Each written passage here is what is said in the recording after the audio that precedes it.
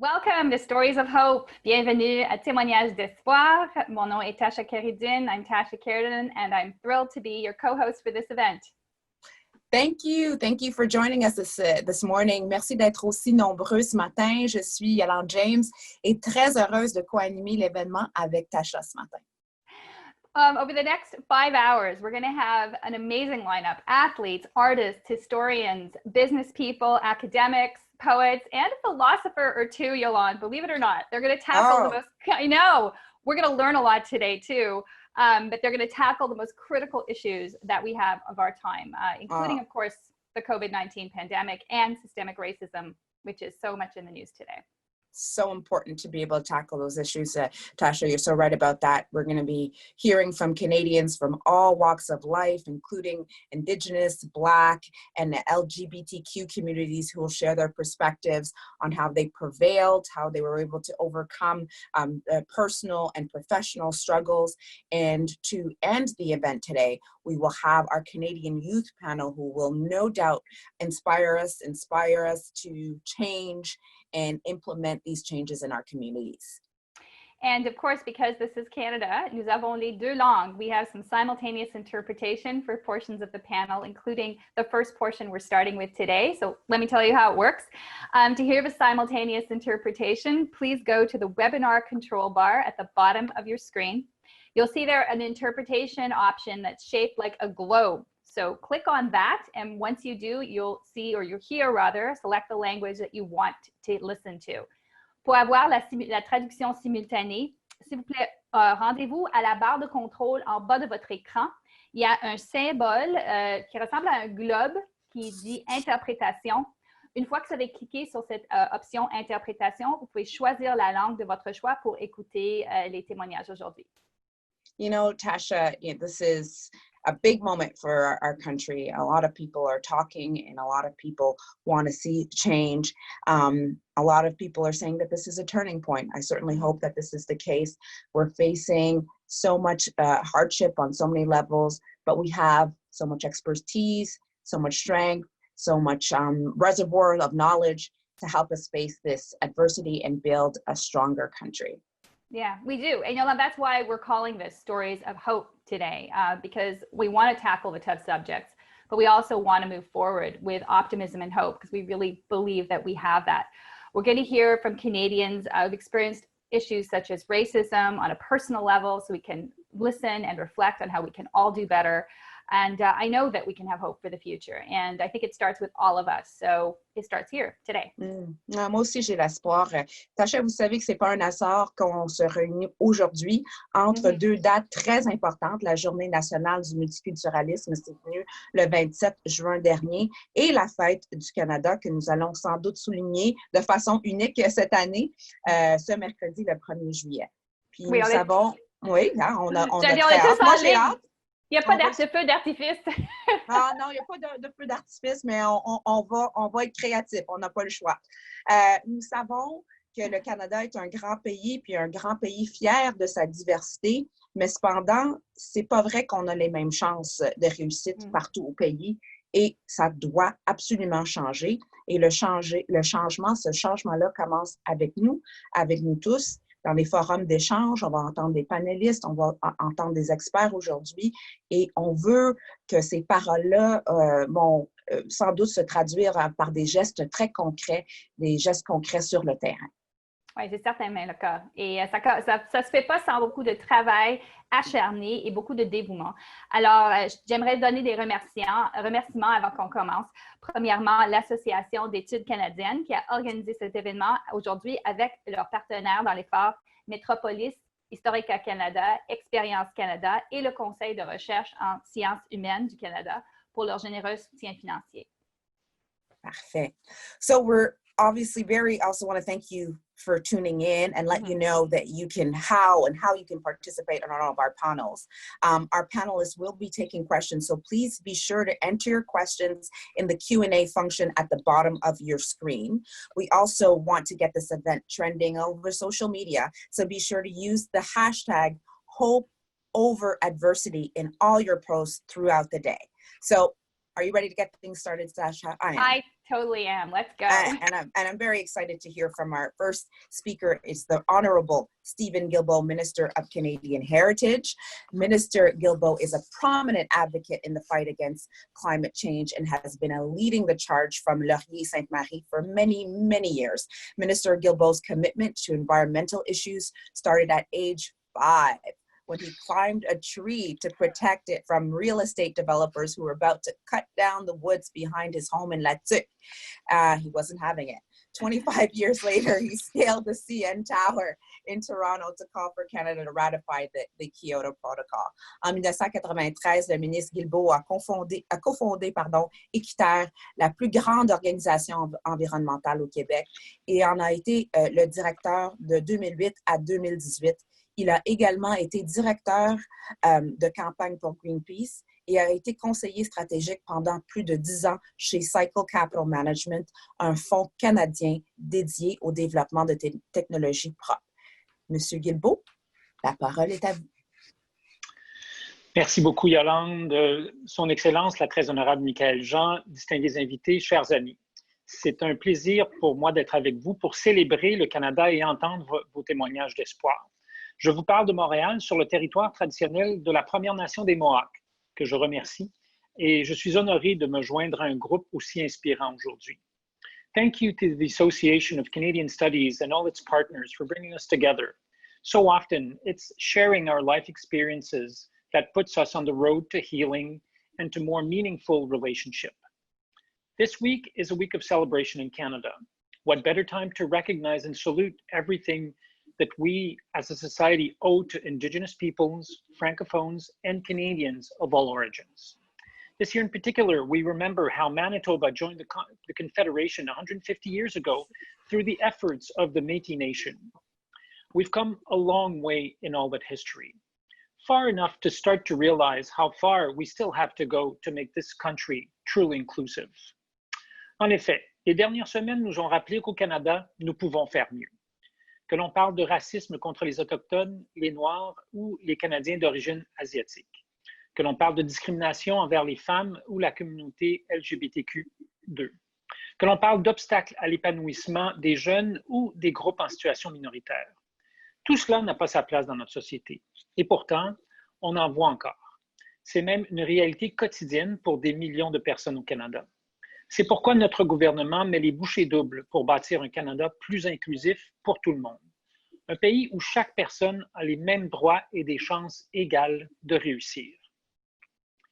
In recent months, I've been working closely with my fellow ministers, Bardas Chagger and Mélanie Joly, to roll out a range of programs and initiatives. Our anti-racism strategy has us working together with our government and non-government partners, Indigenous peoples, and community groups to figure out what needs to be done and work towards these goals. We're also striving to better support Black Canadians and to establish the conditions for the preservation and revitalization of Indigenous languages. Young people are an integral part of it all. Our youth policy aims to get young people involved in setting the course for the future and shaping the decisions that affects them. Which reminds me, I'd like to salute the young people who are going to be tackling issues relating to Indigenous languages and the environment with us today. Our government's commitment to the LGBTQ communities can also be seen in a number of actions, such as making conversion therapy illegal, protecting people's rights, and supporting Pride celebrations. Enfin, notre appui de longue date aux communautés de langues officielles en situation minoritaire demeure entier. Partout au pays, ces communautés peuvent trouver en notre gouvernement un allié fidèle et profondément convaincu du rôle essentiel, unique et remarquable qu'ils jouent dans l'essor de notre société. Nos efforts sont multiples, mais ils servent une seule cause, celle d'un Canada toujours plus inclusif, sécuritaire, ouvert et accueillant. Aujourd'hui, nous avons une occasion en or de nous ouvrir à l'autre et de lui tendre l'oreille pour entendre ses récits, ses poèmes, sa musique et surtout ses mots d'espoir. Profitons-en. Bonne rencontre. Merci beaucoup, ministre Guilbeault, pour partager ses sentiments avec nous. C'est mon grand plaisir maintenant to present our next speaker, the Right Honorable Michaëlle Jann. former Governor General of Canada. Michaëlle Jann is Canada's first Governor General and Commander-in-Chief of African descent. She served from 2005 to 2010. She was born, of course, in Port-au-Prince, Haiti in 1957 and came to Canada in 1968 with her parents, one of thousands of families who were fleeing the dictatorial regime of Françoise Duvalier. She experienced the great trials of a forced exile, what it meant to start from scratch and rebuild your life. Quebec became her new homeland, where she distinguished herself in academia and media and studied around the world and became fluent in 5 languages. En 2010, après avoir terminé son mandat de gouverneur général, les Nations Unies sont venues immédiatement pour l'appeler pour devenir envoyé spécial de l'UNESCO pour soutenir les efforts de reconstruction dans sa pays natal de Haïti après le tremblement de terre dévastateur.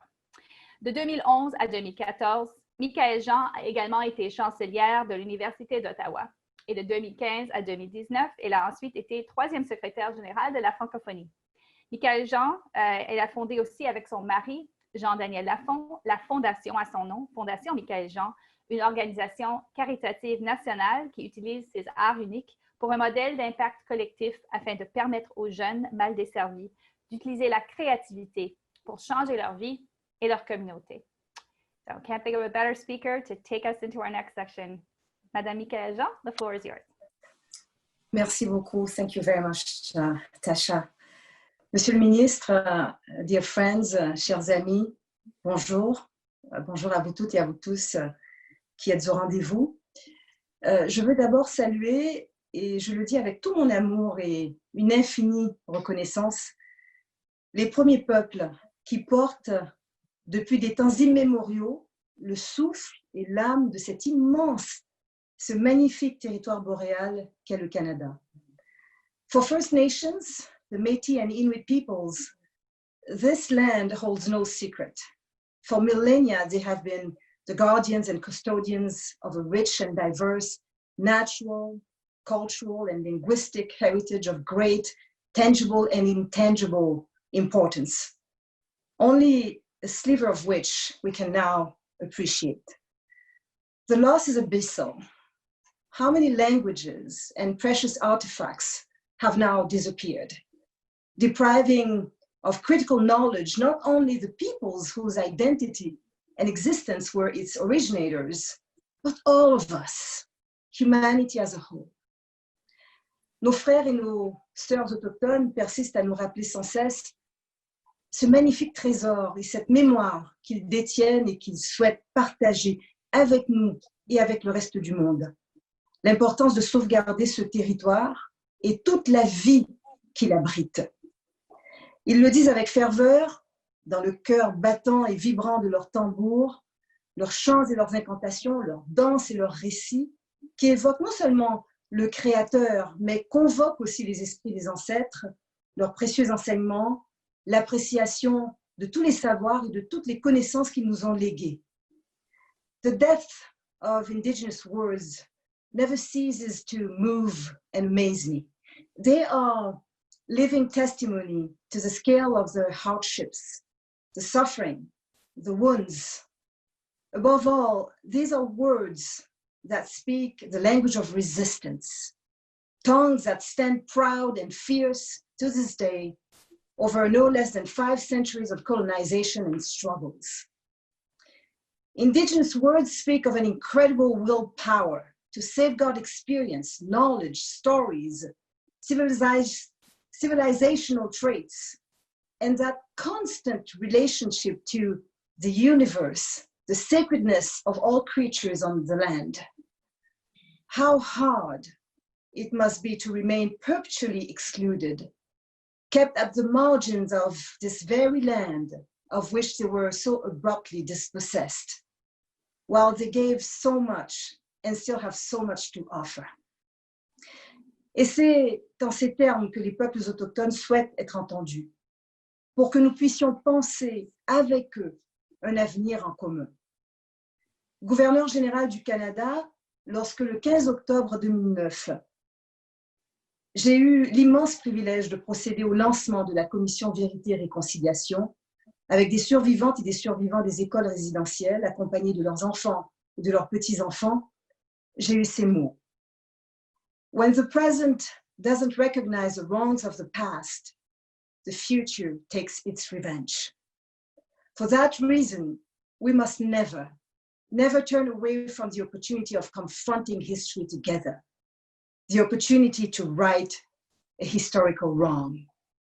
These were my words to survivors of the Indian residential schools, their children and grandchildren, and to all Canadians when, as Governor General, I launched the Truth and Reconciliation Commission in 2009. Well, isn't that what we are confronted with now more than ever in these days of social strife, even as we look into what this pandemic is revealing? Nous voyons combien il est impératif que nous, Canadiennes et Canadiens, de tous les horizons, sachions nous unir, en nous souvenant de là d'où nous venons, de nos écueils, des temps difficiles et douloureux, du long chemin parcouru, comme de nos nombreux accomplissements, les acquis et les valeurs que nous voulons continuer de voir triompher pour aller de l'avant ensemble. We can only celebrate Canada on the basis of this vibrant hope, an urgent, fundamental, foundational hope. In these times of great uncertainty and anxiety, who can say how and in what state we will emerge from this crisis? After putting so much distance between ourselves, after the lockdown with shops, offices, and businesses closed up for months, will we see with infinite sadness our efforts falter? We have feared. We have seen many of our elders die. We often could not attend to their final moments with dignity. Neither could we pay them the tribute they deserved. The grief does not leave us. Le voile est enfin totalement levé sur les mauvais traitements infligés à nos aînés. Et il a fallu une pandémie pour que l'horreur et les conséquences de nos aveuglements irresponsables soient prises en compte dans la honte. It took the pandemic to realize with shame the horrific consequences of our carelessness, the irresponsibility behind our structural blind spots. Et nous devons tout faire pour que la bonne volonté exprimée se traduise en action. For the most vulnerable among us, for our most underserved communities, for marginalized young people, for abused and imperiled women and their children, for migrants, asylum seekers, and seasonal workers, we see the worst scenarios unfold. We are deeply concerned by the gaps widening. What gives us hope, however, is the valor of the women and men on the front lines, the many who do not spare any effort, who, on the contrary, answer the call of duty with a sense of dedication that commands admiration. Those, many of them immigrants, who face all manners of risk to alleviate the suffering of others, to save lives and provide essential services. I remember my beloved mother, a psychiatric and geriatric nurse, who followed the same vocation with the same work ethic, like my aunt, who died alone in Montreal in a long-term care center, stricken by COVID-19. No member of her family was allowed to assist her. Our gratitude also goes to those along the chain links of solidarity who persist in making the voices of the most vulnerable and the most deprived heard, their realities known.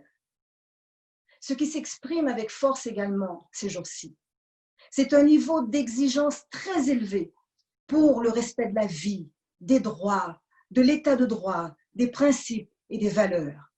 Des citoyennes et des citoyens descendent par milliers dans les rues pour réclamer, pour exiger, se prononcer avec un souci constant de vigilance. La brutalité et le supplice infligés à George Floyd lors de cette interpellation policière meurtrière à Minneapolis, aux États-Unis, n'ont pas manqué de susciter l'indignation et l'effroi. The black man pinned to the ground. The white man in uniform, leisurely putting his weight through his knee on the neck of his prey. The black man moaning, crying out in pain, clearly saying that he is dying. The white man in uniform, leisurely pushing even harder to suffocate him until his very last breath. George Floyd n'est ni le premier et non plus le dernier à subir cette rage. La liste est longue et accablante. Pas seulement aux États-Unis, ailleurs et chez nous aussi. The list that includes George Floyd is a long and damning one. The rage has taken so many lives, not only in the US, but elsewhere, and here at home also. La brutalité policière, l'usage de force excessive, le profilage racial. Noirs et autochtones en savent quelque chose. The data, statistics, studies, reports, testimonies, and the images of assault and brutality abound, all pointing with evidence to the heinous nature of racism. They also conjure up the heritage and stigma of a certain colonial history that for centuries denied Black and Indigenous peoples their humanity, that put them down as the least of the least, the last of the last. Let us remember that Black and Indigenous peoples were enslaved together in the founding years of this country and across this continent. Hope that this may change is now within our grasp. It is found in the hearts and courage of thousands of demonstrators of all skin colors, shades, and origins, many of them young, who in the midst of the pandemic have taken to the streets in cities across Canada and around the world, chanting, Black lives matter. Our lives matter too. All lives matter. Along with George Floyd's last words, I can't breathe. Because this much is clear. The air has become increasingly unbreathable, fouled with hatred of the other. The creeping stench of xenophobia, racism against Blacks, the dark-skinned, the Asians, the Aboriginal. So many brutal and deadly homophobic incidents or against Muslims. Recurrent anti-Semitism, extremism, terrorism, mass shootings and massacres, some targeting women. This madness is suffocating and poisoning the world. But worse is the indifference.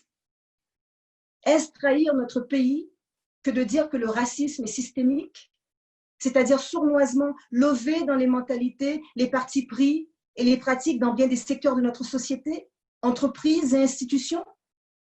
Est-ce trahir notre pays que de dire que ce racisme systémique mine et détruit des vies? Certains le pensent et préfèrent se réfugier dans le déni. Hope is in the desire to serve our country, the courage to speak the truth as a call of duty, crying out for a new beginning. Nothing shows greater determination than this rallying call to end, yes, systemic discrimination and racism. Individuals and communities are rising, asking for more, making their voices heard, demanding action, respect, recognition, equity for all.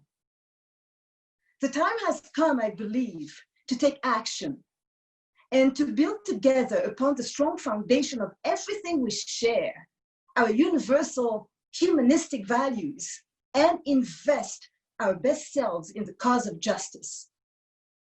Hope is in our sense of urgency, our pressing calls to combat all forms of economic and social inequality, to ensure that all have a right to freedom, peace of mind, dignity coupled with serenity, physical and mental well-being, safety, along with decent living conditions and the same confidence towards the future. L'espoir est dans cette volonté si fortement exprimée et manifeste de faire tomber les murs de l'indifférence, de faire entendre ce que produit l'exclusion et de faire comprendre qu'elle est l'une des pires agressions et qu'elle induit tant de violence. Hope is in all of us. The life forces of Canadian communities coming together to press relentlessly for uncompromising public policies that address and redress inequalities. L'espoir est dans toutes nos qualités et nos capacités réunies, notre intelligence collective, pour rien d'autre que l'éradication de toutes les formes de discrimination et d'injustice. Hope is in all our voices as sisters and brothers of a unique race, the human race, clamoring for change through all the small gestures that make a difference and allow us to move forward to overcome terror, cruelty, and contempt. Chers amis, dear friends, le Canada que nous aimons, que nous voulons célébrer aujourd'hui, ne peut être du mauvais côté de l'histoire. We will not let the country that we love go adrift, turn its back on the hope that is within our reach, even in these difficult times. The hope requires us to spare no effort. It demands we always remain vigilant. Nous marquons cette journée du multiculturalisme, cet idéal érigé en système au Canada et dont nous célébrerons 50 ans de mise en pratique, cet idéal chargé de bonnes intentions, se voulant à contre-courant de l'assimilation, voulant mettre en relief la richesse de notre diversité. However, this ideal of multiculturalism that we celebrate today should not distract us from the sum total of the persistent inequalities and injustices that jeopardize our ability to live well together. Cet espoir demande aussi du courage, celui de ne pas détourner le regard, mais de bien voir, bien comprendre, pour mieux agir et de manière inclusive et exemplaire. I heard nothing about us without us, and I agree. The change we want to see has to include all. It has to matter to all and be a shared responsibility. La voix des opprimés, leur expérience et leurs perspectives font partie de la solution. The time is ripe for all of our hopes, ripe for recognizing and celebrating each and every stone that women, men, and youth, organizations, and institutions bring to the edifice, the building of the country that we want, a Canada founded upon justice and equity. Thank you for sharing your stories. Merci pour vos précieux témoignages. Wow. Wow. C'est vraiment nous qui vous remercions, Madame Jann. Quel message émouvant, inspirant. Vous avez toujours été un modèle, vous continuez de l'être. Merci de nous rappeler l'importance de confronter l'histoire si on veut avancer. I don't know about you, Tasha, but if you're not hearing, if people are not hearing that call to action, I feel like we've just heard such a powerful message about the importance of change and how we all have a duty to hear that call of action and do better. Yeah, and the passion too. Merci beaucoup, Madame Jann, pour ce témoignage passionné et personnel. I think she said it exactly when, or you said it exactly when you said hope is action too. It's not enough to simply hope for change. You're here to take action as well. And that action starts with talking about these issues, recognizing them, not being indifferent. All Absolutely. Those words are so, so important. Merci beaucoup. Thank you so much for sharing that with us. Yeah, even when it's hard to do, we've got to be able to do that. And in that light, in the spirit of inspiration, it's time for us to move to our first panel. Inspiration from Immigration, Stories of Courage and Hope. A reminder to please enter your questions for panelists in the Q&A function at the bottom of the screen. It's so important for us to be able to hear your questions and have the panelists exchange. So, and also don't forget social media. We want to get everything trending on social media. So use our hashtag Hope Over Adversity in all your posts. So chairing our panel this morning is Madeleine Zignac, Chair of the Canadian Ethnic Media Association. She's recognized for influencing both the public and private sector as a multilingual media advocate, Madeleine Zignac is a renowned and sought-after expert in diversity, inclusion, and integration, and in the media in general.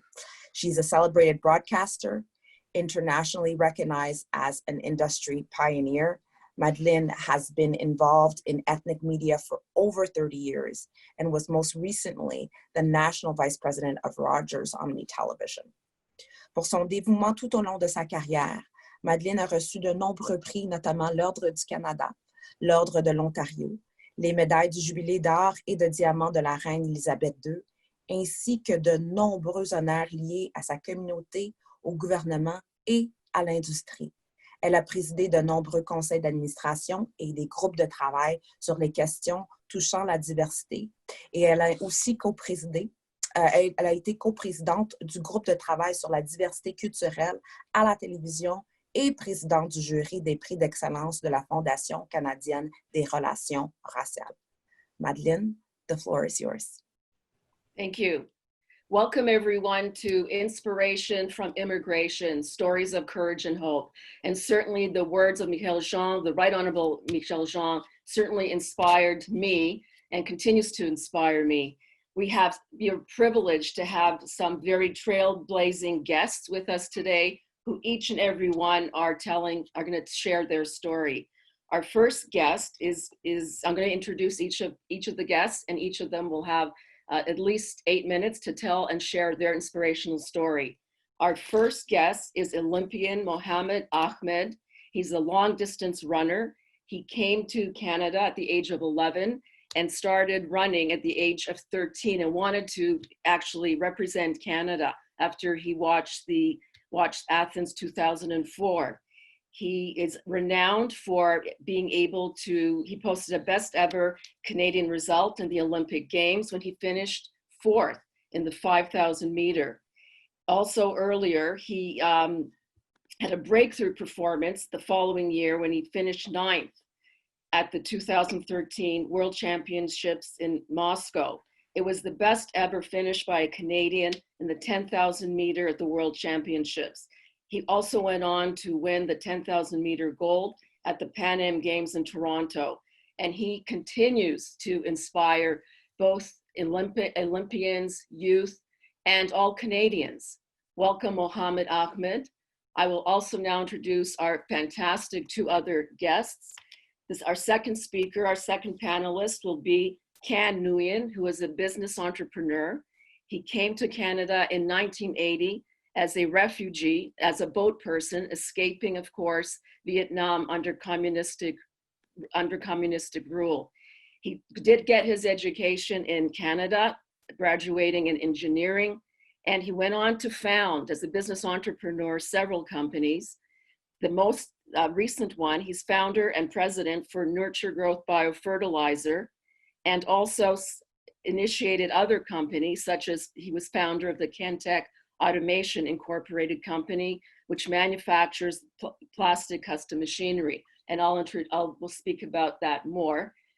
Thirdly, it's also my pleasure to introduce another trailblazer and leader, the Honorable Jean Augustine, who has a story of firsts as well. She was the first Black woman elected to Parliament in 1993, has always been an advocate for social justice, and also, of course, was the Minister of Multiculturalism. And how important and poignant that we have these 3 panelists with us today in order to acknowledge and celebrate not only Canada Day, but Multiculturalism Day. And we're honored now to be able to hear firsthand these stories of courage, these stories of hope, the stories about opportunity, and stories of success. And speaking of success, let's speak with Mohamed Ahmed, Olympian, renowned Canadian. Welcome, Mohamed. Welcome, Mohamed. We're here to hear your story, Mohamed, and I know you're speaking to us from Portland.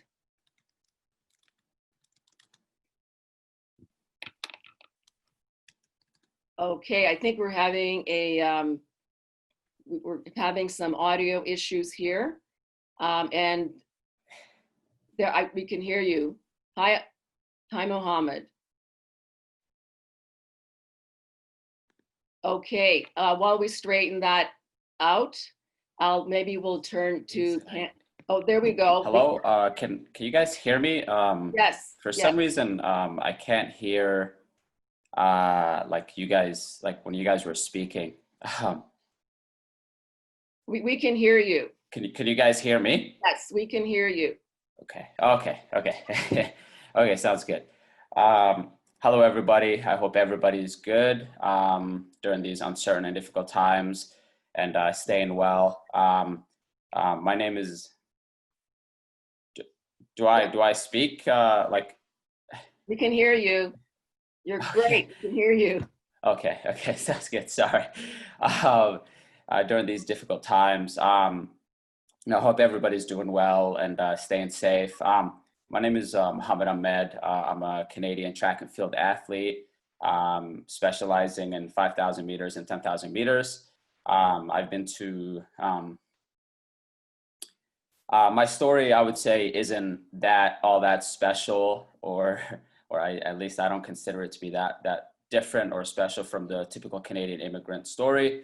So whenever I'm asked to share it, I kind of am a bit hesitant because it's the Canadian story. It's seen in every single day life. It's seen through vast parts of our society. But nonetheless, I'll do my best to share it. If I were to ask to describe myself with one word, I would say I am nomadic. I've lived in various different parts of the world. I've traveled through various parts of Mother Earth. So I was born in Somalia in 1991 during the tail end of the Somali Civil War. Shortly after my birth, about 2 months, my parents decided to flee to nearby Kenya. And it's in Kenya that I spent the first 10 years of my life. It's where my brothers were born. It's where my early childhood memories were formed, and where Subway is I would say was my first home. In 2001, my parents decided to uproot us to Canada, to St. Catharines, Ontario. And it was a decision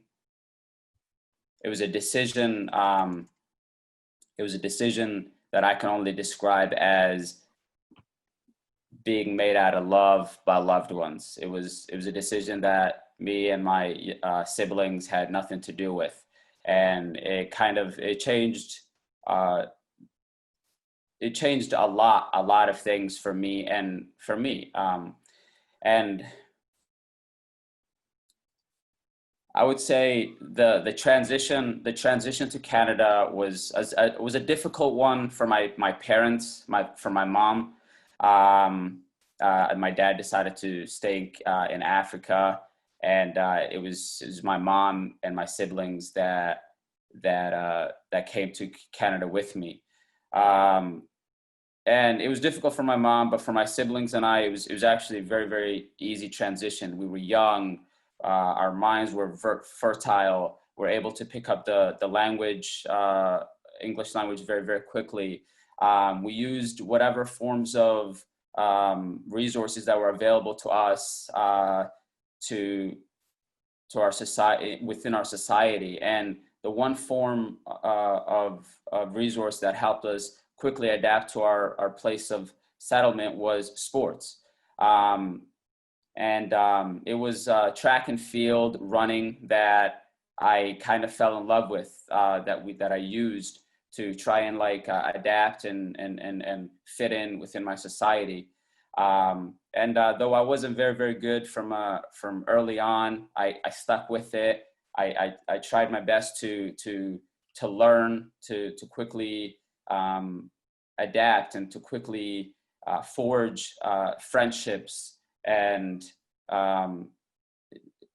quickly, through through age, through adapting, through learning, I was able to somewhat have some successes. And it was through those successes that I started to make Canadian junior teams, to try and form my identity as a Canadian a little bit more.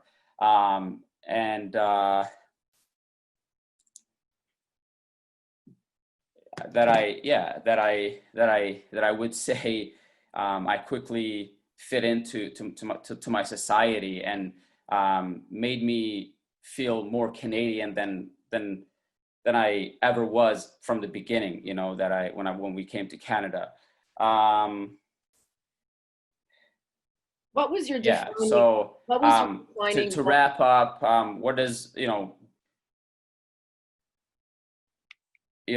like track and field, I would say, has helped me form my identity as a Canadian, and has helped me fit into my society and to my world. Has kind of opened my eyes in many ways to who I am and to our society. I was able to make 2 Olympic teams for Canada. That enhanced my world more.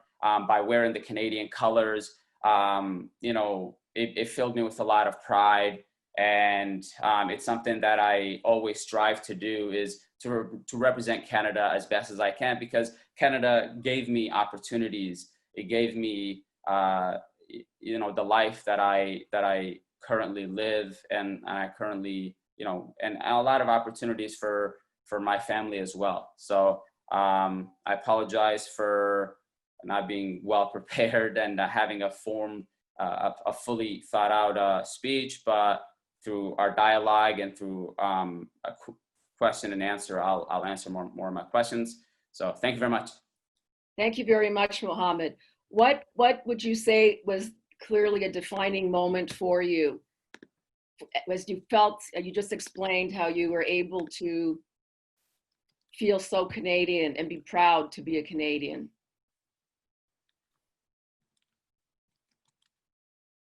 Okay, I think, I don't think Mohammed's able to hear us at the moment. Hello, hi Mohammed, thank you very much. And we will come back to you. Now, our next guest is Can Nguyen, who I said earlier, originally came to Canada, escaping Vietnam under communist rule, and came as a refugee, got his education in Canada, and continued to have a successful trajectory as a business entrepreneur.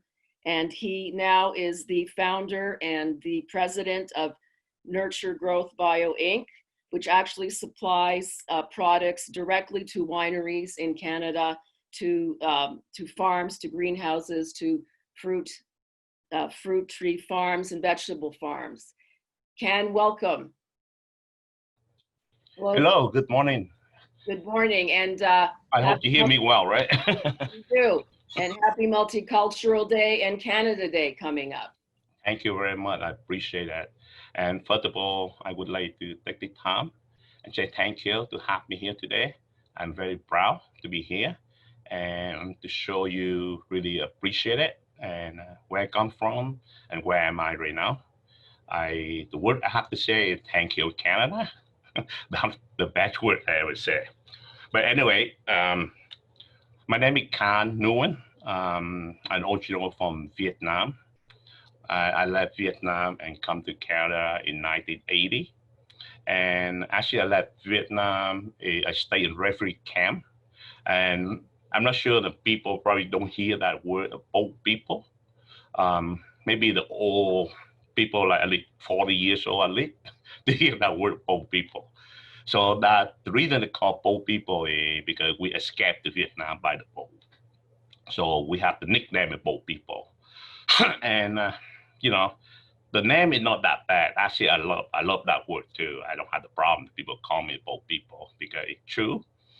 The main reason I escaped Vietnam because in Vietnam is a communist country, and in communist country, they don't want you to high education, You can see that happen in China. You can, at that time, you can see Cambodia, and you maybe see the movie Kill and Fill. Probably same really close with Vietnam. People have education that really don't want you because they cannot control you. The most thing problem in Vietnam is if you want to get in university, it's not because you high mark, but if you have your family member, your family work in government, then you can get into university. But anyway, so that's the reason we cannot go to university, cannot do anything in Vietnam. And that time we get over 1 million people escape from Vietnam and going outside around the world. So I basically come to 1980 to Canada, and I'm go back to school in university, and I took electrical engineering by that time, and later on I get the master's degree on the biochem. And I've been working for a company called Macro Engineering for 17 years. And by that time, in company of the 50 people, I am the only one with different color. I mean, skin color different, only an Asian guy. So it's not easy on that time when you work, try to move up. I'm saying, around you people by that time, 40, 35 years ago, you know, not a lot of immigration by that time. Anyway, so I went there and I show people I work hard and dedicated person, work hard, and I've been promoted to engineer manager within 4 years. So I've been there up to the point when I go up the ceiling, and just more or less I do more paperwork instead do technical. So I decided to let the company, and I go out and I open my own company. So that first company we ever worked, I founded a company, Cantech Automation, in 2002. On the Cantech Automation, basically we do a lot of automation for automotive industry, plastic machinery, and water treatment. I do a lot of work for City, Toronto, Peel region. And so I do it, and 2010, I see the potential, big potential on this recycle energy. So I started to work a lot on recycle stuff.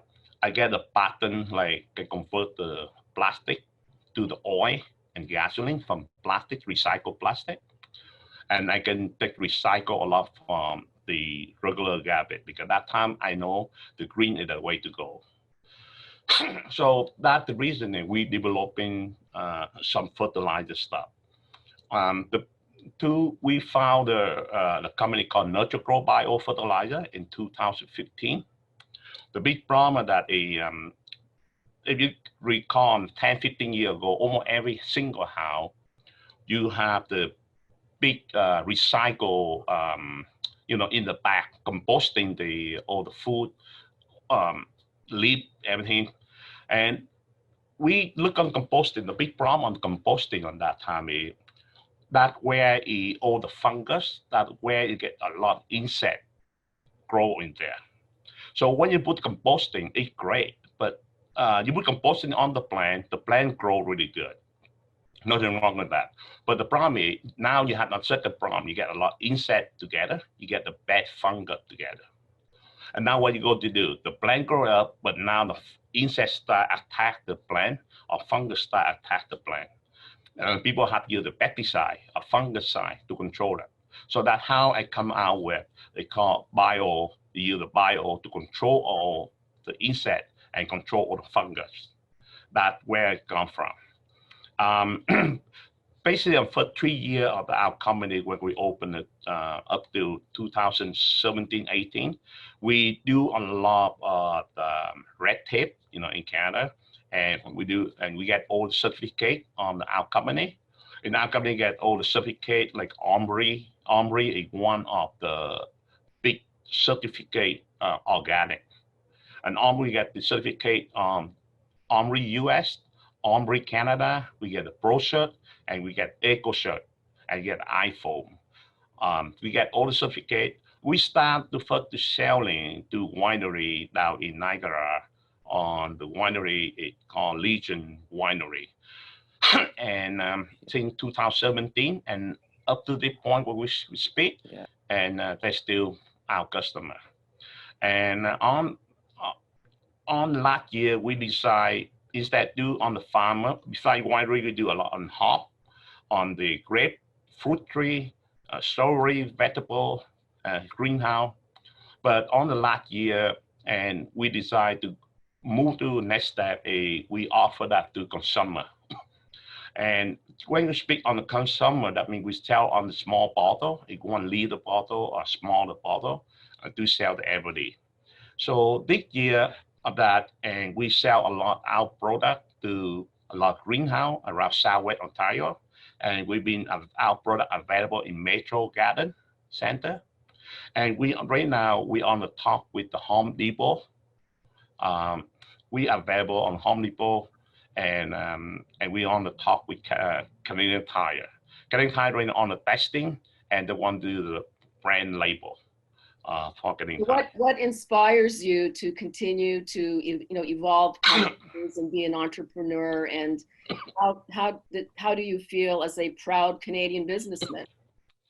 I'm very proud. I mean, in Canada, it gives me the chance that where I can do what I love to do, and where I am capable to do, and love to do it, and I give me the chance to become like inventor.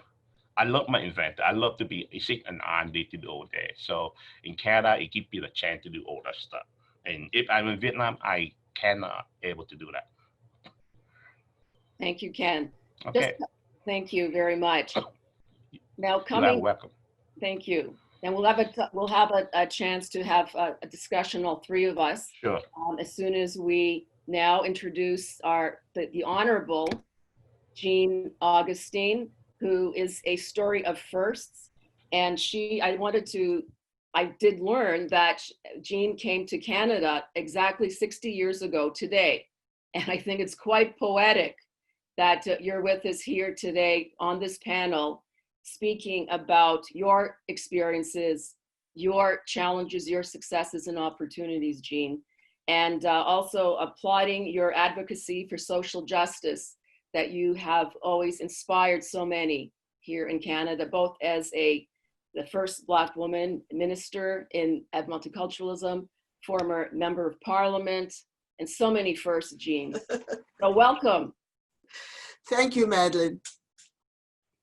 And thank you for celebrating my 60th anniversary in this country.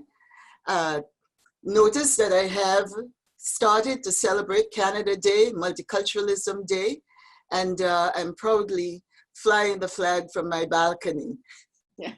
Show how Canadian I am. I'm sure all the neighbors must be wondering. I'm so very pleased to be part of this, this discussion, this celebration of hope. And I like the word hope. I left Grenada on the 29th of June, and the 29th actually is, the 29th of June is called St. Peter and Paul Day in Canada. St. Peter and Paul is known as a fisherman's birthday. And that was a big celebration. The fishermen will bring all their boats up and decorate their boats. And the priest will come down and bless the boats, etc. And that was really a big celebration, a fun time. And I remember as I got ready for my flight on TCA, which was Trans-Canada Airlines in 1960, the name was changed actually to Air Canada later on. But as I came on Trans-Canada Airline, arriving with my British passport in my hand, in my purse, my Oxford and Cambridge Overseas School certificate, I figure I was big shit. I arrived and on what was called the Canada Caribbean Domestic Program. And it was a program that was set up by the Canadian government to assist young people in the Caribbean where there were large numbers of unemployed young people in the Caribbean.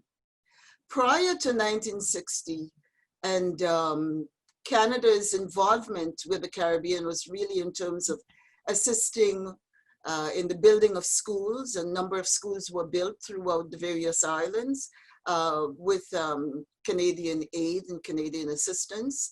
And Canada, as part of the Commonwealth, by the way, Grenada was ceded to Britain in the same year as Canada was. So that was part of the group that, that Britain ceded. And so Canada was very much engaged and involved with the Caribbean as part of the Commonwealth. So arriving here on the Canada-Caribbean domestic scheme, I worked with one Canadian family for a good part of the year, and started to get the feel and the taste for what Canadian life was like.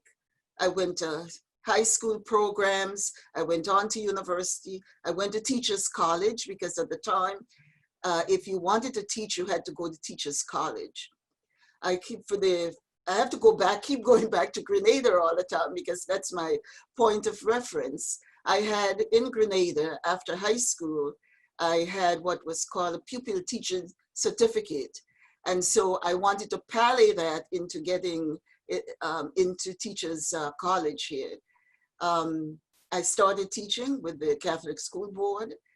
At the same time, Toronto was a different place and Canada was a different place. We did not talk multiculturalism. We were still querying, who are we as Canadians? Are we just English and French?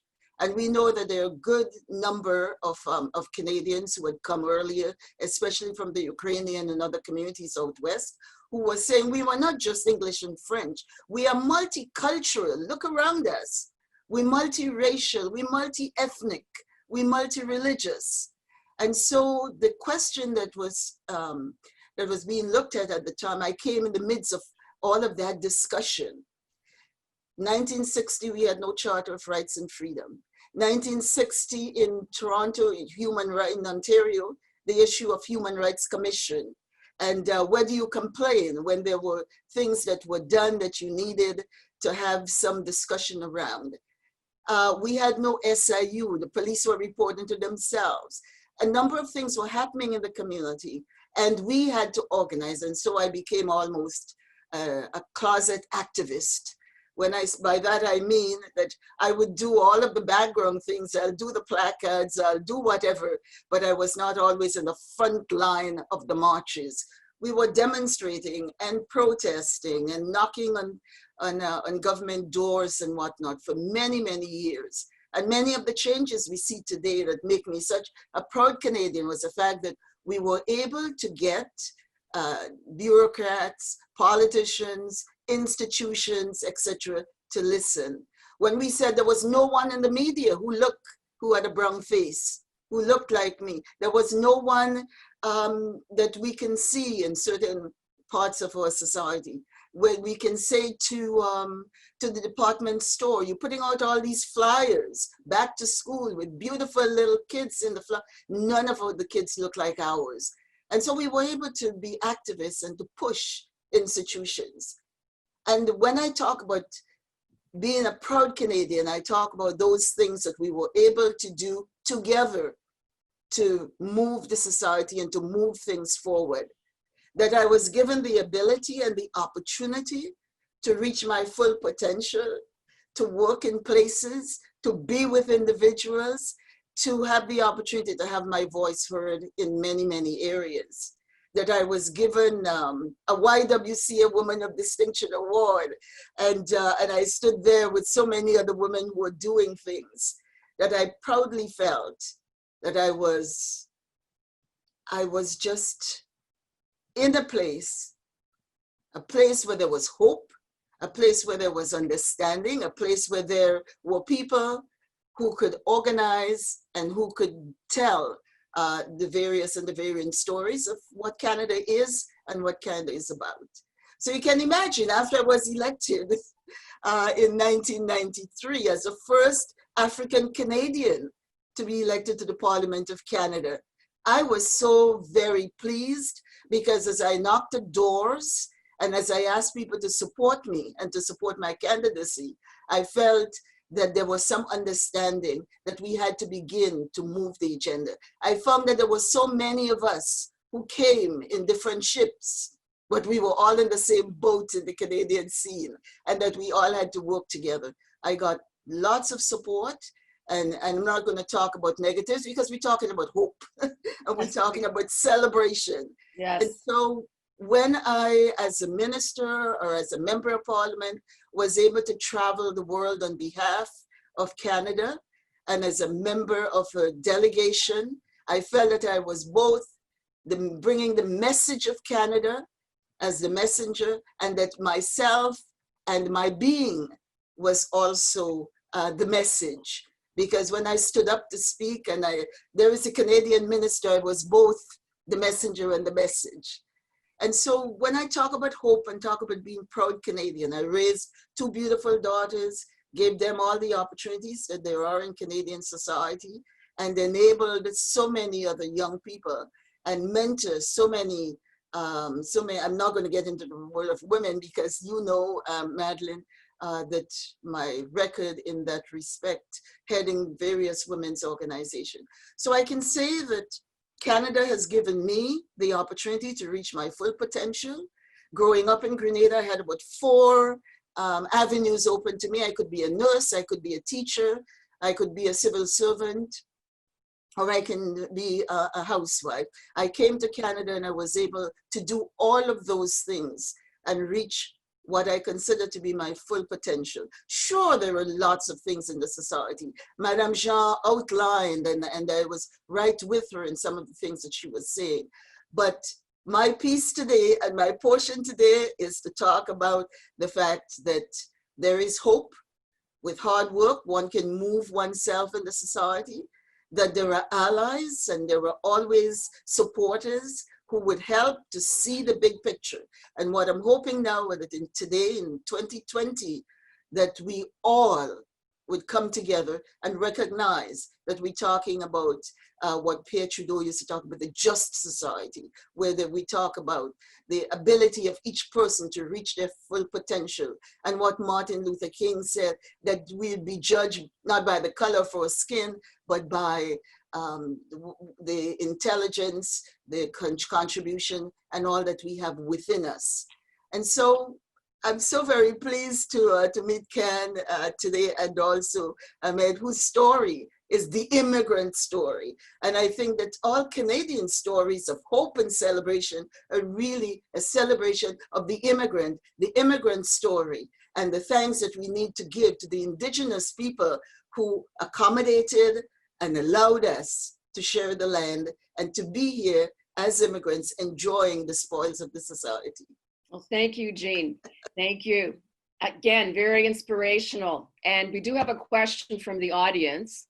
And I think the question is just verifying was the multicultural policy officially born in 1971, October 8th, 1971? That is a question that we got from the audience. Yes, the policy was written in 1971. It did not become a law until later on. In 1981, we celebrated 10 years of the multiculturalism policy.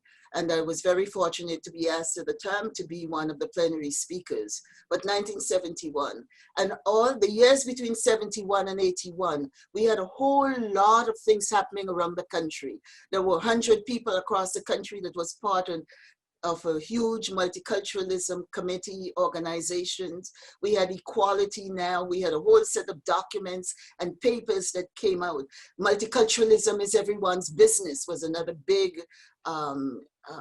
set of sessions and other things that happened at the time. So between 71, 81, and I think later on it was made into law, as it were. But it was, for years, it was our multiculturalism policy. Thank you, Jean. That's from the audience. Also, I know, Mohammed, we had a problem with the audio.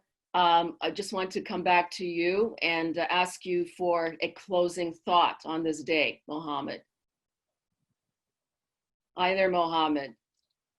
Trying to get you Yes, yeah. Yeah. Hi, sorry, I apologize. You said to have a closing. We only have a minute left, but I wanted to give you a fair chance because I know we had some audio difficulty in the beginning. Difficulties. Yes, I would say, what does it mean to be Canadian is obviously the multiculturalism and pluralism of our society. It's those ideals that we hold on to so dearly. It is what we always should strive and we always should be attesting to when we are looking for trying to create opportunities for people and inclusion, right? Obviously, our society is always going to be, there's going to be problems within our society, but I think those ideals have to be the things that we always have to lean to, and that, make the fabric of our society stronger. And, I feel like I'm a bit disjointed because I wasn't able to hear most of the individuals and the speakers. You're right on target, Mohammed. Yeah, and for me, like that's what I always look forward to is to be hopeful. It's through challenges. Whenever we see problems within our society, I always look at it from two angles. One, yes, you have to look at it from a political perspective, and you have to say right, wrong, and then you also have to try and correct that. And the way that you do is you go deeper. You say, okay, you have to challenge those things. And when we are challenged, we have to rise up to the occasion, and through speaking, through writing, through engaging with people, through having difficult conversations, can we only remedy those situations and help our society. So. Thank you very much. Just a closing, maybe 30 seconds, Can, just quickly. Can, just a closing remark from you, Can. All right, we don't have Can. Jean, oh, there's Can. Just quickly, a closing remark. Yeah, hi. Basically, that Canada is a place for everybody come here, want the hope that where you can come and have a hope. And our country, I'm proud of the country, Canada. You get multicultural, a lot of people come to the country, a lot of people looking for the hope, looking for a better life, looking for something to give back to people in Canada. So I really, really appreciate having me today, and thank you, Canada. Thank you, Ken. And Jean, just quickly, 30 seconds. Yes. Okay, I think it's the urgency of now. It seems to me that if we are to go forward, to be the kind of society we want, we have an opportunity now, with all the challenges that are before us, to begin those difficult conversations, to begin to examine our institutions for all those systemic things that are built into systems that deter the full participation of everybody in Canadian society. So the time is now, there is urgency. Thank you very much. I wanted to thank all of our guests here, Can Nguyen, Mohammed Ahmed, and Honorable Jean Augustine, for sharing your intimate stories and your inspiration and what you feel is your contribution to Canada. And certainly you're contributing, your role models and trailblazers, and keep on. And certainly the time is now. And we are over time, 3 minutes. We apologize for being a bit late, but hopefully it was all worth it with these stories of inspiration, courage, and hope. Thank you all. Thank you. Yeah, Madeline, I think it's safe to say it definitely was worth it. We have been getting some questions also in the Q&A, and I just wanted to know, there was a question that we didn't have time to get to, but how do you navigate a system that's not necessarily built for you? If you're a Black person, how do you do that? I know this will be addressed by other guests today as well. Issues of systemic racism are one of the topics we are tackling. So please keep the questions coming. We do have to stick to time, however, with our panel now, and I want to thank them as well. Thank you for thanking them, Madeline. Thank you, Mohammed, Can, and Jean, for your wonderful commentaries and your personal stories. Immigration is something that a lot of us can relate to. My parents too came here from another country and had to build up from scratch, and it's not an easy thing to do for anyone. So today we are going to continue with our stories of hope, and we're going to get two more now from some people that are very well known in their fields of endeavor, which is athletics. A special message of hope and resilience from two of Canada's top athletes and public voices, starting with Georges Laracque, who played 13 seasons for the different national hockey teams. He is also a humanitarian, extremely well known as an engaged citizen. He was deputy leader of the Green Party. He's a broadcaster and public speaker. Et il sera suivi par la sensation canadienne de tennis, Françoise Abanda.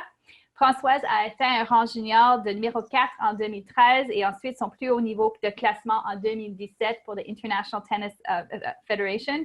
Et l'an dernier, elle avait une blessure à l'épaule, mais elle a réussi à surmonter cela et est revenue en force cette année, atteignant les semi-finales de l'International Tennis Federation à Kentucky, les quarts de finale à Floride, ainsi qu'en Californie. Ensuite, la pandémie est venue, mais je sais qu'elle s'entraîne quand même. Alors, let's get inspired now by the words of our athletes.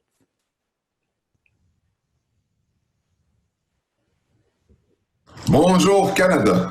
Je vous souhaite à tous une excellente journée. Aujourd'hui, je vais partager avec vous un moment difficile que j'ai vécu dans ma jeunesse.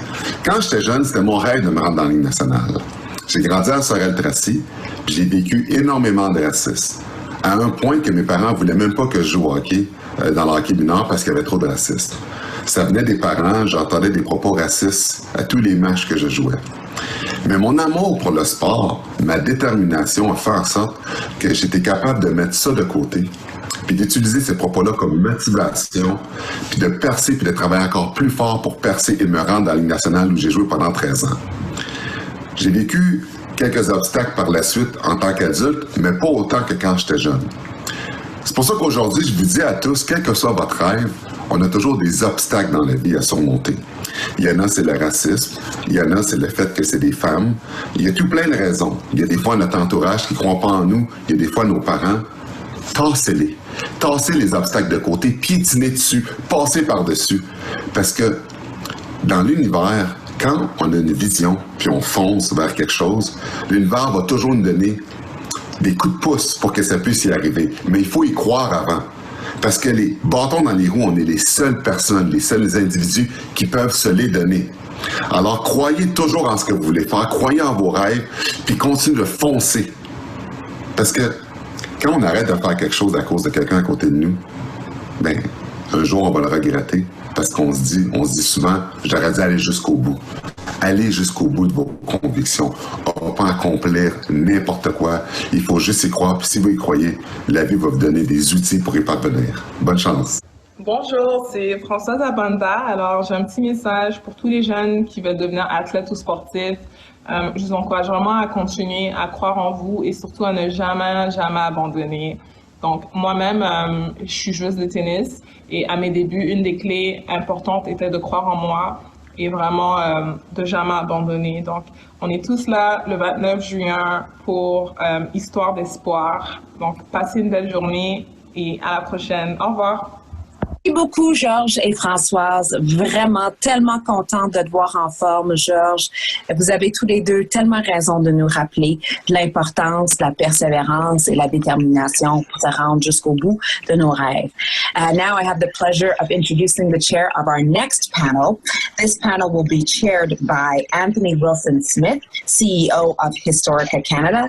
Anthony Wilson-Smith joined Historica in 2012 after a long career in journalism, followed by senior executive positions at a Crown Corporation and one of Canada's largest financial institutions. As a journalist, he served as author, columnist, foreign correspondent, editor of a national news publication, and frequent public speaker.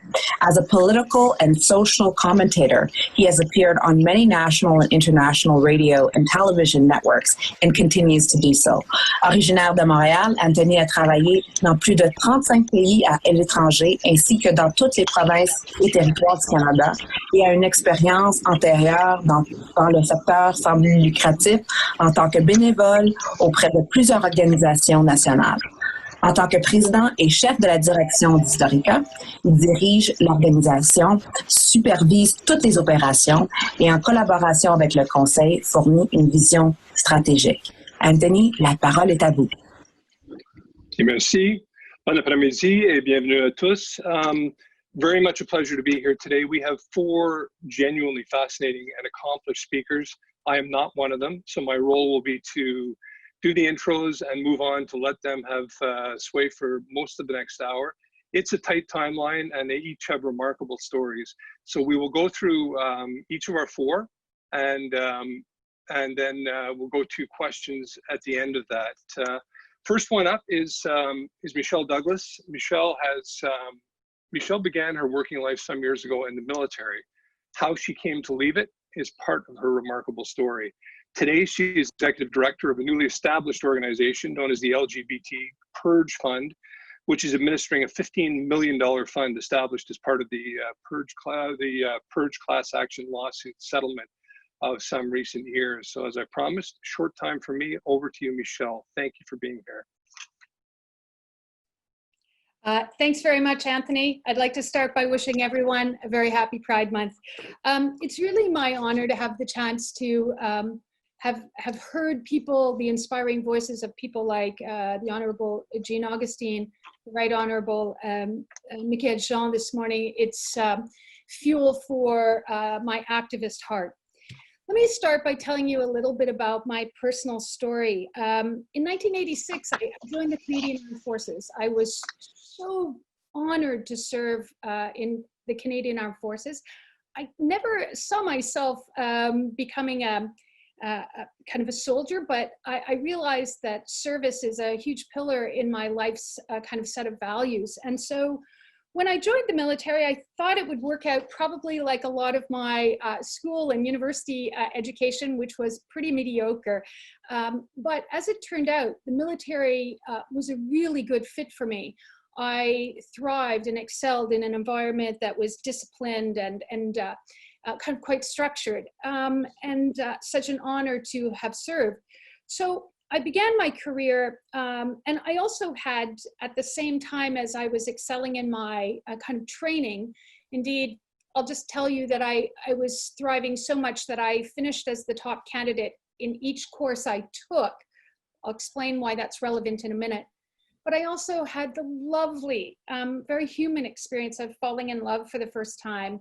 I fell in love with a fellow officer in the military, and she was incredible. So as I was going about my training, I kind of knew that the military by the mid-1980s had a policy that addressed kind of homosexuals under a military policy that was headed by the words sexual abnormality. Let me tell people now what the policy of the military was in the mid-1980s regarding the service of LGBT people. Well, the military said if you're gay, you can stay and you can serve in the military, but there's a few rules. You are never to get a promotion, never to get a pay raise, no more training, and no more posting. But please feel free to serve your country. So as I was learning about that policy and also having fallen in love for at the same time with a person of the same sex, I was trying to advance my career, but that's when things really got tricky. I was serving in a unit of the military police, as it turned out, and part of their mandate was to investigate allegations of homosexuality. One day, my boss came to see me and he said, "We're here in Toronto, but we have to fly to Ottawa for an important investigation. You're to gather your things. We're going immediately." So I did. I got into the undercover K car and headed out towards the Toronto airport with my boss, not really suspecting anything at that moment. However, just before getting to the airport, he turns into the hotel strip by the airport. And I spent 2 days in a hotel room by the Toronto airport being interrogated about my sexual orientation. It was an interrogation that was conducted by 2 male military police officers. And it was actually quite devastating. It had the kind of life-scarring impact that I was to come later that many people also experienced. So after kind of denying my identity to them to try to save my career, and followed up by subsequent interrogations, more hotel rooms, being flown to another city for a police polygraph, I finally told them that I was in love with a woman, and that pretty soon actually led to me being fired by the military. I was dismissed in 1989 by the Canadian Armed Forces under the category of being not advantageously employable due to homosexuality. And the reason I told you how well I'd done in all my training courses is because it makes obvious the depth and the kind of evidence of the sheer discrimination. It was codified, systemic discrimination. It was on the books. So I'm a young woman at this point, 23, 24 years old, not sure what to do. So I did get the support of a member of parliament by the name of Sven Robinson, and I was able to hire a lawyer. And in 1992, it was my legal challenge against this discriminatory policy that ended Canada's so-called ban on gays in the Canadian Armed Forces. So that was a pretty historic outcome. And it's always important for me to say that for those who were still serving and were under that terribly oppressive policy that I explained as part of the settlement of my case, all of those people had their rank, their training, their pay restored, and as I like to say, their dignity restored in part too. But what I didn't know was that I was not alone in the experience I had been through. I was a victim of what we now call the LGBT purge. And between the 1950s and the 1990s, we think 9,000 Canadians, people serving in the Canadian Armed Forces, the RCMP, and the Federal Public Service, experienced this kind of discrimination. So when I received some measure of justice from my lawsuit in 1992, there were literally thousands of people who had no such justice. Many took their own lives, went back into the closet, were shamed, never had their lives' potential fulfilled. They were ready to serve and were utterly humiliated because of their identity. But some courageous other activists took up the mantle, and by 2018, there was a large class action lawsuit where that was settled with the Canadian government that brought some measure of justice to what's now about 750 living people to seek this justice. And they finally got some remedies, some financial settlement, and some restoration of dignity and justice for them for what they went through. The other thing, of course, that's important, people probably remember that Prime Minister Trudeau apologized in 2017 to the LGBTQ2S+ community for this systemic state-sponsored discrimination against our communities. That was a really powerful moment. And I know some people say, you know, we give out so many apologies. Why do we do that? You know, if you're an aggrieved person who never felt there was a way to get justice, an apology from the Prime Minister is a pretty powerful thing. But there were also some very special things that came from the settlement of that lawsuit. One of them was the founding of this LGBT Purge Fund, which I now have the honor to lead. We're doing some really cool things now, and it's just a mark of the hopeful progress that Canada's made on the journey for equality for LGBT people. We're building a national monument in Ottawa, the LGBTQ2S+ national monument. So that's going to happen in 2024. And finally, as I'm wrapping up, I'll just let you know that we're also trying to tell our story. And it's a real honor for me today to tell you about the purge and to let you know that thousands of your fellow citizens went through this, and we're still out there today, trying to be courageous, still serving, and some of us are still very activist in trying to bring all kinds of equality and being great allies for other communities that are still along the path to justice. Thanks very much, Anthony.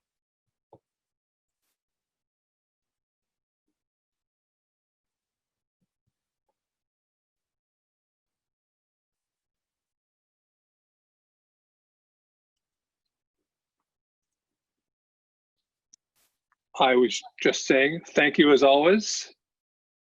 And I'm still trying to see if I can unmute my mic.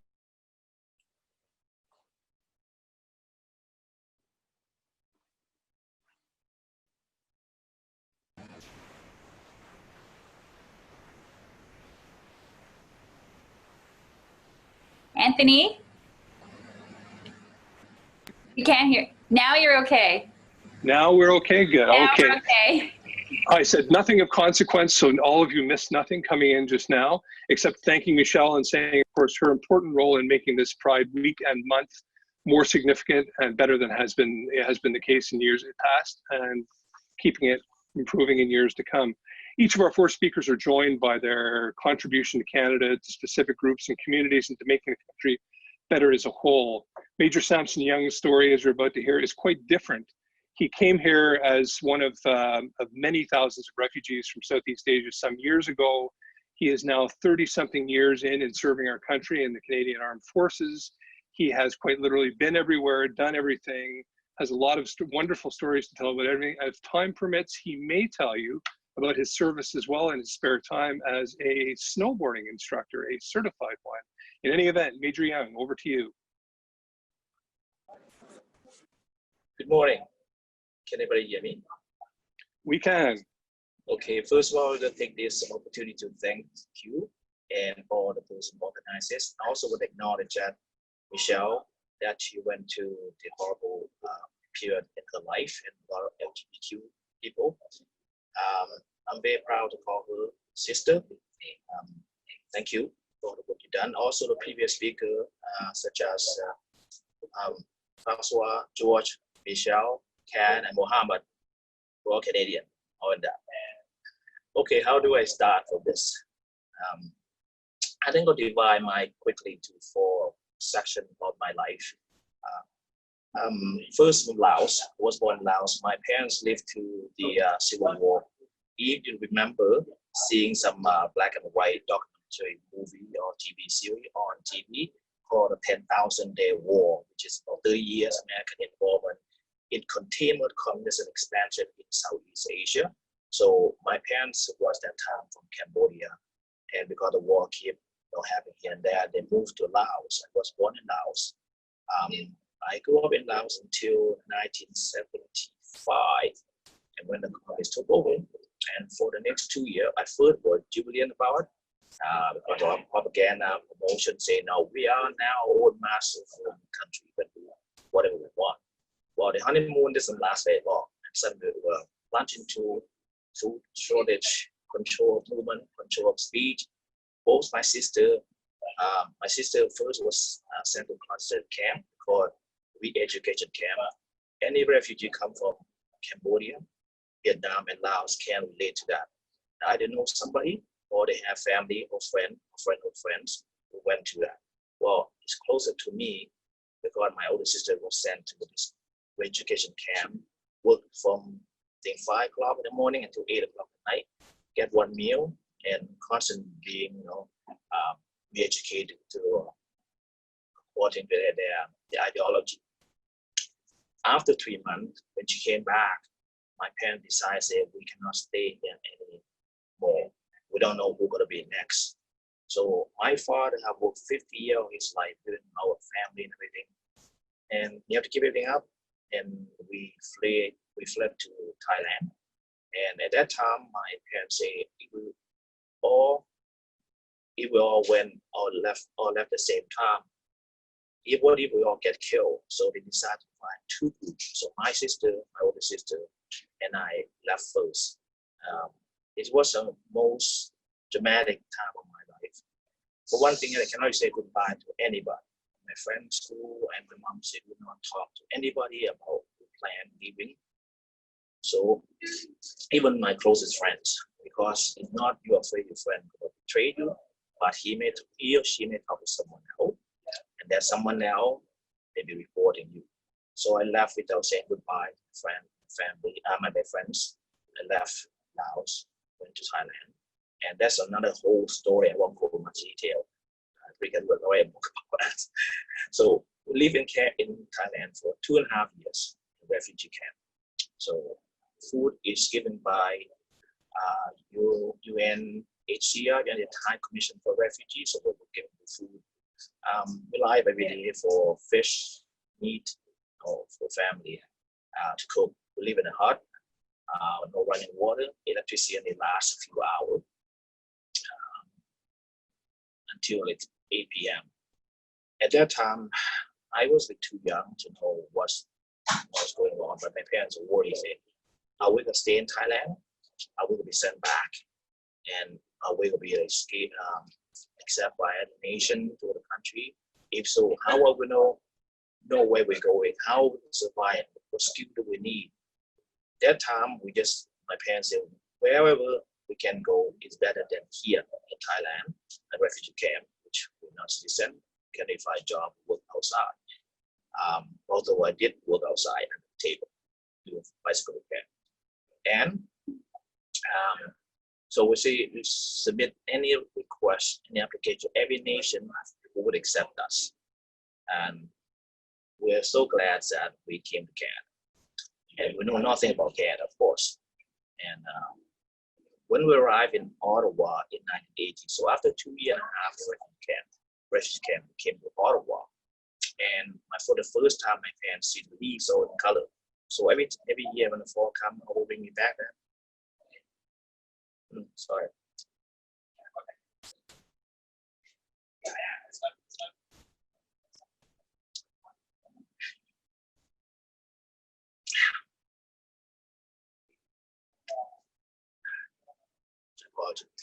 Bring me back there 40 years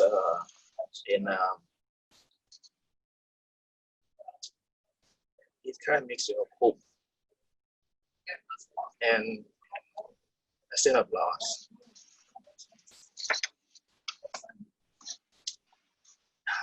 Sorry about that. Compose myself. Okay, so whenever you see color leaves, so it's beautiful. That's how come and mark in our mind. Every year fall come, bring it back. So for the first 10 years in Canada, and I went to like most, I would say pretty much 90% of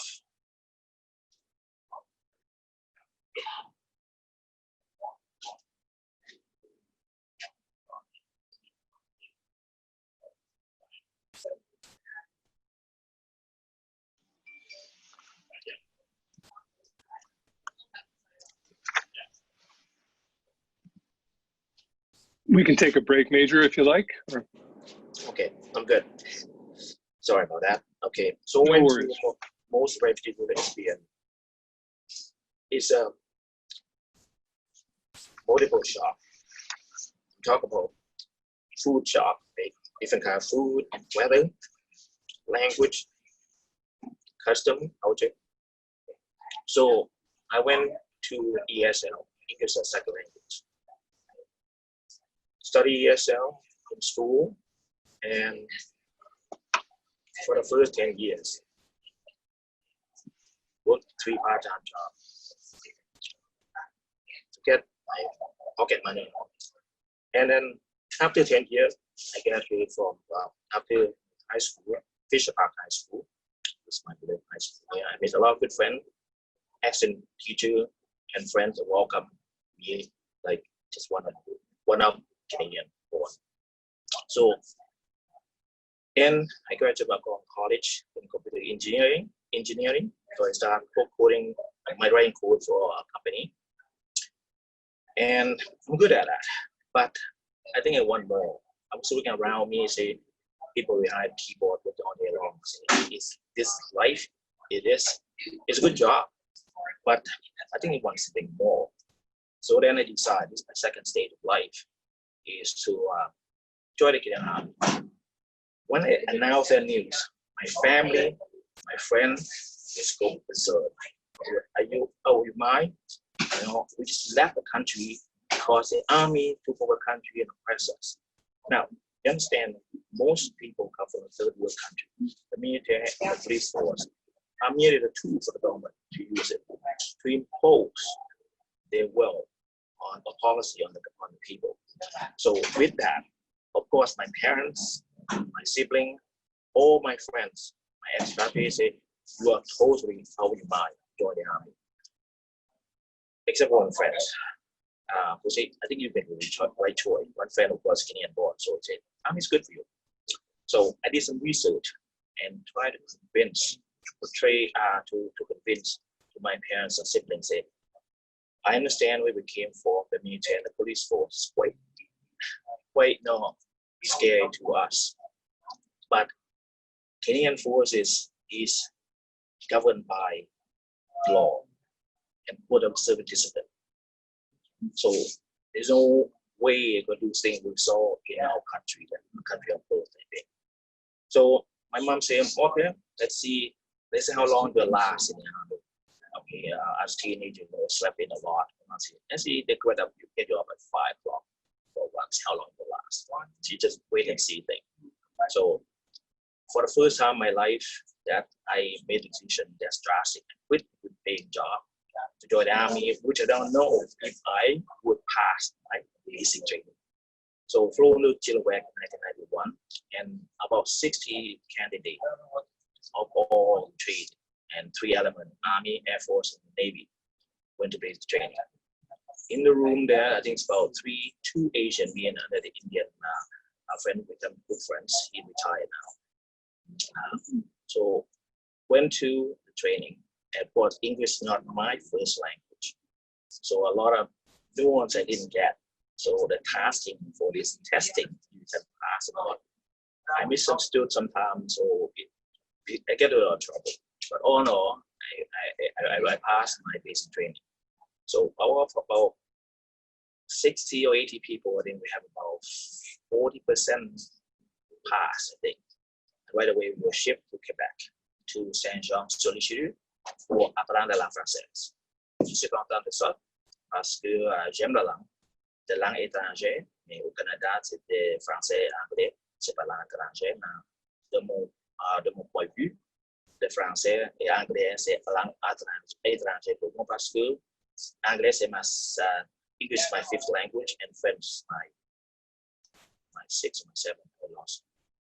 So anyway, went to Saint-Jean to learn French. 7 months, intensive French. And I'm glad I achieved my level of functional. So I use French as much as possible. Je travaille avec les francophones. Chaque fois, j'ai les chances de parler français. Je sais parler français toujours. Et j'ai aussi profité quand je voyage en Europe, au pays qui ont les langues officielles, les langues françaises, comme le Congo, Belgique, Luxembourg, France, et je pense tout. So in my serving in the forces, went to training, and I'm fortunate to have the opportunity to serve overseas. In 2006 in Bosnia, 2013 in Congo, and I learned a bit of Swahili, jumbo. So in 2016, I served in SHAPE, Supreme Headquarters Allied Power Bureau. To go back to what Jean Augustin said earlier, when I serve overseas, they don't see me as an Asian, or they see me as a Canadian soldier. So I wear a Canadian flag with pride and represent Canada, and represent my country, my adopted country. And we are well regarded, high regard, well respected overseas, which I think is earned by our reputation, our forefathers born before us, and our peacekeeping history in Canada and in international. And we are involved in pretty much every operation, peacekeeping operation happen around the world. So very proud to be part of that. So I served in the forces this December marked my 30 years. And I haven't looked back. If I can serve, I will serve forever because I love what I do. And one more thing I forgot. Before I went to Congo, the selection process, they asked me, say, in Congo, it's very, very difficult environment because running water. There's the water is not portable where you're going. electricity is not reliable. It's a very austere environment. Can you survive that? They interviewed me that. So I said, okay, let me give you my background.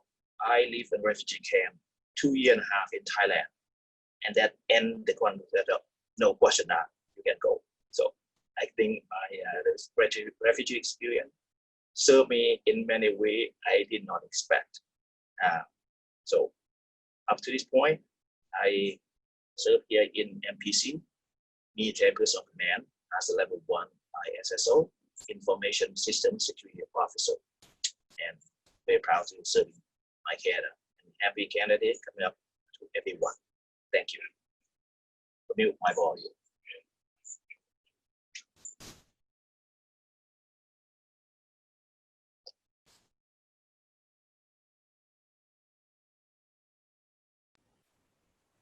I should say that we are going to, thank you again, Major, if I was on mute just now. I seem to be having trouble with that today. Others would argue I seldom do have a problem with that. We're going to move to Jean Taillé next.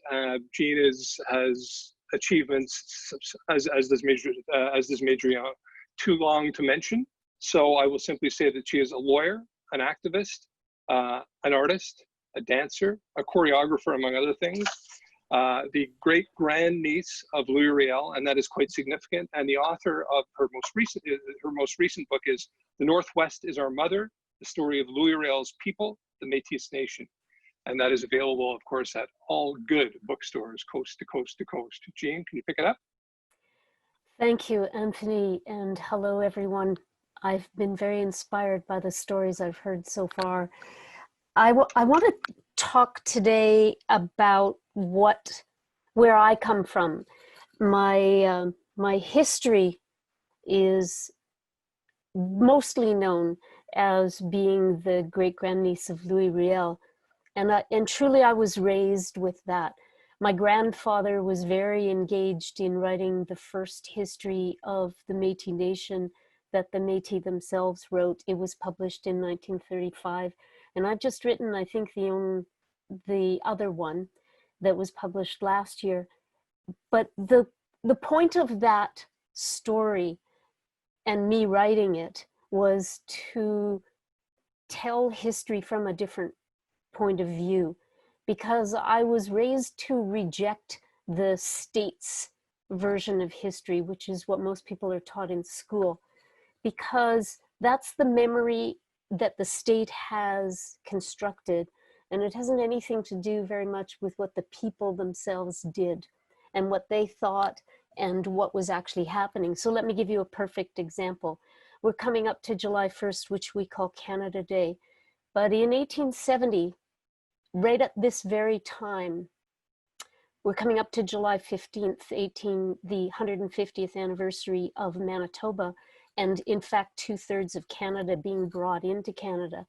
And while on July 1st, 1870, people in Ontario and in Eastern Canada were celebrating Canada Day, what was happening underneath that was that Sir Johnny Macdonald had put together an army of Orange Lodge members largely, and sent them out to Manitoba, and they were on their way. They were sitting waiting in what was then Fort William, now we call it Thunder Bay, just waiting for July 15th, and then they shipped out to Winnipeg, and they engaged on a 2.5-year reign of terror, which involved murder, rapes, arsons, home invasions, brutal assaults of Métis people. And in fact, those men who enlisted in that militia took vows to eliminate and exterminate the Métis people, all in the name of sort of a white supremacist Protestant vision of what was supposed to be truly Canada. And so in my family, because we are Riels, we kept that story alive. And I grew up with my father and my uncles living those stories over and over again for us, the stories of what we say really was happening in Canada, not the story that is told of how wonderful Canada is, but the actual stories about what was really going on out there. And so what I was raised with was this understanding that history is what the people say it is, that history is about the story of resistance, the stories of the people who organize, the stories of the people who stand up for inequalities. That's history to my mind, is those stories. And so my ancestors fought for a vision of Canada that was simply impossible in their day. Riel was hanged for his vision of equality. He created a provisional government in Manitoba that had First Nations people as representatives on it. They spoke English and French and Ojibwe, and there was translation for everybody. There was representation from everyone. It was an egalitarian vision of government that if we had, and it began in 1870 in Manitoba, 1869 in Manitoba. If it had continued, we would be in a different country today. But what they had was dreams of a Canada that wasn't possible in their day, but they still fought for it. And they took individual steps to try and do this. So I was raised with those stories. My father told those stories. My uncles told those stories. Those are what we learned. We didn't go so much for fairy tales. We heard political stories of what the Métis did. And so I want to skip to 1963, and I was 10, and my mother, who is not Métis, was singing in Sweet Adelines. It was a women's singing group. I think it's still around today. They sang barbershop quartets, mostly what we would today call pop songs that they harmonized. And my mother was on the executive of Sweet Adelines in Winnipeg, and they auditioned people who would come, women who would want to come and sing with them. And for the first time in 1963, a Black woman came to audition. And they were all white up until then. And this Black woman came to sing, and my mother said she sang better than anybody else in the choir, anybody else my mother had ever heard. And so after they finished the auditions and they all sat down on the executive to put out their list of who they thought should be joining, this woman was the top of my mother's list, but she wasn't on anybody else's list. And my mother was shocked. And she said, why? She was clearly the best singer in the room. And they said, well, yeah, she was good. She was really good. And my mother said, well, why isn't she on the list? And they said, well, we can't let her join.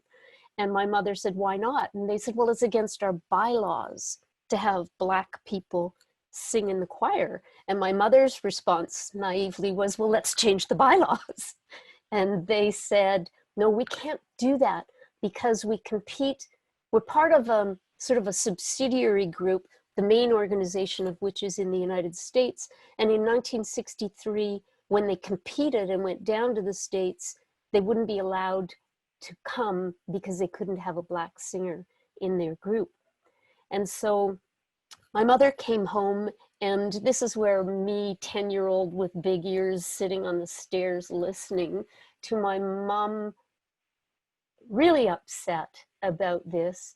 And my dad, my Métis dad, sitting there saying, and always the practical one, saying, well, what are you going to do about it?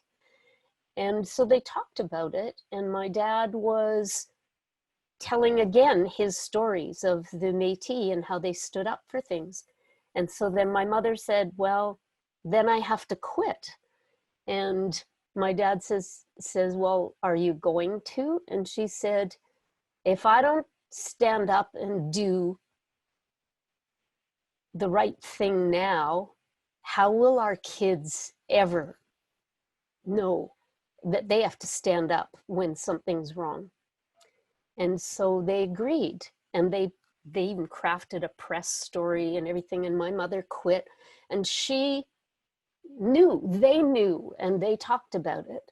They knew it wasn't going to change anything. They knew those bylaws in Winnipeg were not going to change. They knew that that woman was still not going to be admitted into that organization. And they certainly knew it wasn't going to have any effect on what happened in the United States.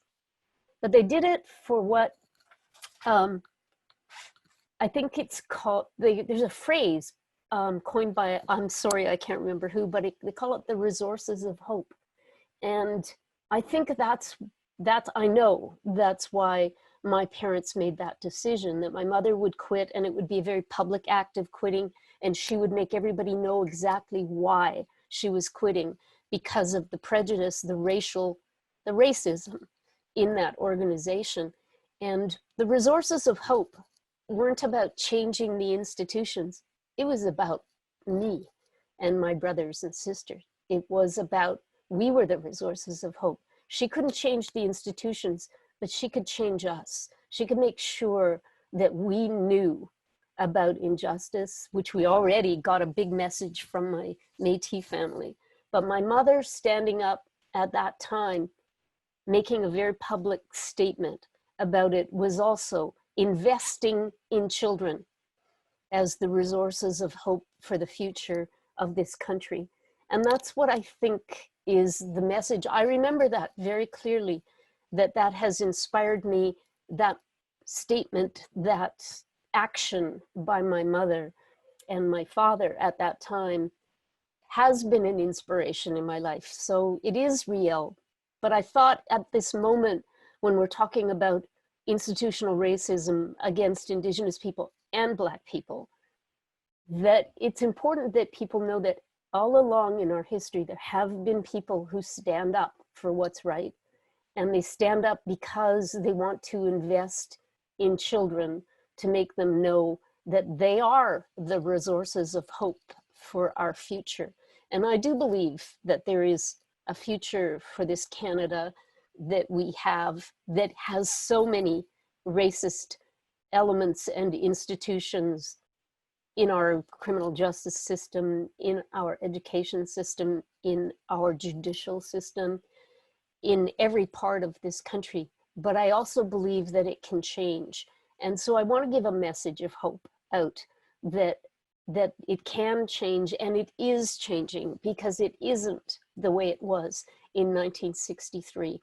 So I think Riel invested in that, and the Métis have. They gave their lives. They died for this vision that they had, which was still 150 years from now, and we're just edging towards it. But they still acted on it, and they passed down to their children and to their children's children, and to me now, the third generation down from there, to say that it's worth it. It's worth it to fight these battles, small battles like my mother's was, that were hopeless at the time, but you do it anyway. And to stand your ground and to make your statements about it, because we can't deny the past. We have to imagine the future, standing on the past, but imagine the future that's a possible future, that's a better future, that is not full of racism or the kind of stories that I heard Michelle just talk about, that and I admire so much for standing up for that. So I think that all I want to say, and that's the phrase I want to leave you with, is that we do this for our children, who are the resources of hope for this country. And I do think this is a good place to stand. Thanks, Anthony.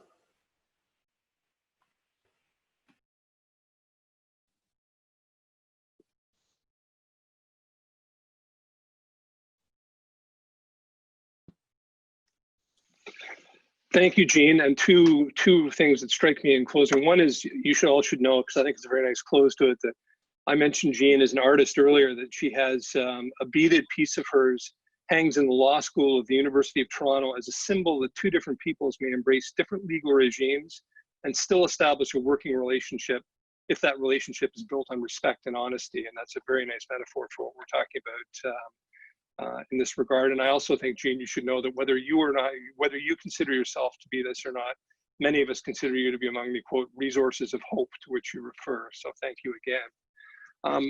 In quite a similar note, we move to our final speaker of this segment, Rosemary Sadler. And if you live anywhere near, in, or around Ontario, or probably beyond, and care about history, and in particular Black history, you almost certainly are familiar with some of Rosemary's work, too numerous to mention. But she has, among other things, she is certainly acquainted well with the Honorable Jean Augustine, who of course we heard from earlier. They worked together in the establishment of Black History Month in Canada and some other important achievements. And as we know as a historical organization, if you're doing anything on Black history, Rosemary is one of the people to whom you want to go. A member of the Order of Ontario, an award-winning author as well, speaker, consultant, community activist, and a whole long list of other things. And the floor is yours, Rosemary. Thank you so much for joining. Hi, thank you so much for having me as part of this wonderful event. Do you know that I'm really not here? There are no Black people in Canada. And do you know that we almost didn't have a Black History Month? I was an at-home mom, still nursing my third child, and I was the newly elected president of the only Black provincial heritage organization in the country dedicated to Black history. It was a sacred trust that I took very seriously. But we realized weeks before February 1994 that we had not requested a proclamation from the City of Toronto. Luckily, we got it done, and I vowed to ensure that it would not ever happen again. So I secured an annual automatic proclamation with the City of Toronto, with Metro Toronto, with the province of Ontario. I approached the federal government about having a national declaration and ended up, of course, as you know, being successful in my contacts with Jean Augustine, and it was facilitated and done past December 1995. During my years there, I would say that I gave over 2,000 or more Black history presentation in schools and community groups, church at basements, and all of the funds from those presentations, if any came in, were given back to the work of the group I was representing. I was not paid for that work, but it was important to me to carry on and do it. Such was my commitment and my resilience and my hope for a more equitable society. I felt strongly that if Black people and others learned more about the contributions, achievements, and experiences of people of African descent here, that it would help. I hoped that Black history education would roll out from the National Declaration of Black History Month and be part of every student's experiences from kindergarten to grade 12. However, because Black History Month had so much to do with affirming our presence and connection to this place, I really felt it had to help, and I was prepared to do what I could. I was also the proponent for the formal commemoration of Emancipation Day since 1995. It has almost been passed federally on several occasions. And as of 2020, we're still waiting. And I applaud the efforts of Senator Wanda Thomas Bernard and MP Majid Jahare for their work on that file. I also want to mention that I just learned that a motion has gone through the Senate, creating a committee that will be looking at systemic racism. So while Emancipation Day has certainly not been passed yet, to help raise some of those discussions, this committee might well be able to do that. Black history is Canadian history. And Black history is also anti-racist education in its most seminal form. we can connect the current awakening to our history in this country. Like the United States, we had slavery. The enslavement of Africans and Pani, or First Nations, started with the French and continued under British rule. And in fact, our first named African slave, although we know that there were some in the 1500s, but our first named African slave is Olivier Lejeune. He was 8 years old, and he was here in 1629. We had race riots, with one of the earliest and largest taking place in Shelburne, Nova Scotia, and that was in 1734. Now, many of us are familiar with the idea of the Underground Railroad, and certainly I was raised to view Canada from that particular lens, but my lens has changed. While the Underground Railroad was clearly the first freedom movement of the Americas, it doesn't necessarily change what Canada was. There was agency in what those people making themselves free to get here were going through. But once they were in this place, they experienced segregation in education, in housing, in their ability to access professional schools, obviously. But even later, even more recently, in restaurants, in certain establishments, hotels, and even skating rinks and swimming pools. We've had surveillance that has gone on and on, over surveillance in our communities. But our hope lies in our resilience, because Black history matters. I would like to thank those who are watching for their efforts to isolate and social distance right now, because it is incredibly challenging to deal with this pandemic. But it has also given us time to reflect even more, and time like we have not had for a very long while, on things that are important and on values that I hope we hold dear. It has provided us with a time to consider how we might take action as things open up to overcome the challenges that the murder of George Floyd has sparked globally. What is happening now with the protests and the demands for anti-racist actions is the manifestation of the hope, the manifestation of the resilience, the actions of generations. People are calling for human rights, social justice, for economic rights. They are calling for the end of racism. The land we now call Canada and its institutions were built upon the transatlantic slave trade and the displacement and the colonization of First Nations peoples. Despite the first named African arriving, being free, and acting as an interpreter for Samuel de Champlain. From vital, functional African civilizations, people were captured, enslaved, and transported to the Caribbean, the United States, South America, and Canada. Again, one of the first named enslaved people in this country was a young boy, 8 years old, in 1629. But we also have the experience of Black women like Marie Joseph Angelique, who in her efforts to make herself free ended up causing a fire which destroyed much of Montreal.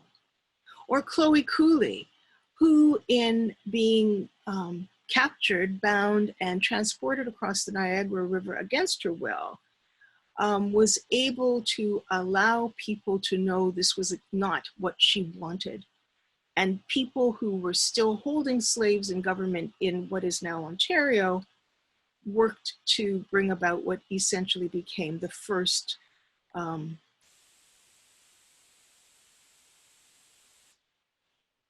we know in the First World War, we had Black men who wanted to serve and did so as part of the No. 2 Construction Battalion.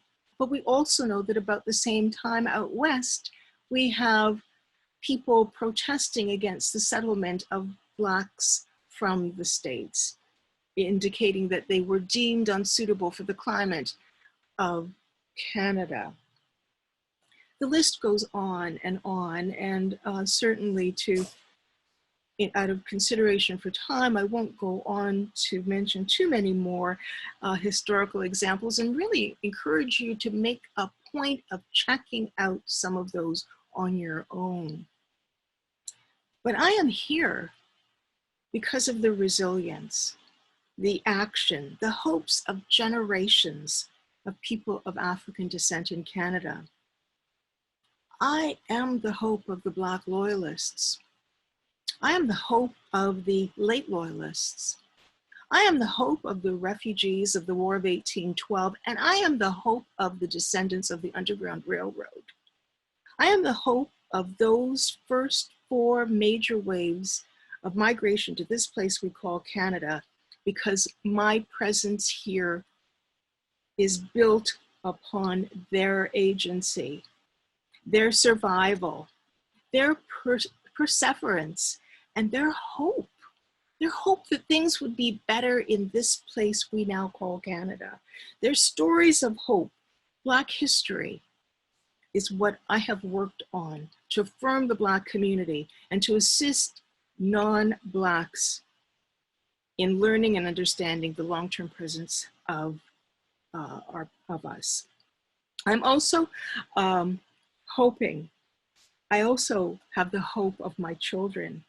And when I saw that they were being negatively impacted by the color of their skin, I was faced with an urgency to act. Will you act? Thank you.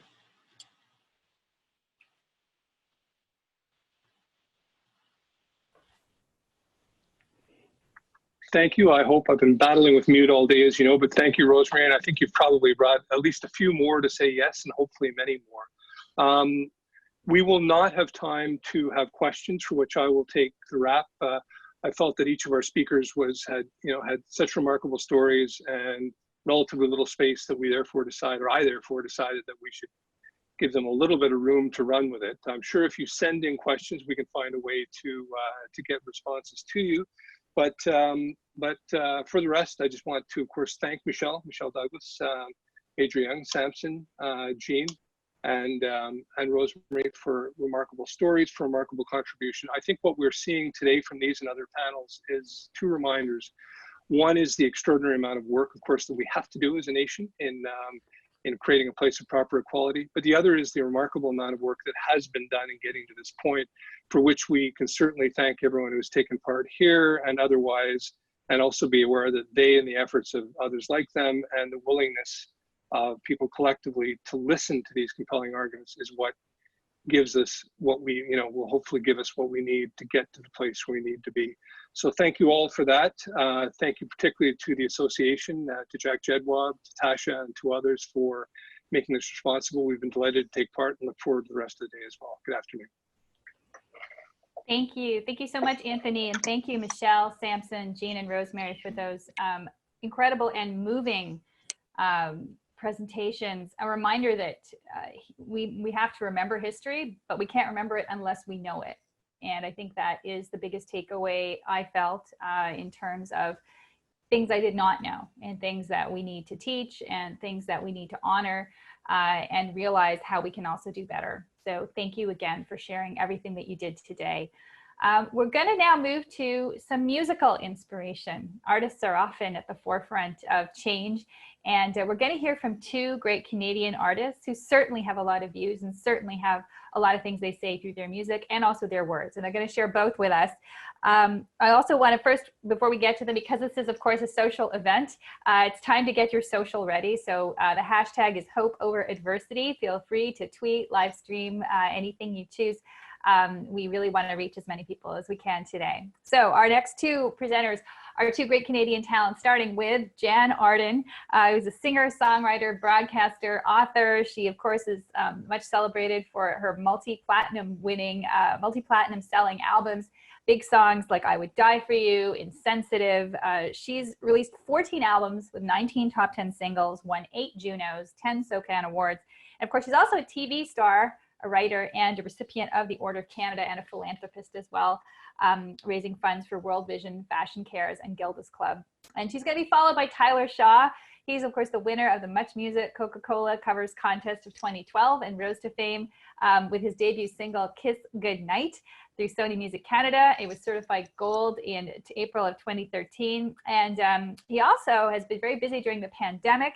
He performed his hit song, With You, during the 5th episode of the Junos 365 Songwriter Circle, and also brought Canadian artists together online for a very special rendition of the classic Stand By Me. We might just hear a bit of that from him today. So ladies and gentlemen, let's listen to the words and music of Jann Arden and Tyler Shaw.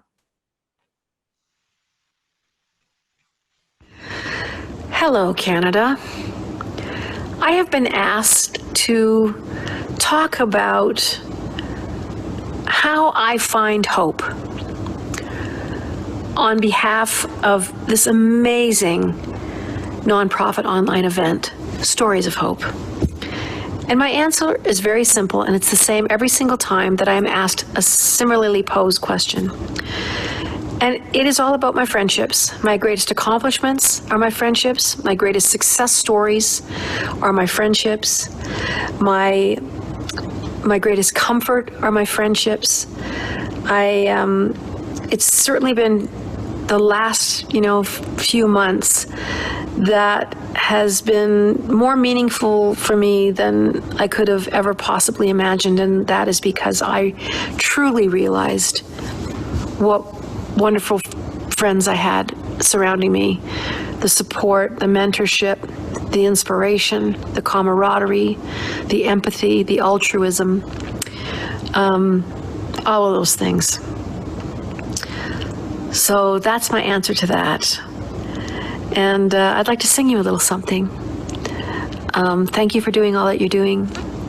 Stories of Hope, what a wonderful thing. I've got money in my pocket. I like the color of my hair.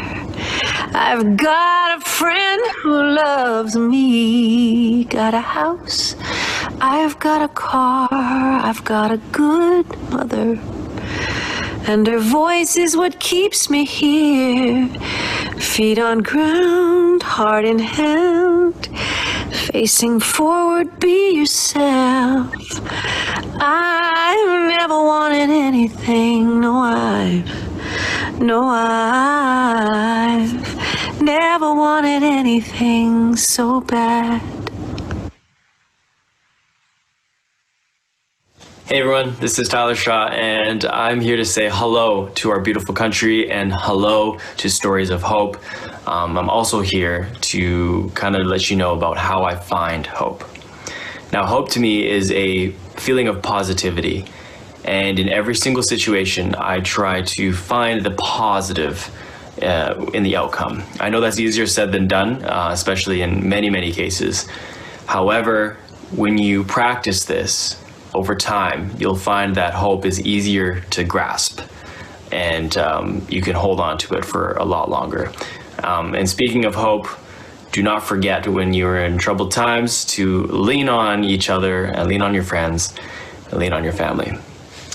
Lean on me when you're not strong, and I'll be your friend. I'll help you carry on, for it won't be long till I'm gonna need somebody to lean Inan. Take care, guys. So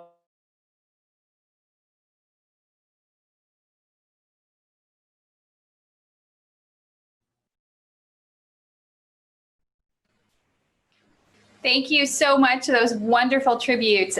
We are now going to be moving on to some more spoken words. And of course, that's our next panel.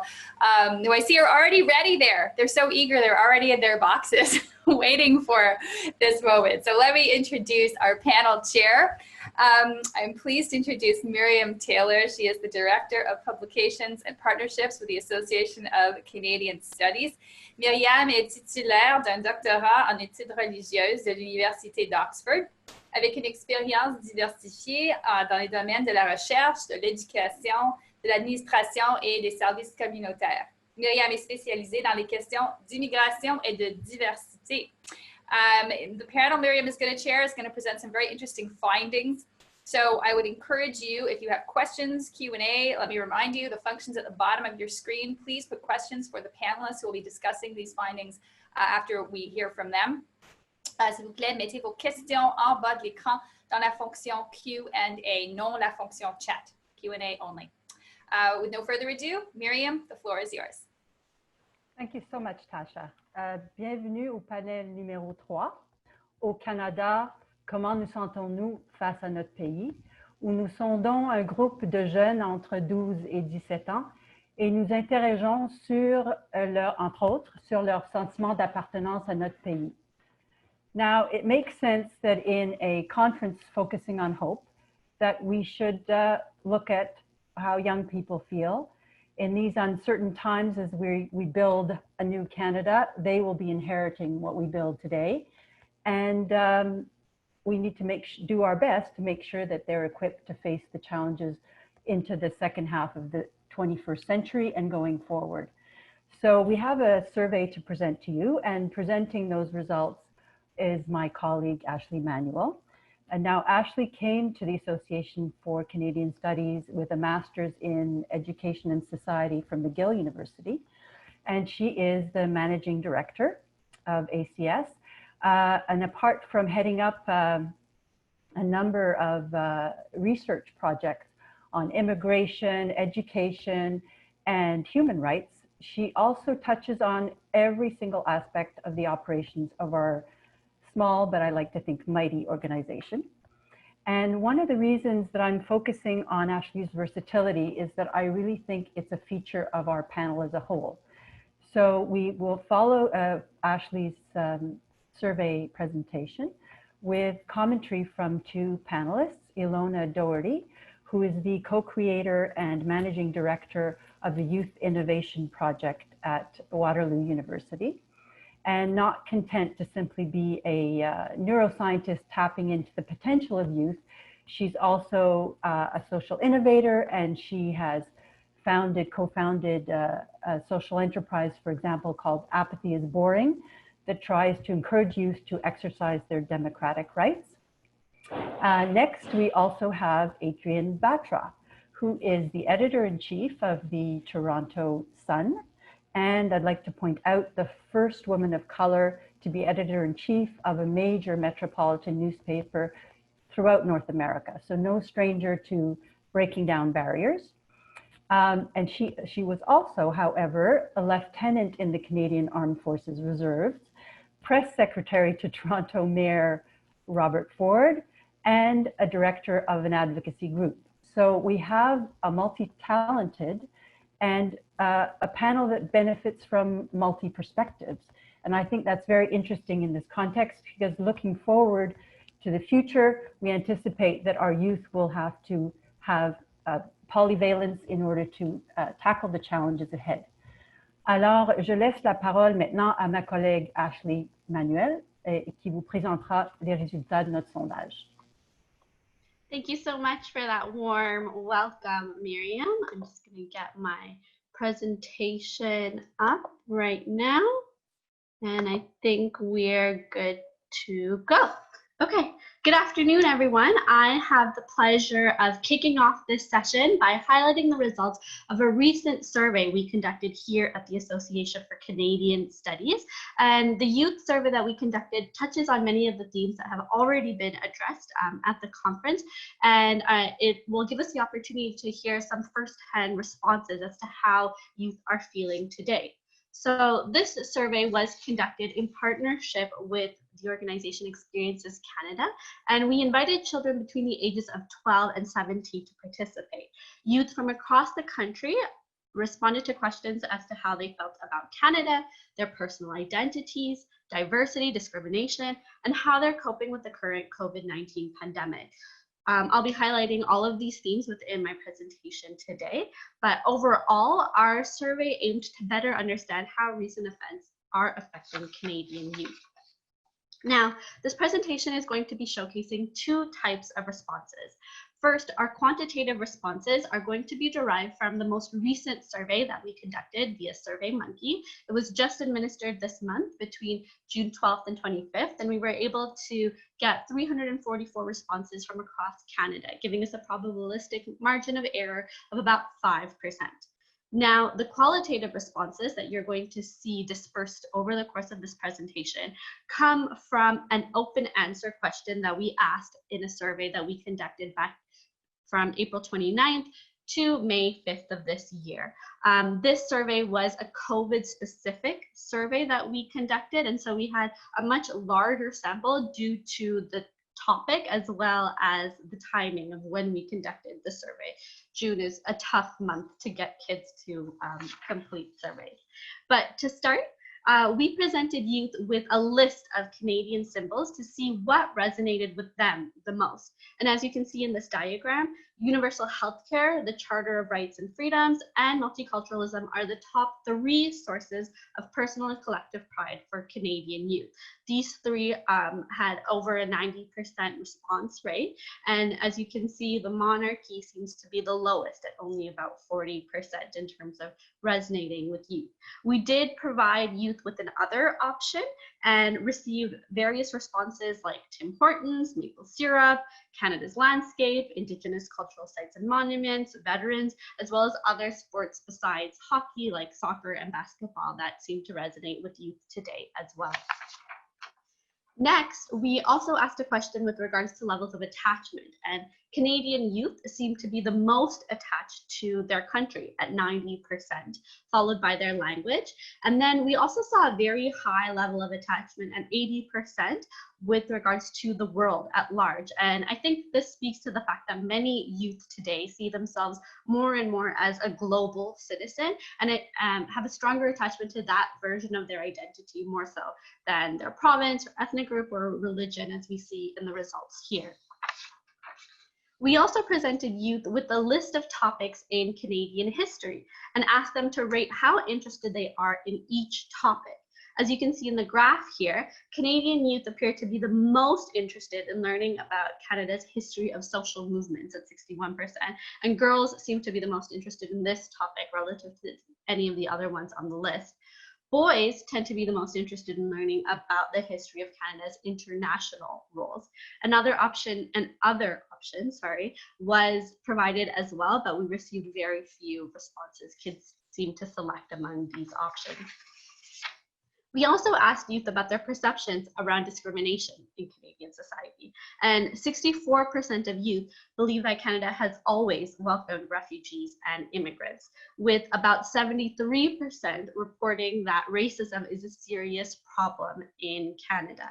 We also saw over 90% of youth say that they enjoy living in a society with a diversity of cultural and religious groups, and that they're comfortable with teachers and other public officials wearing religious symbols and signs like hijabs, kippahs, crucifixes, or turbans. So they seem to be pretty open towards these notions.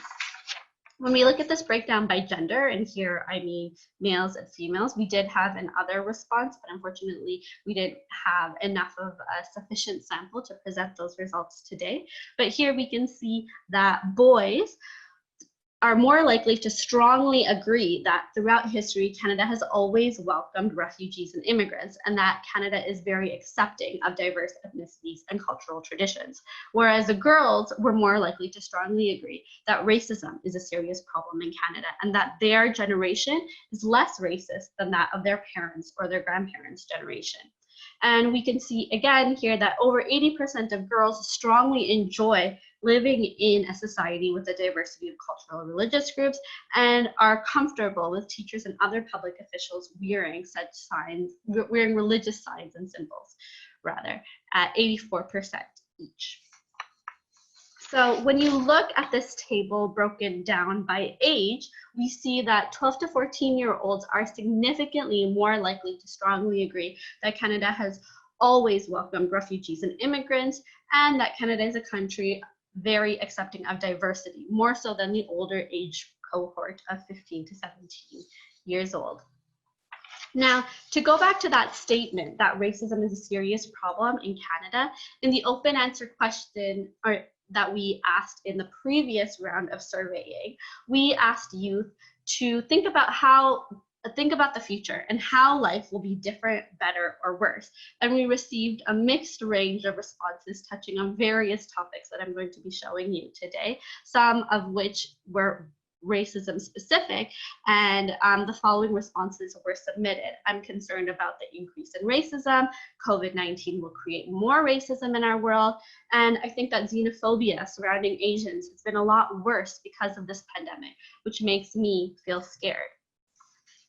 Now, looking at the impact of COVID-19 on mental health, over 50% of youth report that COVID-19 is having a lot or some negative impact on their mental health. And obviously friendships have a huge impact on mental health.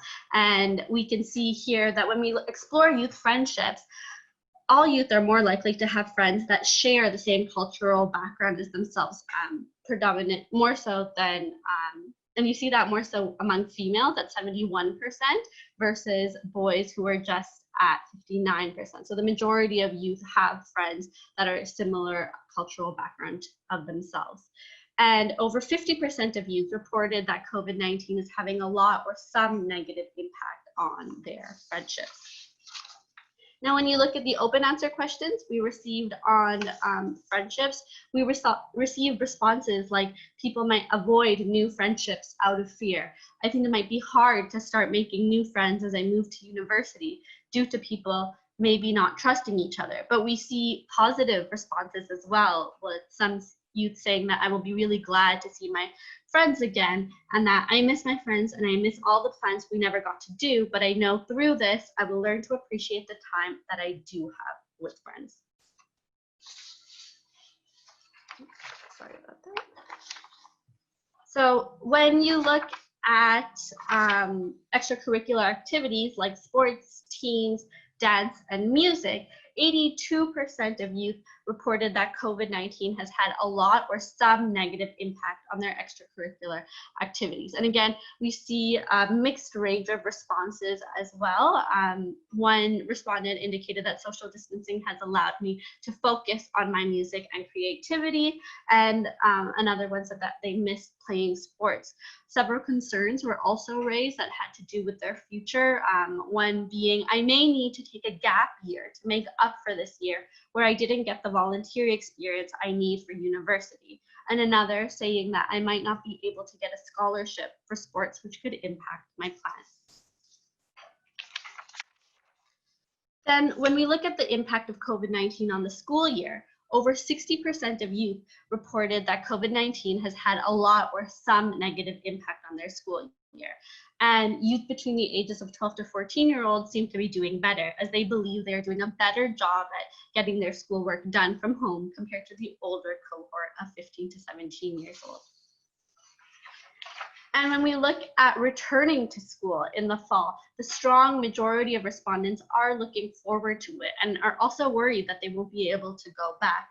Girls are significantly looking more forward to going back to school than boys at 85%, as you can see here, whereas male respondents are only at 74, not only, but significantly less at 74%, almost 11 percentage points of a difference. And girls are also more worried about not being able to return to school in the fall than boys at 74%, with a 14 percentage point difference. So when we turn to the open answer questions, we had a lot of concerns about what the future of school looked like and what their experience in school currently was like. One of the respondents said, right now, our futures don't seem to be a priority for our educators. The lessons are put online, but there is little accountability from either us or the staff. Another respondent said that I considered dropping school courses because it was too much to handle, which would lead me to not complete school and not get into the college I want. And in my head, at least, it would spiral to nothing ever working out and being a burden on my mother and never amounting to anything or helping anyone. So rather negative perception in that regard. Another one said that I feel like they're going to make school extremely unenjoyable when we go back. No being near friends, no moving rooms, no nothing. I won't want to go. And the last response I just want to highlight here is that I feel robbed of my last year in high school. Now, despite these rather negative responses in terms of schooling, I think I wanted to end on today that there is a lot of hope among youth. And we saw this in the responses that we received, kind of highlighting the silver lining that the pandemic has had. This pandemic has made us value what we had. Another respondent said that people will be more thankful of the time we have with each other and being more grateful of physical touch and having the presence of people you care about in your life available to you whenever you need. Another respondent said that I think we have learned to value interaction, and I think family and friends will no longer be taken for granted. Another response was that I think it's the change that will help motivate everyone to fix the world at least a little bit, which is very echoing, especially now in the with regards to the Black Lives Matter movement we see around the world. And lastly, I just wanted to touch on what I thought was a very sweet and thoughtful quote. Because of this pandemic, I've been given the opportunity to get enough sleep, go for walks in the morning, spend more time with my sister, and focus on my mental health and emotional well-being. I hope that in the future, I'll be able to continue living like this, even when there is school, and I'm excited to see my friends again when it's all over. So that's it for me. I'm going to turn it over to my other panelists so we can start this discussion.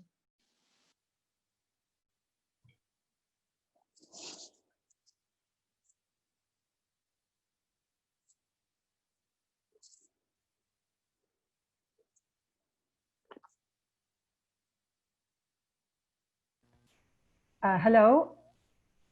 Hello. Hi, Adrienne. Welcome. Hi. Thank you. Thank you for joining us. I'd love to hear any thoughts on that very rich presentation. Well, thank you very much for having me. It's such a great privilege to be part of what it is perhaps one of the most important conversations that all of us are having in our country right now.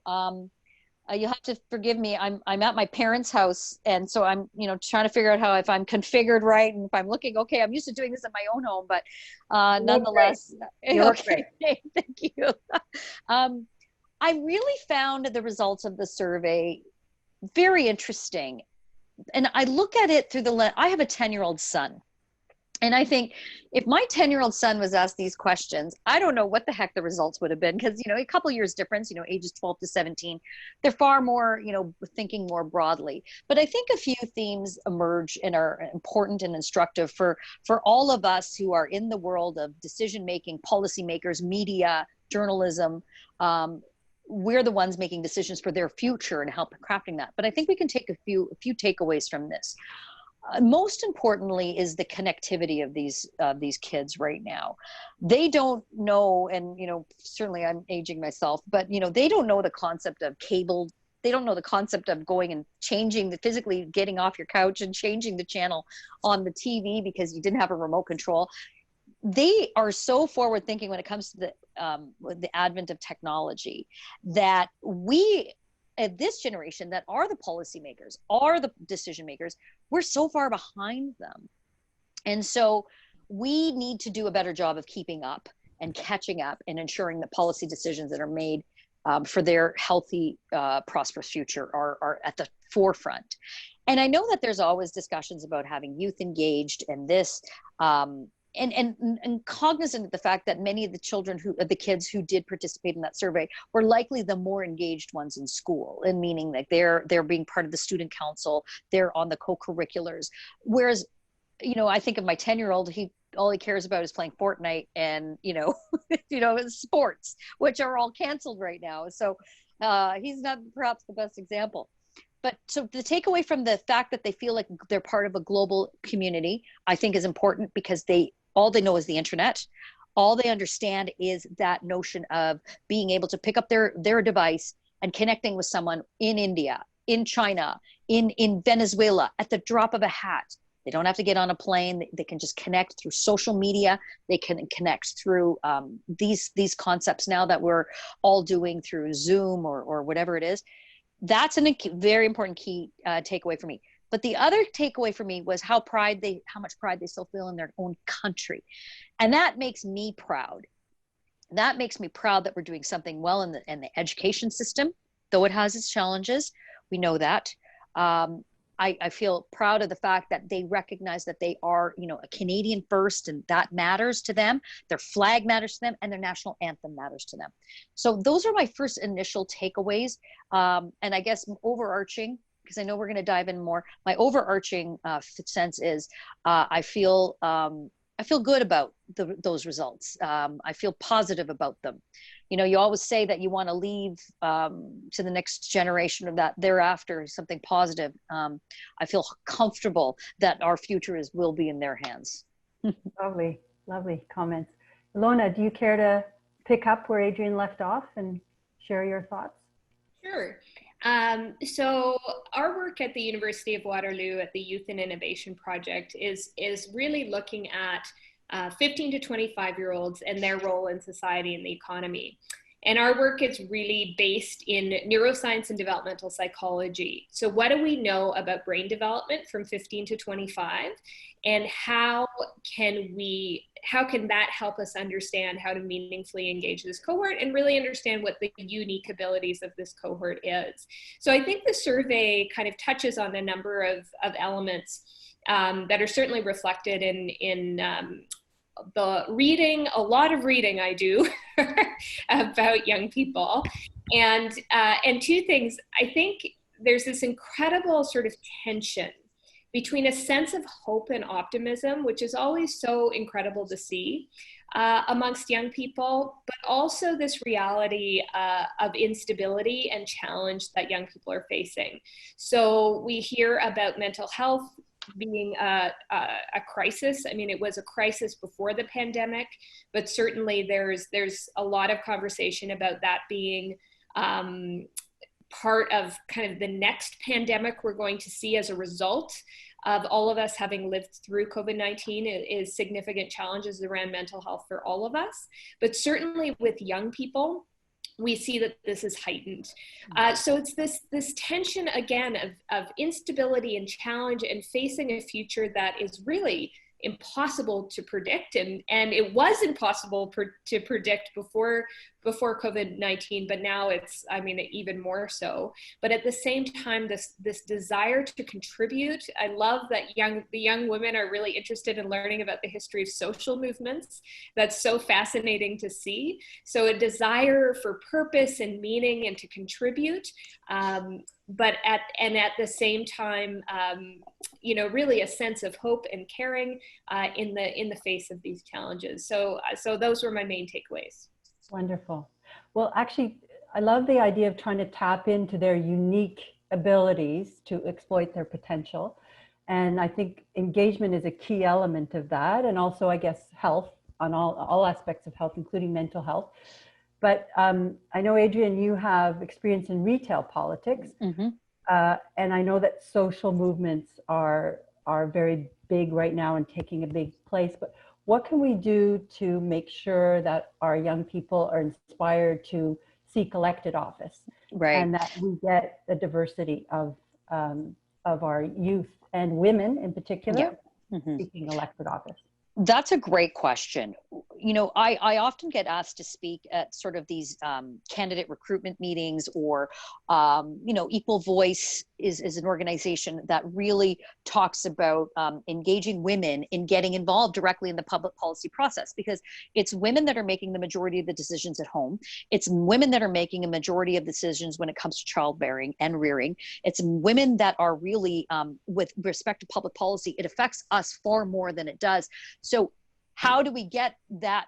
How do we get our voice at the table? Well, I think broadly in Canada, we've actually done a decent job of ensuring that we have the gender diversity at the political table. Right now in our history, I don't think it's a great example as far as the premierships. We don't have a lot of women who are premiers. In fact, I think we only have one. At one point, we had 5, and at one point that was pretty important, but I think that's more of a political cycle change than it is really any reflection on the desire to have a diverse voice at the table. But I would also want people to remember that it's one thing to have that different voice, women in particular, but maybe this is an unpopular position, but I'm just going to say it.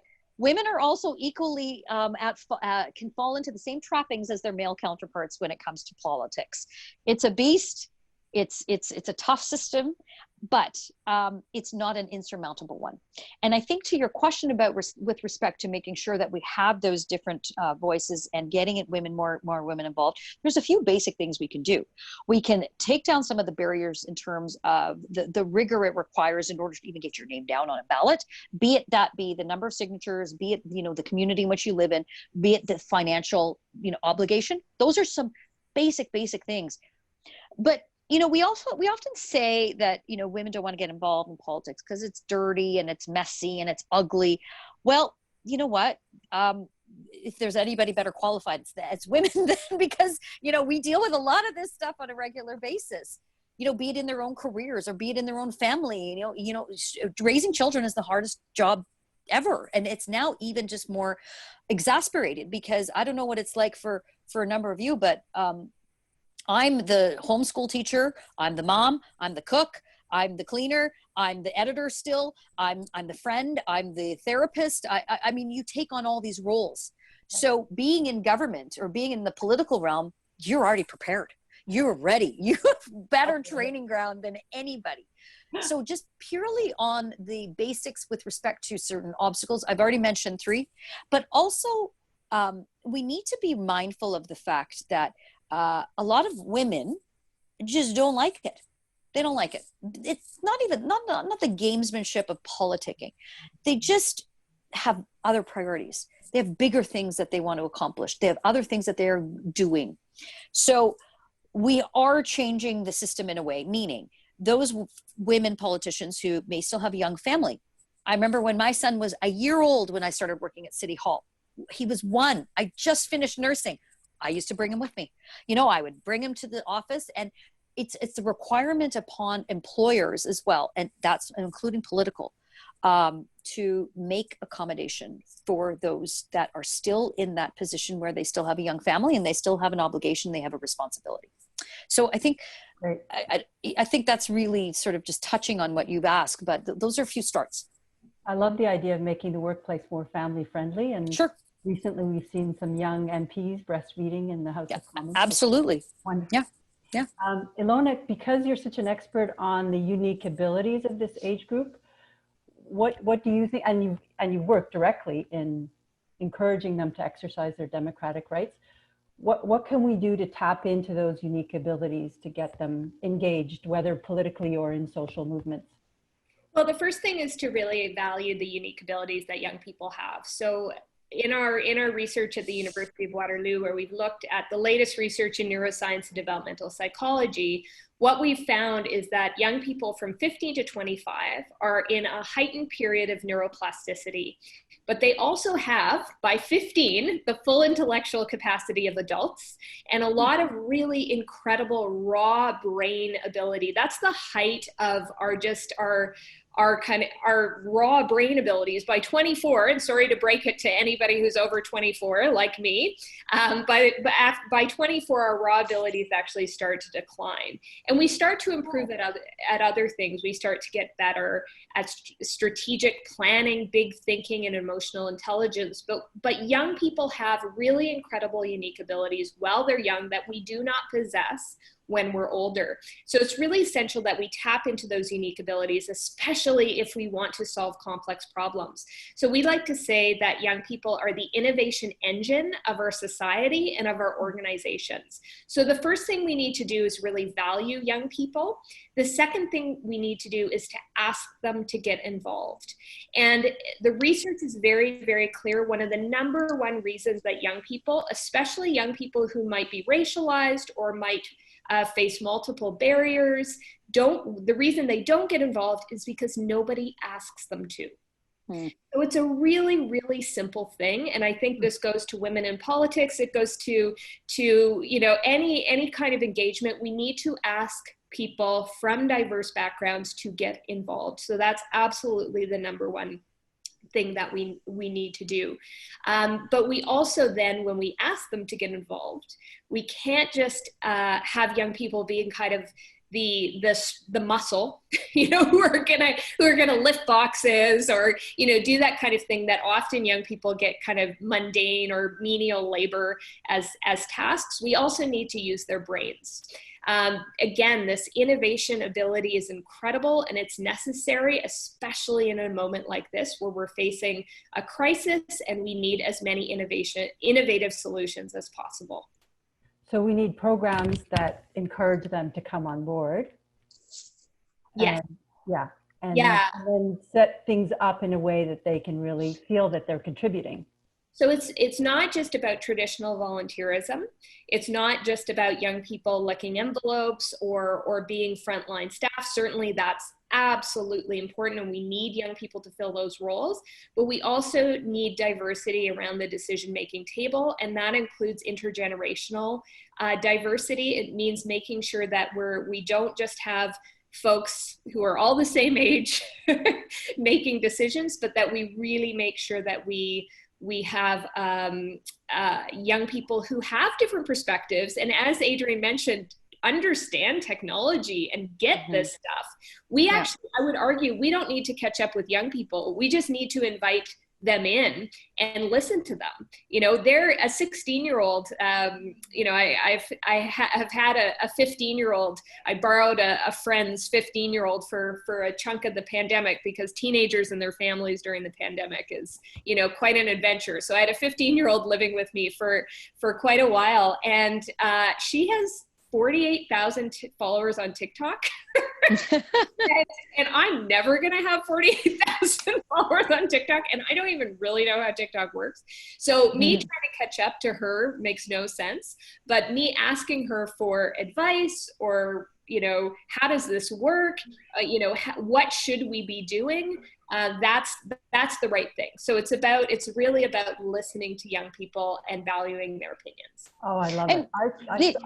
So I was actually going to ask you, Adrienne, to step in about the intergenerational. Well, we're having broad conversations about all sorts of things, be it race, religion, politics,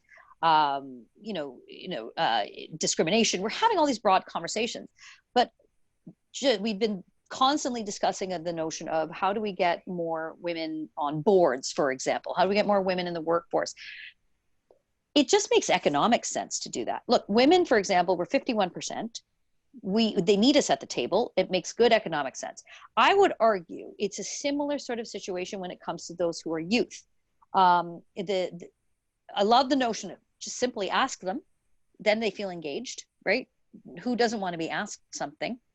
And then a voice at the table that matters, that is tangible, because as Iona was mentioning, her friend's daughter with her 48,000 followers on TikTok, all she has to say is, hey, by the way, I was engaged in this and they actually listened to me. And then, this stuff spreads. It sounds basic, but we're not looking at really complex strategies here. It's about having them have a voice that means something, that's tangible, that they aren't just answering the phones and stuffing envelopes, that they actually say, okay, this is a concept, this is how you do it, this might be a strategy, how do you do it? Experience matters, to be sure. And that is key. But there's nothing wrong with a fresh set of eyes. There's nothing wrong with a fresh concept, especially one that is so young and raw. Those synapses are firing a hell of a lot better than mine are. And I think that there's huge potential and opportunity. And I think we, as certain generations, we dismiss them.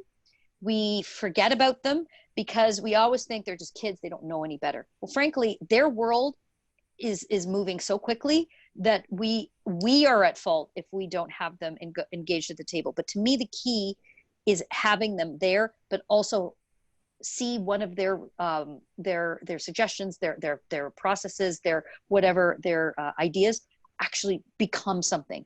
That's where things matter, I think. Love it, love it.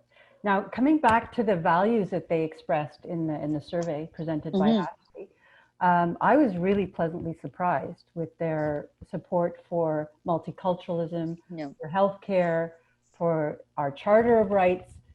So how can we get our young people to infect the older generation?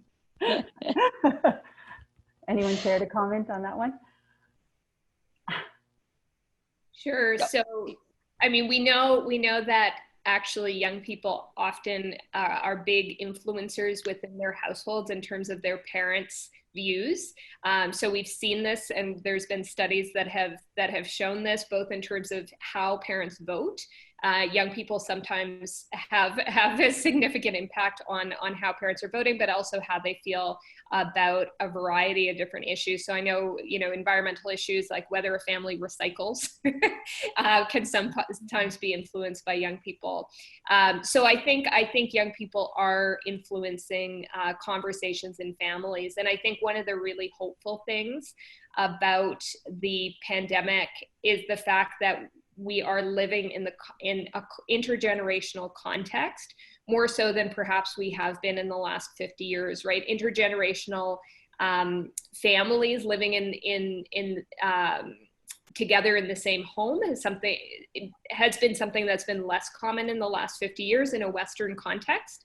But we're certainly seeing, again, teenagers spending more time with their families, grandparents moving in with families. So I think there's a lot of opportunity for intergenerational dialogue, and families are, I think, closer as a result of this pandemic, which I think is a great opportunity to talk about important issues. So I would just encourage everybody, and I know things are starting to open up now, so that this might change in terms of how much time we're spending in that intergenerational context. But this is an incredible moment to have really meaningful conversations about issues that matter to all generations. So I'm going to answer this in the context of my own personal experience. So my parents moved to Canada in 1967. And they were one of the very few East Indian families to ever move to, of all places, Golden Prairie, Saskatchewan. You can imagine not a lot of ethnic diversity in, a town in Saskatchewan of, a couple thousand people. And they had perhaps the most positive, most beautiful immigrant experience one could imagine. And I often think that maybe my perspective on these matters would be different if, say, I had grown up in a Toronto, or grown up in a Vancouver, or grown up in a Montreal, in a larger city with far more diverse and far more ethnicities and races in one area. I have it's not naive by any means, but I have a very positive experience when it comes to interracial relations and all of those concepts that are so front and center with our zeitgeist. As we live and breathe every day, every moment, we're seeing something, some new story, some new concept, some new measure of someone wanting to hold someone accountable for something that has happened in the past. But I live in Toronto now, and we should be proud, I think, of the inordinate amount of communities that do just live side by each and do so beautifully. Yeah, we have work to do. We have institutionalized things that need to be addressed. But I think we know, even though I don't agree with this on the overall notion, but the notion of what we have done in Canada, I think, for racial harmony, especially I would say in the last 30 years with larger immigrant communities coming into different parts of the world. We've done a decent job. Should we do better? Of course. We always have work to do. But I think kids in Scarborough, for example, see a teacher that may be from their home country. And I think that that is nice and important and relevant. Even in our paramilitary institutions, like firefighters, like police, like paramedics, we are seeing more and more individuals from communities where they have to help service those communities. They have to go into those communities. Those are starts. Those are concepts that I think are important. And let's not forget them while we have this other broader conversation. So how do we get more young people to feel, to convince the older people to feel the way they do? I think we're getting there. And I think we're getting there with the great example of, even something as simple as, not simple, but the concept of recycling in the house. I think that there is an effectual change. You're never going to change some are too rigid and hard-nosed, and that's that. But I think that we often discount the voice of the young because we dismiss them as being inexperienced or just, oh, those crazy kids have a notion. No, I think that there's a lot more to it than that. And I think our country's moving in the right direction. Well, thank you so much to both of you. I've been asked to end it here because our time is up, but I think we've fulfilled our mission of spreading a message of hope. And with that, thank you, Adrienne Batra and Ilona Doherty and Ashley Manuel. And I pass things back to you, Tasha. Bye-bye. Thank you. Thank you so much, Miriam. Is my video on? Because I can't see myself. Someone can tell me if it is. I'm assuming it is. They've asked to start my video. That's really funny because it was on. And I'm not sure why it isn't. Can you see me now? Someone can tell me if they can see me because I'm good. I'm good. I think my computer is acting up. There's a glitch in the tech, but we will persevere. I want to thank our panel. That was a fabulous conversation. Thank you so much, Adrienne, Ilona, and Miriam for facilitating that. Really interesting to delve into that. And yeah, as a mother as well of an 11-year-old, I was fascinated by those findings. My daughter really wants to go back to school too. And we're not sure if that's going to happen right now, but I think the piece also about how kids relate to each other and the hope for the future in terms of how they see multiculturalism, how they see Canada's diversity, and what they're going to do with that is, of course, what's ultimately going to change and hopefully make it better for us all to live together. On the topic of multiculturalism, it is the 50th anniversary of the Multiculturalism Act, and we are now going to be joined for a very special view on that from someone who has a lot of views. And I'm talking, of course, about Charles Taylor, a philosopher, professor, academic, so many things. He's the author of A Secular Age, co-author of a forthcoming book on the degenerations of democracy. He was co-chair of the Consultation Commission on Accommodation Practices related to cultural differences for the government of Quebec, and best known for his contributions to political philosophy, philosophy of social science, the history of philosophy, and intellectual history. He's won a slew of prizes, including the Kyoto Prize, the Templeton Prize, the Berggruen Prize for Philosophy, and the Klug Prize. En 2007, Charles Taylor a servi aussi au Québec avec Gérard Bouchard, la commission Bouchard-Taylor sur les aménagements raisonnables et ce qui concerne les différences culturelles dans les communautés au Québec. Il a également contribué à la philosophie morale, l'épistémologie, l'herméneutique, l'esthétique, la philosophie de l'esprit, la philosophie du langage et la philosophie de l'action. Parce que c'est ça ce qu'on veut découler des conversations comme ceux qu'on a aujourd'hui. Professor Taylor, over to you. Thank you very, very much. I'm very, very pleased to be here, and I'm very interested in listening to the discussion of the previous panel. But we're talking about hope, and we're talking about today, and I think it's one of the most hopeful moments that I've lived, anyway, for a long time, because of these two terrible things that happened. First of all, the COVID, and then the awful murder of George Floyd. And I think that the world reaction to that, which was really extraordinary, I mean, not just in Canada and the States and Canada, but all around the world, owed something to its coming on top of COVID.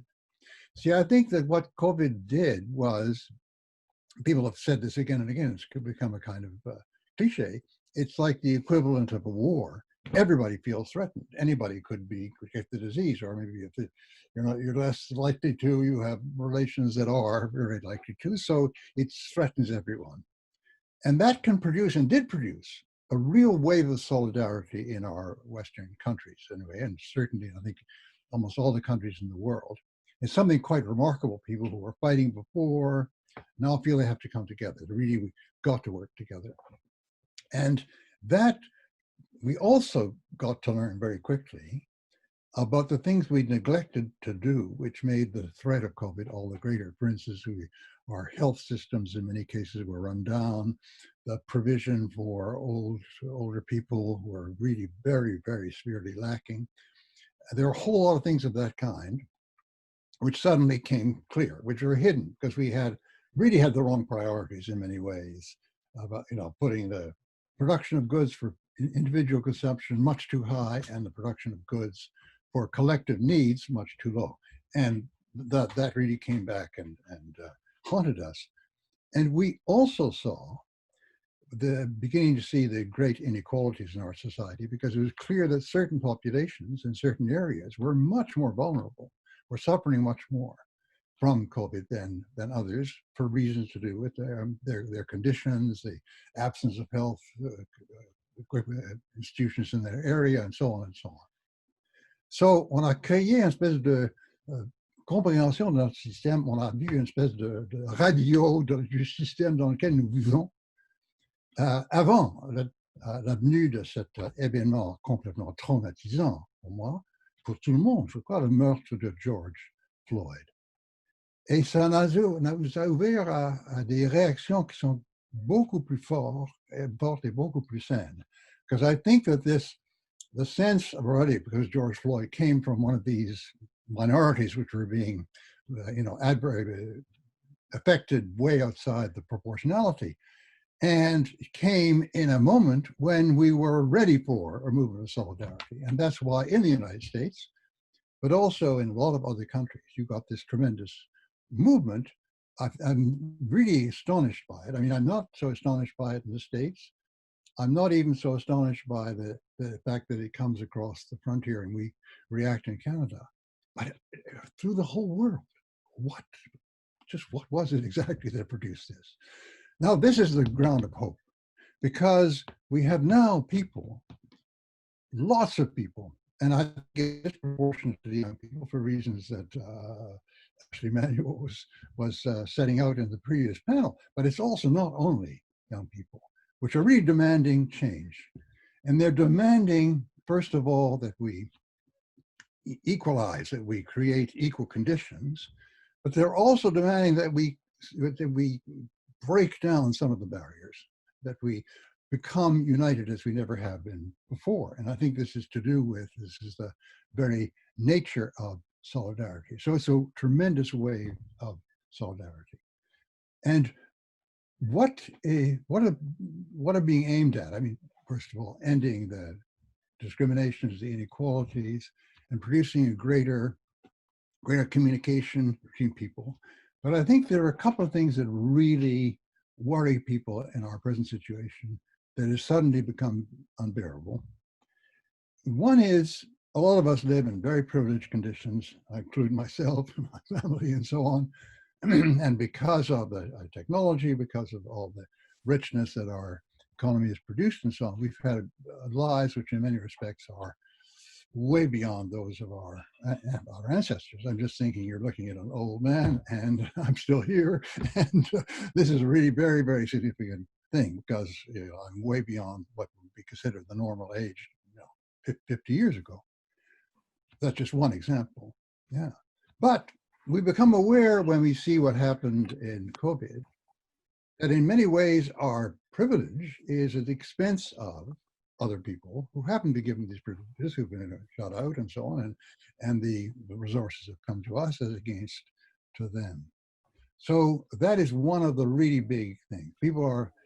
On a été conscientisé, comme on dit en français, du fait que les privilèges, ce dont on jouit, notre vie absolument merveilleuse, et puis elle est encore, a été atteinte aux dépens d'autres gens, et on a c'est vraiment un sentiment très peu confortable, très difficile d'endurer ça et de continuer comme ça. Et on veut changer pour que tout le monde ait accès à la vie merveilleuse que nous avons eue nous-mêmes. Ça, c'est une affaire.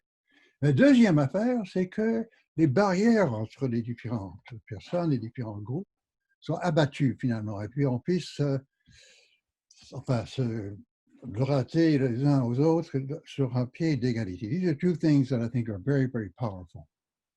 And so we really are forcing our political system and our system to address these obstacles. There's another one. Il y a aussi le fardeau de la haine. Hein?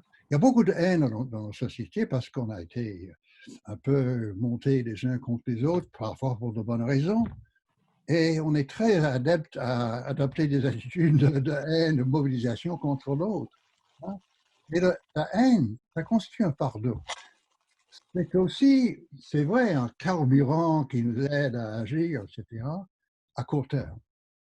Mais à long terme, la haine, c'est un fardeau, ça nous ronge. Hein? C'est pas comme ça qu'il est bon de vivre. Hein?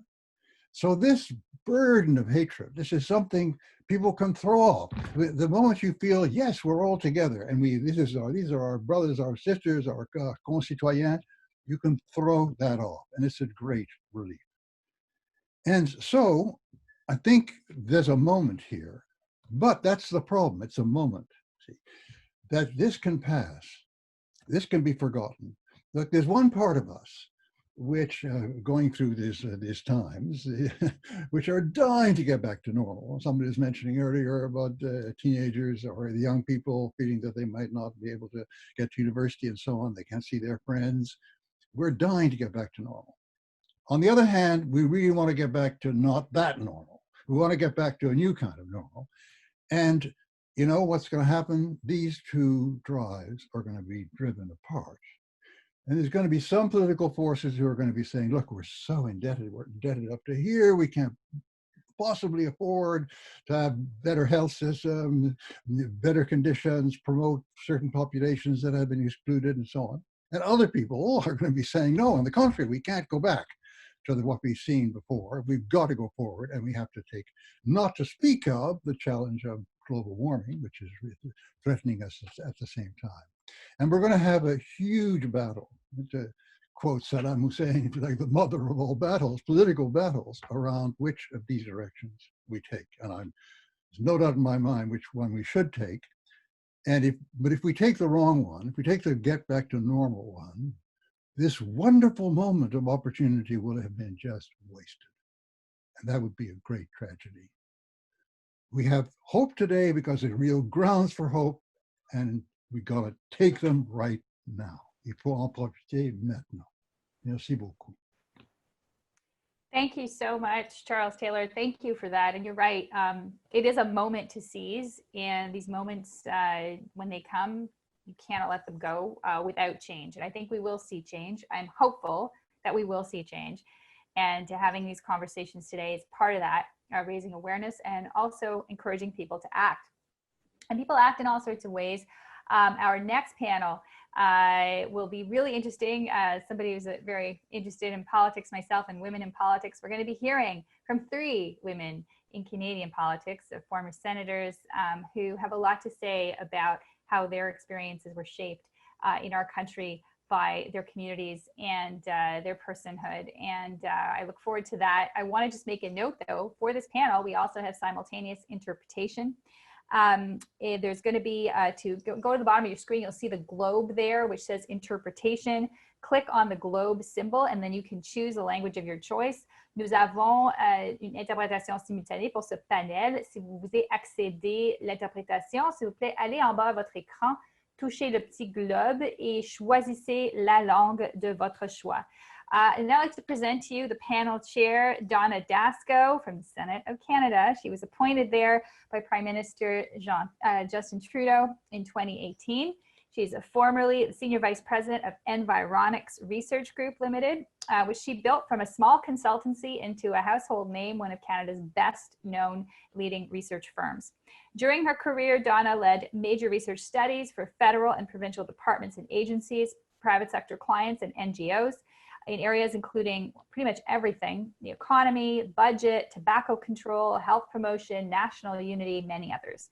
She was a leader in developing media-sponsored polling, including the Globe Environics poll and election special features for CBC. Donna a occupé de nombreux postes de leadership communautaire et sa passion pour la promotion des femmes dans la politique a guidé une grande partie de son plaidoyer. Elle est cofondatrice et ancienne présidente nationale de Equal Voice, qu'une de nos panélistes a mentionné, une organisation non partisane visant à élire plus de femmes au Canada. Elle siège actuellement au conseil d'administration du Fonds d'action et d'éducation juridique pour les femmes, connu comme LEAF en anglais, qui qui fait la promotion des droits à l'égalité des femmes. Et en 2015, elle a cofondé la campagne pour un Sénat égal au Canada, une initiative visant à promouvoir un Sénat égalitaire. Senator Dasko, over to you. And I'm hoping, I hear sound. Senator Dasko, do you have your video working? She's not on. Oh, she's not on. We're going to shift to perhaps Senator Wanda. Okay, so you know what? I will just ask as a word of introduction, Senator Wanda Thomas, Elaine Bernard. I see you in the corner there on my screen. I regret I don't have your bio in front of me. I feel really terrible because I know the introductions were supposed to be made by our chair. You are no stranger to everyone, of course, who's a fan of Canadian politics, a Canadian senator from African heritage. And I would like you, if you could introduce yourself for a couple of moments, my apologies again, and talk to us about the theme of this particular event, this particular section, which is basically sort of encouragement and I guess the strength you have found to overcome obstacles in your political career. Well, thank you. This is an unexpected outcome in terms of this afternoon. So, as you said, I'm a senator from East Preston, Nova Scotia. I was appointed to the Senate as part of the independent senators in 2016. I was appointed in November 2016. So that first group of senators who applied. I spent my career in social work. I've been a social worker now for over 45 years. I have a master's degree in social work from Dalhousie University and a PhD from the University of Sheffield in England. I spent about 27 years as a social work professor at Dalhousie before going to the Senate. And I also served as director of the School of Social Work at Dalhousie for 10 years. I'm only the third African Nova Scotian to be appointed to the Senate in the history of the Senate. Let that sink in. And the first African Nova Scotian woman to be appointed to the Senate. So when I think about representation of people of African descent in the Senate of Canada, I think that we have a lot of catching up to do. So I'm sorry this is not unfolding quite the way we anticipated. I was expecting my colleague, Senator Dick, to go first. And I don't know if Senator Dick is on the line or not. I am here, but for some reason the video stopped. I could see my picture before, but I don't see it now. Oh, okay. Senator Dick, do you want to introduce yourself then, please? Can you see me? No, we can't see you. We can hear you. We can't. Yes, we can hear you. If you could turn your video on. I put start video. Can you see me now? Yes, you press start video. We will hear you. It. Can you see me? No. Not yet. That's really weird because I did push start video. So we see your name. Sometimes, yes, I would encourage you, sometimes this happens if you want to click off and click back into the conversation. That sometimes happens if you want to rejoin the Zoom meeting. That happened to me earlier when we were doing our rehearsals. So even sort of technologically savvy people can have that happen. So exit and come back? I would exit and come back. And in the meantime, Senator Bernard, maybe we can just chat a little bit more about your experiences. As you said, you came from Nova Scotia, and Nova Scotia has a very rich tradition of Black history, but also a lot of difficulties that it has experienced in relationship and the relationship between people there, between the white community, between the community of Africville, for example. What reflections do you have growing up on how your community shaped you and the relationships that you had that helped you or that made you think about how you can overcome obstacles growing up? It's interesting that you should ask me to go back there, because that's exactly what I planned to do. When Senator Dasko asked us to speak on the topic, inspirational leaders overcoming personal odds. And when I talked with her, I jokingly said, you know, I'm really struggling because I'm not quite sure which personal odd I should share with you, because there have been so many. And as I thought about it, I decided that I would go back to my first awareness of racism, my first awareness and first real experience with not just understanding racism, but also being able to critically analyze it. And it's also the part of the journey that pushed me into social work, into social justice work, into activism. I was 12 years old. And in September of my year of being 12, about a week after my father was killed in a very tragic automobile accident, I went to an integrated high school for the first time. So up to that point, I was in a segregated elementary school in the segregated community in which I lived. And for the audience members who don't know, schools were legally segregated in Nova Scotia until 1954. But because of the geographic segregation, even though the legal segregation of schools and businesses was no longer, we still had de facto segregation. So I'd gone to a segregated school up to grade 7, and I was 12 years old. I was in grade 8. I'm going to this new high school, and I discover that I'm the only student of African descent in 8A. And in those days, this was 1965. In those days, streaming was very much in place in our school system. So the bright kids were in 8A, and then it went downhill from there. I was the only student of African descent in 8A. There were 2 African Nova Scotian students in 8B, maybe 5 or 6 in 8C, and then 8D and E, there were 5 grade 8 classes.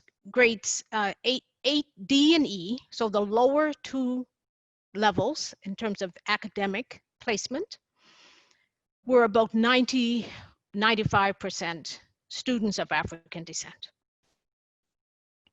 And I vividly recall the homeroom teacher saying to me, I think that your school made a mistake. You should not be in this class. And that was the beginning of me really experiencing and witnessing racism. And I don't think there was none of my white peers thought that I belonged there. But also my African Nova Scotian peers, my family members that had been in the segregated school with me up to that point, also questioned why I was in grade 8A. So when I think about overcoming personal adversity and personal odds, I can't think of those without thinking about the intersection of systemic racism, the intersection of structural oppression, the intersection of gender and race oppression, the intersection of gender, race, and class oppression. When I think about all of those things and all of the barriers that I've had to overcome just to be considered as part of the race, whatever the race might be, let alone to be seen as somewhat equal. It just has not been my experience. So it's been a constant struggle since the age of 12. I cannot imagine. My daughter is 11. I have to break in for a moment, Senator, because I cannot imagine how you must have been feeling as a child at that age. And to overcome that. Before I see Lillian, I want to ask you where you found the strength. So overlay that. And I have to also say, you have to overlay that with grief, because my father had been killed. My mother was 39 years old and widowed with 12 children. I was the middle of 12 children. The youngest was 18 months old, and the oldest was 18 years old, and I was 12.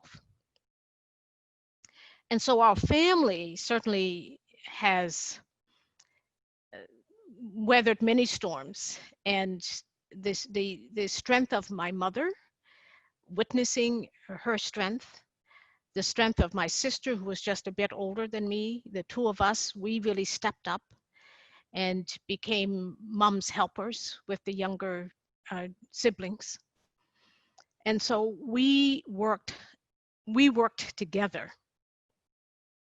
to try to make a difference. And I would say that that's when I realized that I wasn't in this fight for justice just for me. And I wasn't in the fight for justice just for my family. It was I recognized we were part of a much bigger struggle.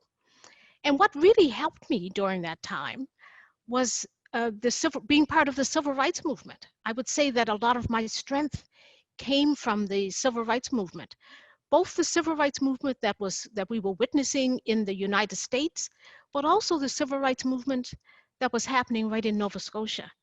So I would say that during my high school and then early university, I was being educated in two places. I was being educated in the public school system, but I was also being educated by some phenomenal civil rights leaders. And that's what helped me.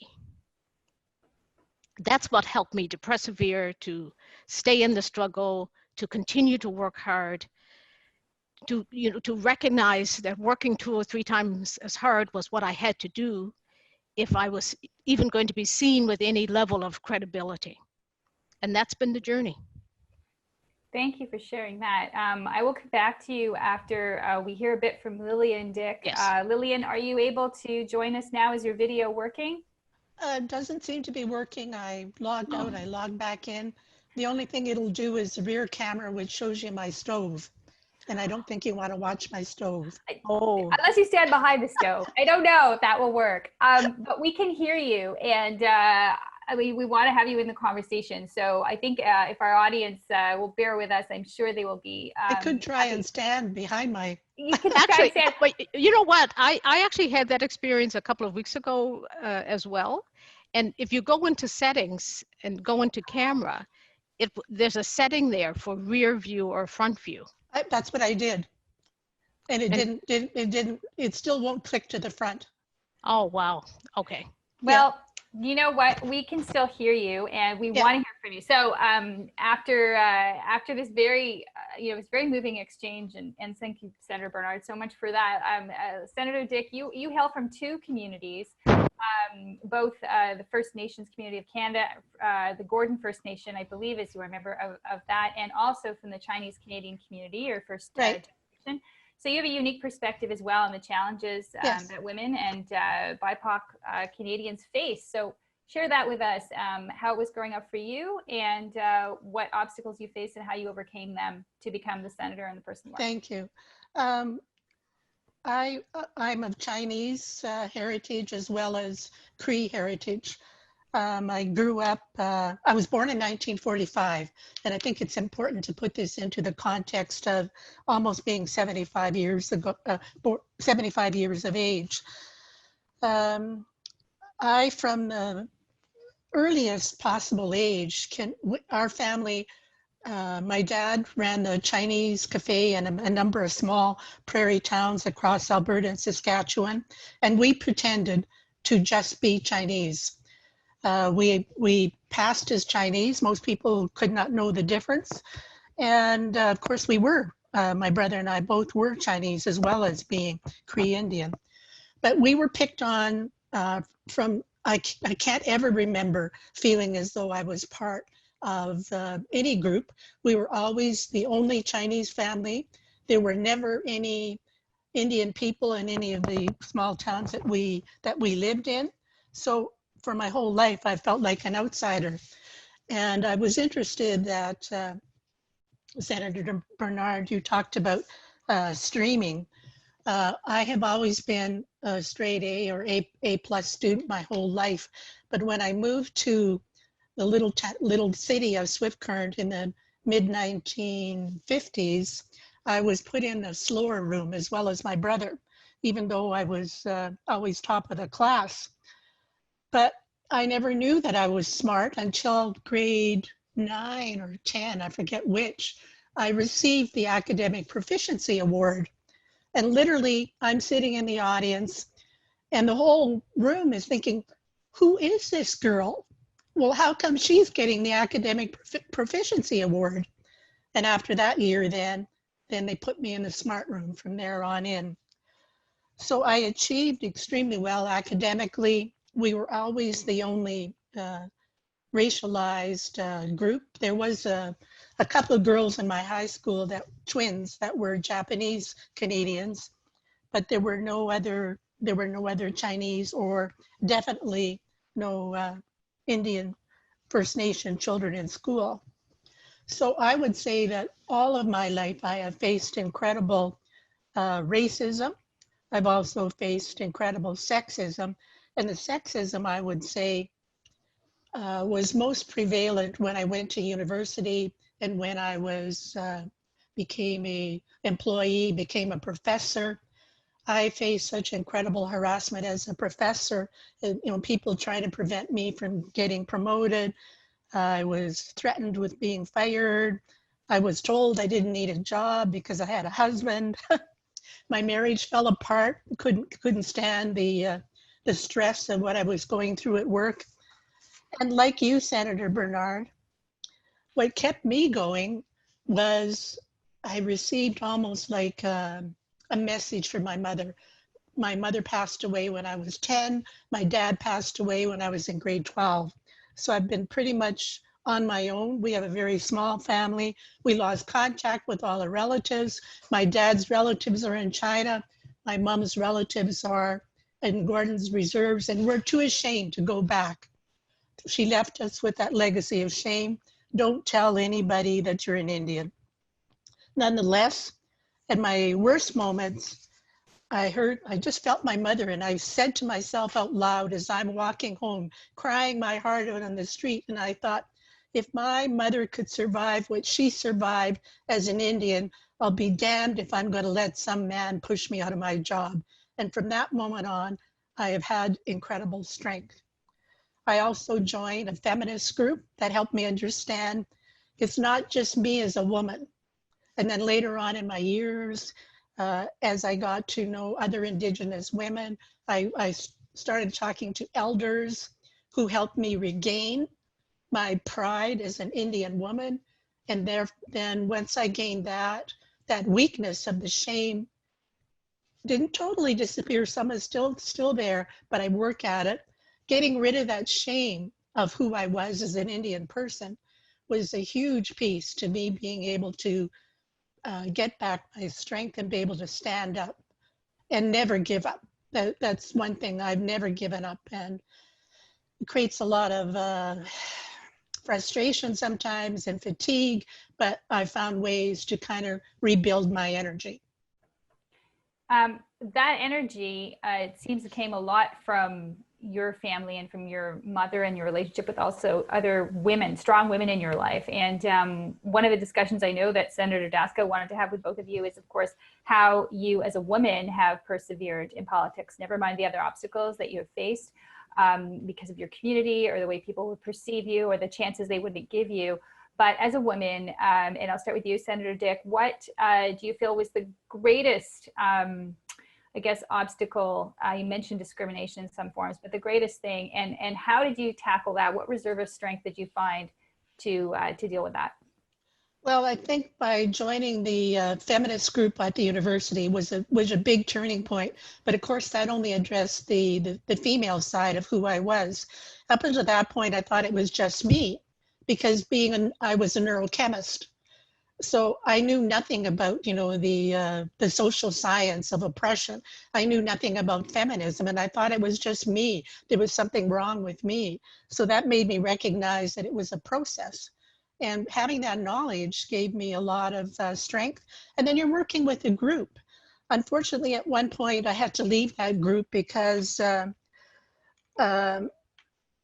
were colonial feminists, because they didn't understand the oppression due to race. And I began to feel like I was the only racialized person there. And I began to feel as though there was a little bit of exploitation there. So I left. And then I was very fortunate to meet a group of Indigenous women. And through those Indigenous women, I began to understand the oppression that comes with being a woman who's racialized, in particular Indigenous. And so I got to understand it, but I also, that feeling of bonding and feeling understood. And we also had a lot of humor, the ability to laugh. And that is one of the key features of Indigenous people, especially here in the prairies. We laugh a lot. To be able to laugh and get rid of that heavy energy out of my heart and out of my soul was so important. I think what's interesting too, you mentioned that you were a biochemist. The choices in our career also, of course, shape our experience. And Senator Bernard, I wanted to ask you what drew you to social work before you became a senator, of course. But what was there for you that you felt was either an opportunity or something that you felt you could contribute, fulfill yourself? What about that particular sphere do you think was attractive to you? I believe that what attracted me to social work was the notion of seeing social work and the potential for social change through social work. However, in studying social work, I quickly realized, I quickly came to know that much of social work was really about social control. And it was the early feminists who started challenging that, addressing those issues. But like Senator Dick, the feminist movement, I always felt that the feminist movement didn't quite speak to my reality either, because feminist meant white women. And intersectionality, issues of intersectionality weren't. So I think we're seeing your kitchen, Senator Dick. Yes, I'm playing with the button, sorry. I thought that was what that was. Work on the women have to get out of the kitchen. I love this is very ironic, but yeah.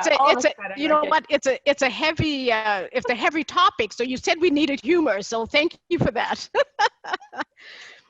So the feminist movement was really a white women's movement, and what really helped me was finding allies who could shake that up a little bit, who were looking at trying to see feminism from a different lens, trying to bring that intersectional lens into feminism. I remember reading the seminal work by Dr. Lina Dominelli, an Italian-Canadian who was in the UK. Her seminal work, feminist social work, and then anti-racist social work. And really bringing those two together was like a light bulb moment. And then I discovered Afrocentric social work and was like, oh, wow, this is really it. And I was a founding member of the Association of Black Social Workers. 4 of us, 4 women founded that organization because we were really unhappy with what we were seeing in terms of the provision of social services to Black Nova Scotians, and particularly Black children in the child welfare system. So we didn't have the 60 scoop like they had in the Indigenous communities, and we didn't have the residential schools like, you know, Senator Dick's ancestors did. But we had such entrenched racism and segregation and such racist stereotyping about families and about family life, and the placement of children, Black children. We discovered Black children were being placed in white foster homes where they were the only Black children in the home and the community, miles away from any other Black people, and experiencing such racism. So we were constantly trying to deal with those issues. So I, you know, to circle back to your question, I went into social work because I wanted to fight for justice and to fight for rights. And I felt that social work would be a space where I could do that. I didn't know at the time that I'd also have to fight for that space within social work. That is interesting. How do you feel today when you see the movements that are there, and movements, and also a lot of literature within social work examining the sort of intersectionality that you comment about, and how that has been taken forward? I think we're doing much, much better. But I also believe, though, that a lot of our theories are still theories that are on the margins. They're not mainstream theories. So Afrocentric theory, Indigenous theory, you know, they tend to be still on the margins. Disability theory, queer social work theory. Those theories are still not mainstreamed in social work, but it's getting better. It's certainly better than the field that I entered 45 years ago. But it's not where it needs to be. So it's not where it used to be, but it's not where it needs to be. But I see a fundamental commitment to moving forward together in a positive direction. And that's one of the things that I've always tried to do. I've tried to work within the institutions to try to bring about change. That change too, Senator Dick, I want to ask you about your experiences in STEM, because that's something that not simply necessarily from a racialized perspective, but also for women has been a career choice that's even today is more difficult than it is for men. And I'd like to get your experience on how you dealt with both of those obstacles within STEM itself. Oh, thank you. You know, when I look back at my career as a senator, I was appointed in 2005. I probably spent about 10 years talking about careers in science, technology, and engineering, trying to get more women into the field. And I chose to go into science, mostly under the influence of one of my teachers in high school. I had really good science teachers, and my brother. They all wanted me to go into chemistry, but I chose biochemistry because I wanted to work on living things. And I think like many women, I wanted to go into it to make a difference. And I was really naive, thinking that my gender wouldn't matter or my race wouldn't matter in science. But that was because I was naive. And my experience was that being a female was not the best.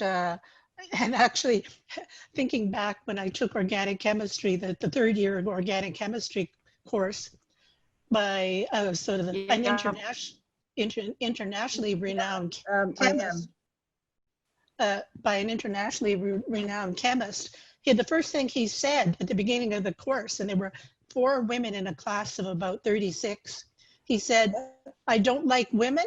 I don't think women belong in science. I don't like you being here," and he never spoke to us for the rest of the year. The main mode of teaching was to call you to the blackboard to outline chemical synthetic pathways. We never got called to the blackboard once. That was the most degrading, humiliating experience of my life. I didn't do that well in the class, partly because of that, and partly also because I was madly in love and wasn't able to concentrate on my studies. That's a better reason. Yes, yes. Yeah. But I did pass with a reasonable grade.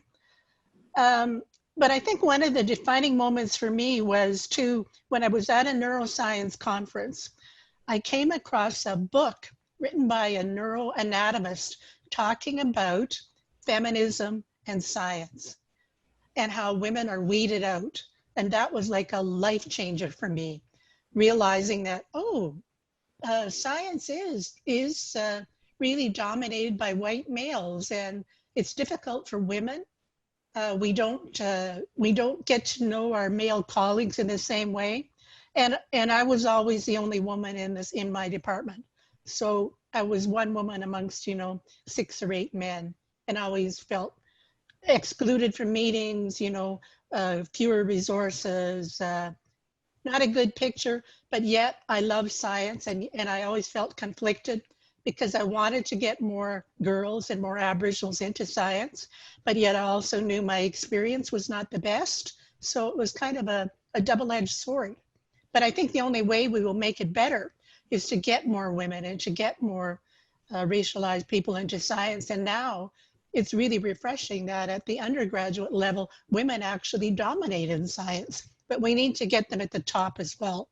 Yeah, they dominate in the legal profession too. I learned that after I finished law school. Certainly not when I was there, but they do now. Interesting too. It is changing. I know that Senator Dasko is there. I see now a sign saying her bandwidth is low. Donna, can you hear me?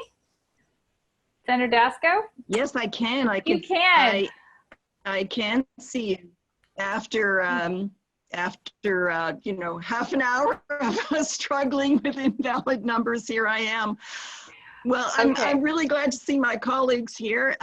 Tasha, you should stay in the call, because I heard only just a small part of the conversation. We've been having a great conversation. Anyway, I don't want to stop. I'd like to make a comment on something that was just said. So I'm saying it out loud, so I don't want to lose the thought. Go ahead. Go ahead, one. Is it okay? Okay. Senator. So Senator Dick and Tasha both said women are now dominating in science and women are dominating in law. And women have always dominated in social work. It's a female-dominated profession. But you look at who the leaders are in social work, nursing, teaching.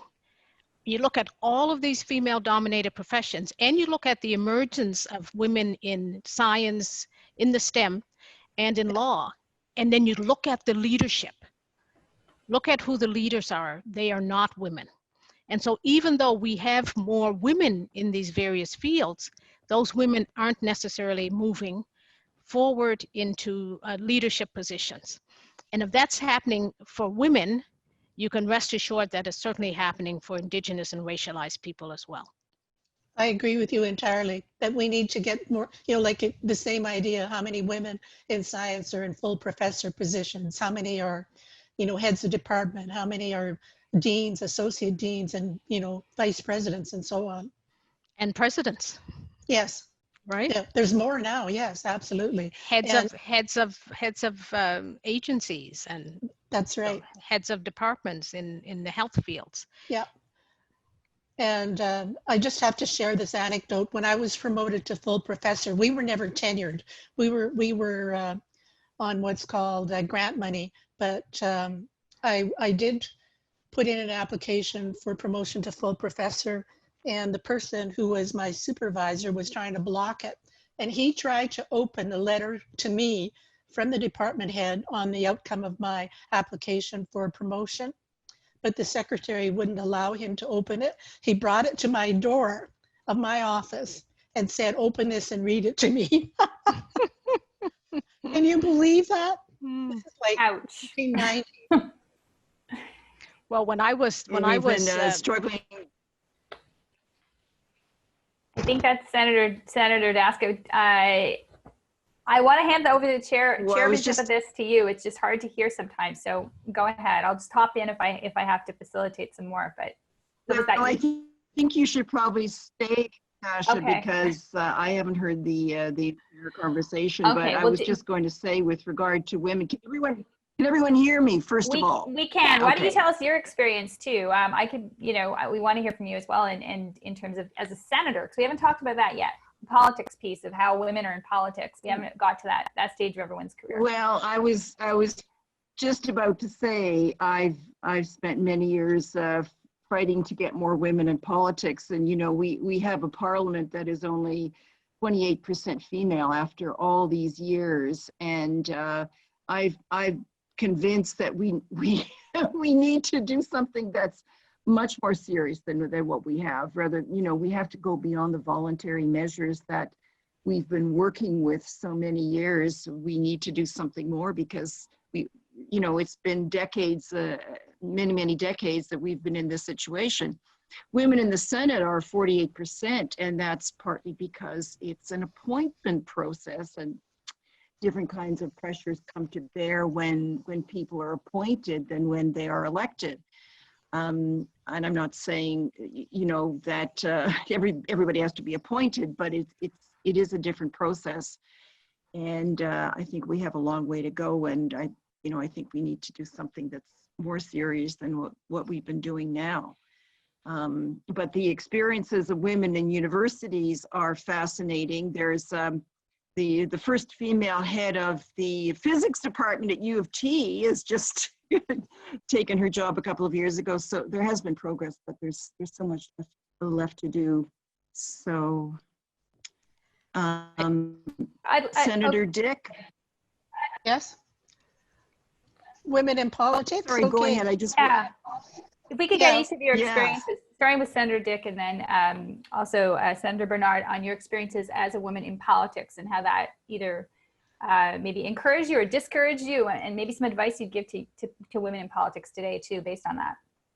Well, as a senator, I'm appointed, and I had no real interest in politics up until I was called to the Senate. Part of that is because growing up, of course, politics was something that we never discussed in our household because, of the racial background that we're at. It was kind of out beyond our control. But when I arrived in the Senate, I was very pleased that at that point in time, it was about 30% women. And that's the first time I've worked with so many women, and that was very refreshing. On a personal note, I have faced both sexism and racism maybe combined in the Senate, which kind of stunned me. It didn't happen until the last few years. Maybe it's because I've been more active. I do recall at one meeting where I was proposing amendments to a bill, I had one male senator go on and on and on and on about, I have never heard or seen such an amendment before. Oh, do you really know what you're proposing? And he went on and on. And I thought, why isn't the chair, cutting him off? There was no need for it. So afterwards, I went to him along with my assistant as a witness and said, I believe the way you treated me just now was unacceptable. It was extremely sexist, and don't ever do that to me again, or I'll lodge a complaint. I've had to do the same with a non-Indigenous female senator who I believe was threatening and almost threatening me. And I had to send her a letter saying, you're harassing me. This is totally unacceptable. Please desist or I'll lodge a complaint. And then I had the worst experience of my life when I was chair of the Aboriginal Peoples Committee. We were discussing the UN Declaration on the Rights of Indigenous People Committee. And the Conservative senators, as two or three of them, especially two of them, virtually ganged up on me and tried to demean and discredit me as a chair, tried to disrupt the meeting because they didn't want the bill to get through the committee. However, unbeknownst to them, I have faced harassment my whole life, so they weren't able to push me off my game. I was able to focus on the task ahead, and we accomplished the goal, which was to do the business at hand. So and then of course we have the Senator Bayak situation. So this whole thing is very timely because we're now talking about institutional racism, systemic racism that's in the Senate within the rules, whereby someone who, the senator who harasses me is protected by privilege, but I'm not protected by privilege as a victim of harassment. So the ruling was I couldn't lodge a complaint because he was protected by privilege. And so it's totally a ridiculous scenario. I don't believe that will last. I believe my colleagues, I'm retiring in a few months. I believe my colleagues, the vast majority of them, see that that's not a fair situation, and the rules will change so that we at least can call each other to account when it comes to unfair treatment. Nonetheless, I think that I've been incredibly privileged to have been in the Senate. And as an Indigenous woman, I've been able to do some quite remarkable things. So I really do want more Indigenous people in the Senate. And I'm very happy now that at this point in time, including myself, there's 12 Indigenous senators, which I think is fabulous.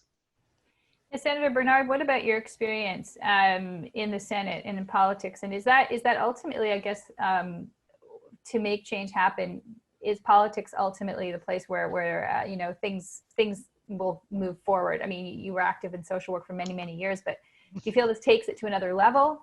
And for women, how is that? Well, I think it brings the issues that I've been working on for all these years, it brings them to a national stage, so to speak.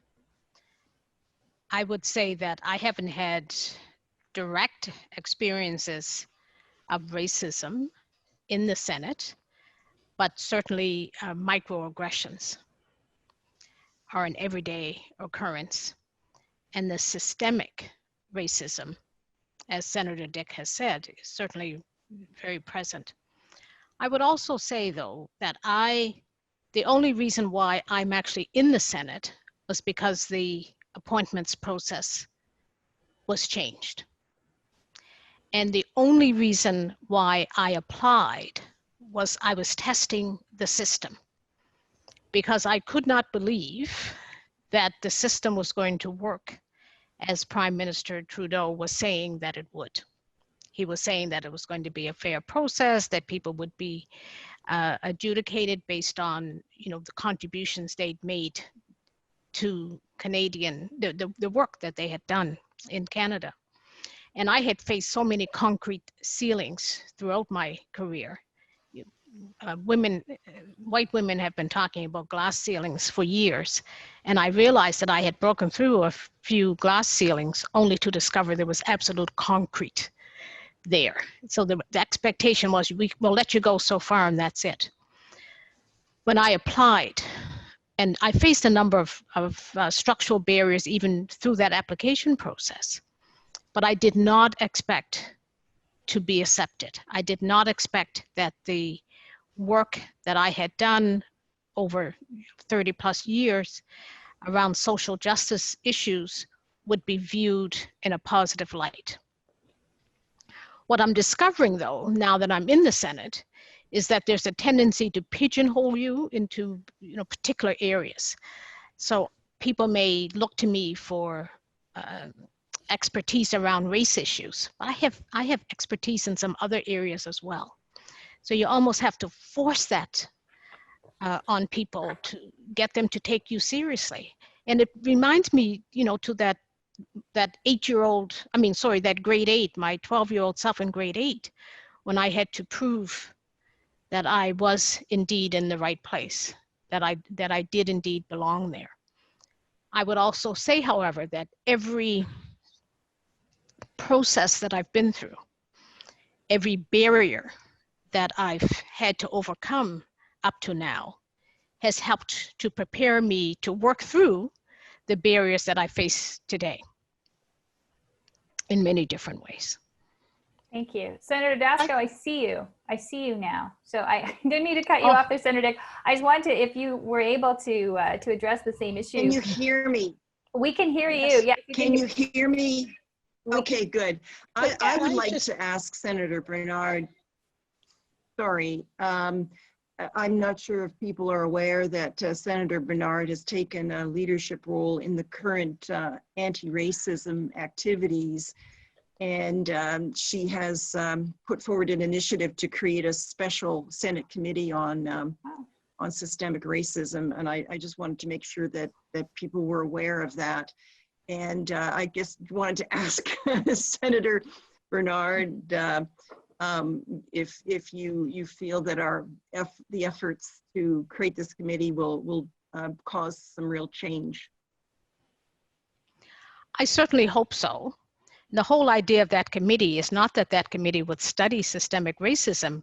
The focus of that committee is really to try to understand why all of the other studies that have been done, the reports that we have that have been tabled, even reports in the Senate, in the House of Commons, academic studies, recommendations. We have tons and tons of recommendations that have never been implemented. And when we have leaders in this country who are still saying that systemic racism doesn't exist, it makes me very, very worried, but also very hopeful that this study will shed light on the reality of systemic racism. My first attempt to bring more awareness about racism in the Senate was the inquiry I introduced back in 2018 on anti-Black racism.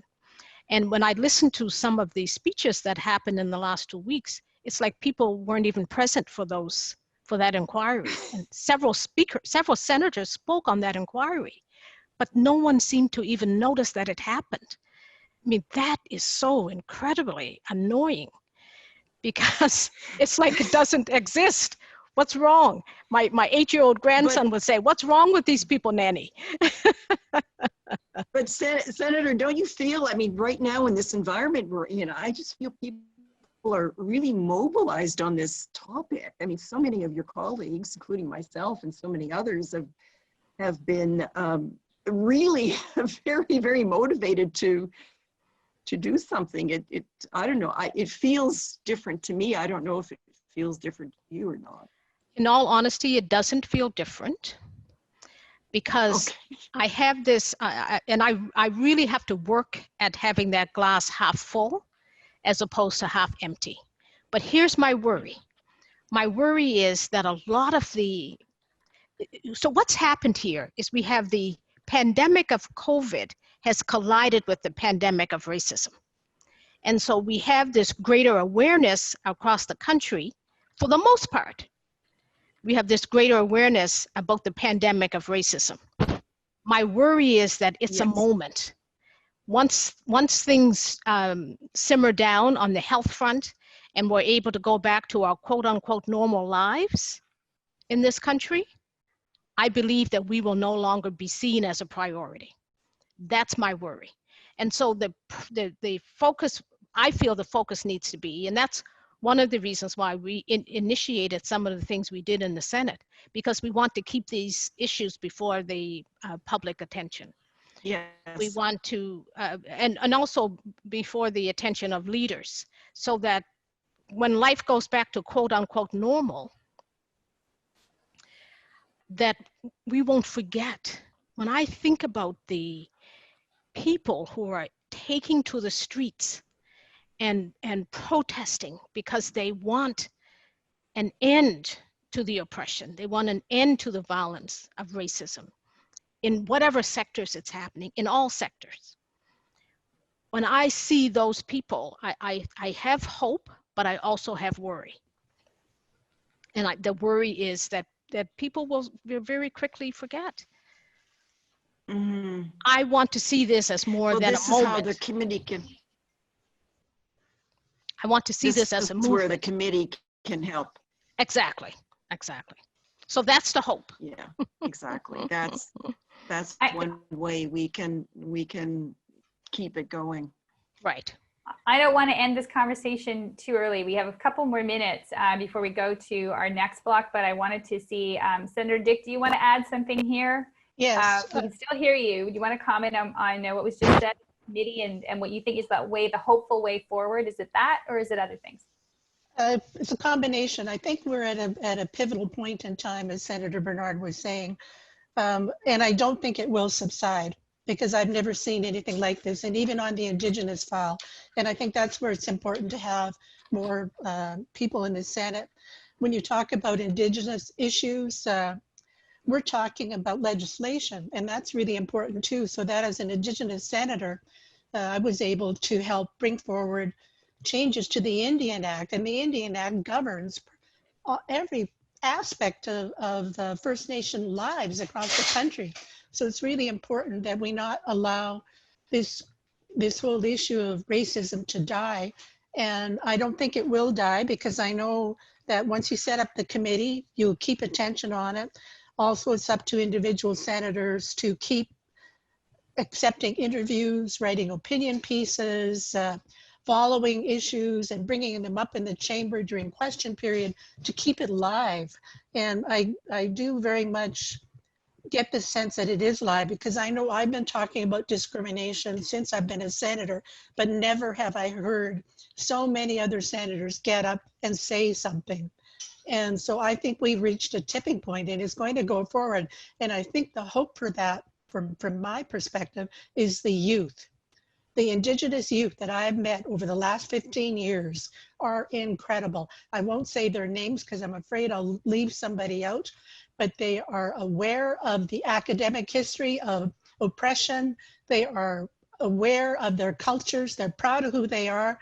They have the academic Western background, and they're not going to take it. They are going to be agents of change. And I have seen the change over the last 10 years, and I'll tell you, that gives me incredible hope.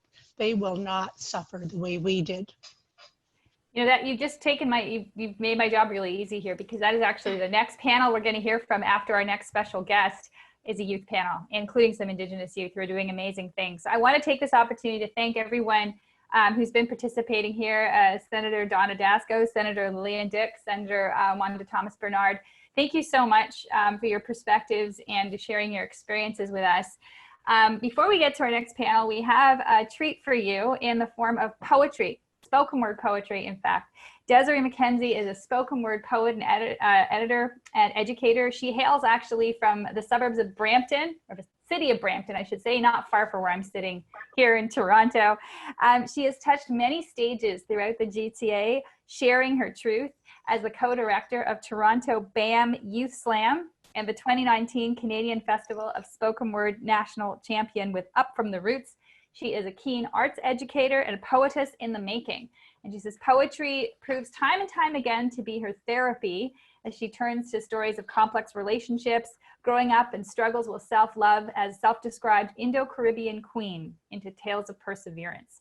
She has a deep passion for spreading the art form throughout her community and everywhere she goes. And so people can find a bit of their soul by sharing pieces of her heart and her poetry, and bring a little bit of peace of mind to the world. So please get ready for some wonderful words of wisdom from Desiree McKenzie. Hello, ACS. Thank you so much for having me. I'm so honored to be here, or to be in my photo booth app. At the moment, my name is Desiree McKenzie. I am a spoken word artist from Toronto. And I'm so excited to be here with you all, and especially in a time like this where we're not only going through a global health pandemic, but also a global racial pandemic as well. And I think it's so important that these conversations are being had, that are being facilitated. And much love to ACS for having me and inviting me to speak. So today I'm going to be reading a poem to you guys. It's called Fear Right. It's inspired by Patrick DeBellin's Fear Right challenge. He put out a poem called Fear Right where he talks about his fears, and he put out a challenge to everyone asking that they write about their own fears as well. And I did that too. And I think I was asked to kind of talk a little bit about how you know, you can push through adversity, especially in times like these. So one thing I've kind of gone to is I've actually looked at a lot of my fears and how that can shape the change I want to see in myself and the change I want to see in the world. I think there's a lot of power in being able to look directly at your fears and being like, okay, so this is what I have to change, and this is what I can change. So this is my Fear Right challenge. Since birth, I've had big chestnut eyes that always make me look like I'm scared, always stunned, bringing shame to any deer in the headlights. So being real, I'm terrified. Though I may seem like I have it together, these eyes never lie. And maybe my fight or flight just translates to hustle or die because I keep it moving. And just because I never look fear in the face, I keep my head on straight, doesn't mean it doesn't whisper in my ear, because my fears have grown from boogeymans to fear that I will never be able to afford therapy before I have kids. That I'll never massage out the kinks in my spine. Along with the arthritis, my genetics will probably already be leaving me behind. I'm afraid I'll never be certain that I've locked the door after I've left, when I've gotten into bed. That double and triple checking won't help me get a better rest. I fear I won't live up to my family's legacy, that I won't prove that what you love can be synonymous with what you have to do to get by. I'm afraid I won't look back on this poem and say, I wrote that lifetimes ago. See this poem like a home video. I'm afraid I won't turn intergenerational cycles into wealth, that I'll just keep talking about breaking them but not actually putting in the work myself. I'm afraid that I'm 25 and it's just a reminder that I've been alive. Like I've done this life thing about 25 times and mistakes aren't cute. I feel like doing better next time only works when you mess up the first time. I'm afraid I'll never be able to write just like me. Find my thing, my style, how to sound like myself. I fear I'll never recognize that maybe I've sounded like her already my whole life. I fear I'll never feel like I'm enough. Never see myself as a glass half full rather than a glass half full enough. I fear black and brown beauty will never be seen as essential. Fear I'll never see girls that look like me on TV showing my potential. I fear Black Lives Matter will always be up for debate. The next time my boyfriend gets pulled over could decide his fate. I'm afraid I'll never fully process the past. And in doing so, I won't let the future buffer. I'm afraid I'll be content moving forward with a healed over scar, but what does it mean if it's healed over, but it still causes pain on the inside? So I fear I'll never get adjusted to living with fear. Like it's the neighbor across the fence, just on another episode of Home Improvement. I don't know. Because I guess even the brightest of eyes have a dark side. No wonder I have dark circles underneath mine, because sunshine has to cast a shadow somewhere, right? So my eyes will stay big and bright for when fear gets the best of me, because my poetry will always be written proof of the rest of me. Thank you so much. Once again, my name is Desiree McKenzie. You can follow me on Instagram at Desiree McKenzie. So yeah, thank you so much, ACS, for having me. I hope you all enjoy the rest of the conference, the rest of the speakers. And I hope to see you all in person soon, sending so much love and light in this time. Thank you. Merci beaucoup, Desiree. That was really great. Wonderful. So it's now time for our next panel, our final panel, but I would say probably one of the most important ones of the day. It's the youth. Our youth are literally our hope for the future, and we have some incredible voices to hear from this afternoon who are changing our country, and they're changing our country for the better. I know you'll have questions for them, so let me remind you to please enter your questions for panelists in the Q&A function at the bottom of your screen. Je sais que vous aurez beaucoup de questions à leur poser, alors laissez-moi vous rappeler de bien vouloir saisir vos questions pour les panélistes dans la fonction Q&A au bas de votre écran. We also want to get this event trending on social media, so be sure to use the hashtag #HopeOverAdversity in all your posts about today's event. Please welcome the chair for our next panel, Deborah Morrison.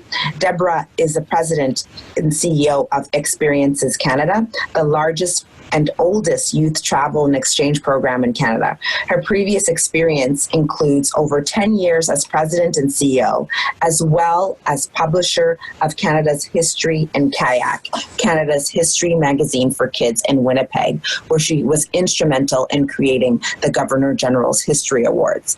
Auparavant, Deborah a été directrice des opérations de la Fondation Historica du Canada entre 1999 et 2002. Elle a également présidé le comité d'examen des programmes du Conseil consultatif des subventions du patrimoine du Manitoba, a été juré pour la Société de développement de l'industrie des médias de l'Ontario et siège actuellement au conseil d'administration de l'Alliance nationale pour les enfants et les jeunes depuis 2015. Deborah, over to you. Thank you very much. Just before I begin, I just want to give some snaps to Desiree. That was an amazing piece of poetry, and it really speaks to this generation. There is so much anxiety, economic anxiety, environmental anxiety, now pandemic anxiety, and their youth as they go into an uncertain world. I am super impressed always with their creativity and their resilience. Et c'est pourquoi c'est vraiment un plaisir d'être ici aujourd'hui, de présenter 5 jeunes Canadiens remarquables. C'est toujours mieux de laisser le dernier mot concernant les espoirs des Canadiens à nos jeunes. Who better to close out a virtual conference on stories of hope for Canada than those who will be leading the next generation? So let's get right to it. In order to ensure that all of our speakers have enough time to tell you about their incredible projects, I will introduce each one and invite them to speak for 5 minutes. Following the remarks, we'll have plenty of time for questions that you can ask of one of them or all of them if you wish. The first person to present, I think, will be a real pleasure for Senator Dick. It's my pleasure to introduce Tessa Erickson. She's 18 years old. She is a STEM student. She is Indigenous and a language revitalizer. Nakadizi First Nation in BC is where she's from. Tessa learned about the long-term effects of residential schools, namely how her family members were forbidden to speak Dake, which led to the decline in her community of who can speak it. Deciding that things needed to change, Tessa applied and received a $50,000 grant to produce a new language teaching app and to create a summer camp for youth to learn Dake from the elders and other trained speakers. So Tessa, why don't you tell us a little bit more about your story? Hadi, Tessa Lasuzi, Inkas Dakas Kana. Hi, I'm Tessa, and I'm a Dakas speaker. So when I was 15, my dad came to me with a proposal from the band asking how we could revitalize Dakas in a meaningful way, and I came up with the idea of a language app because I'd been learning French on Duolingo, and it really helped me out just before high school when grade 8 French is mandatory here in BC, and I thought we could do something similar with Dakas. So that's where that idea came from. And I really enjoyed my time at summer camp that summer 2017. So I was like, oh, why don't we incorporate something fun into this to help the youth learn a language? So we also came up with the idea of a language immersion summer camp for Dakas. And little did I know, my dad had drafted these ideas into a proposal and submitted them to the band. And he came to me a couple weeks later with a letter, and I opened it, and inside they're like, "Dear Tessa, your project had been approved for $50,000. And I was like, "What do you mean my project?" I turned to my dad and I was like, like, this is happening? Like, just surprised and shocked and grateful that my band had picked the project out of several that had been submitted. And since then, we've been working on getting everything on the ground, and I started to learn how to code in Java originally, and then I realized that this was such an incredibly large project that I needed a lot of help and support. So I reached out to my cousin Jessica, and she got me in touch with a developer from Victoria. And he's been working with us ever since, I think, 2018, 2019. And we now have a working prototype of the app, and we're working on beta testing and populating the app with vocabulary right now. And we were supposed to run our first summer camp this summer, but with the COVID-19 pandemic, we have to take a step back and reevaluate how we want to run things, if we want to do a virtual camp or just have social distance measures in place so that everybody's safe. My role at the moment is more with the language team and populating the app with vocabulary. I'm hoping to learn more code so that I can expand my role in the project, but I mostly work with the language team and as an advocate for the project. So, let's see. I also want to acknowledge like my supports on the way. Obviously my dad, who had enough faith in me to trust me with this project, as well as Jessica and Shauna Hess, who are my leads on the project, who help guide me and steer me in the right direction on how we want to run this project, as well as like my school and community, who have been with me every step of the way, supporting me even when I was like missing school for conferences and just meetings on the project, and they were always there for me. But yeah, yeah. That's great. So thank you so much for sharing that. I know that I promised I was going to move through all the speakers really quickly, but I just thought I'd ask you one quick question, because although parents are always involved in the work of their children and are always our greatest cheerleaders, there's a real special motivation behind this project and your dad. Can you tell us a little bit about that? Yeah, so my dad is the hereditary chief of Nackasley, well, one of the hereditary chiefs of Nackasley, and language had always been important to us, but we never personally could speak it. My dad had never grown up with it. He knew like small bits and pieces of the language that he'd just picked up from hearing people speak it around him, but had never been taught the language himself. And we really thought that it was important to us that we bring it back. And I can't even describe how much support I get from my dad in particular. Yeah. Thank you so much. So we'll have a few more questions for you a little later, but right now I'd like to move to our next speaker, Emma Lim. Emma is 19 years old, and she's an environmental activist from London, Ontario, but she is currently a first-year student at McGill studying marine biology. Emma is the product of her bicultural upbringing, influenced by her father from Hong Kong and her Anishinaabe mother. She has we've asked her here because of her involvement in climate change, and she tells me that she has been on the front lines of climate change protests since she was a baby. She was one of the first Canadian youth to organize a climate strike in her high school in London, and then again has appeared most recently on the front line of the Montreal strike with Greta Thunberg that drew over 500,000 attendees. Emma, over to you. Hi, everyone. Just making sure, can everyone hear me? Yes, yes. Okay.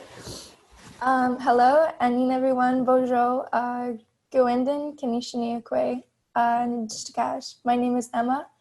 I'm a climate activist and the founder of the No Future Pledge, which was a pledge not to have children until our government starts taking the climate crisis seriously.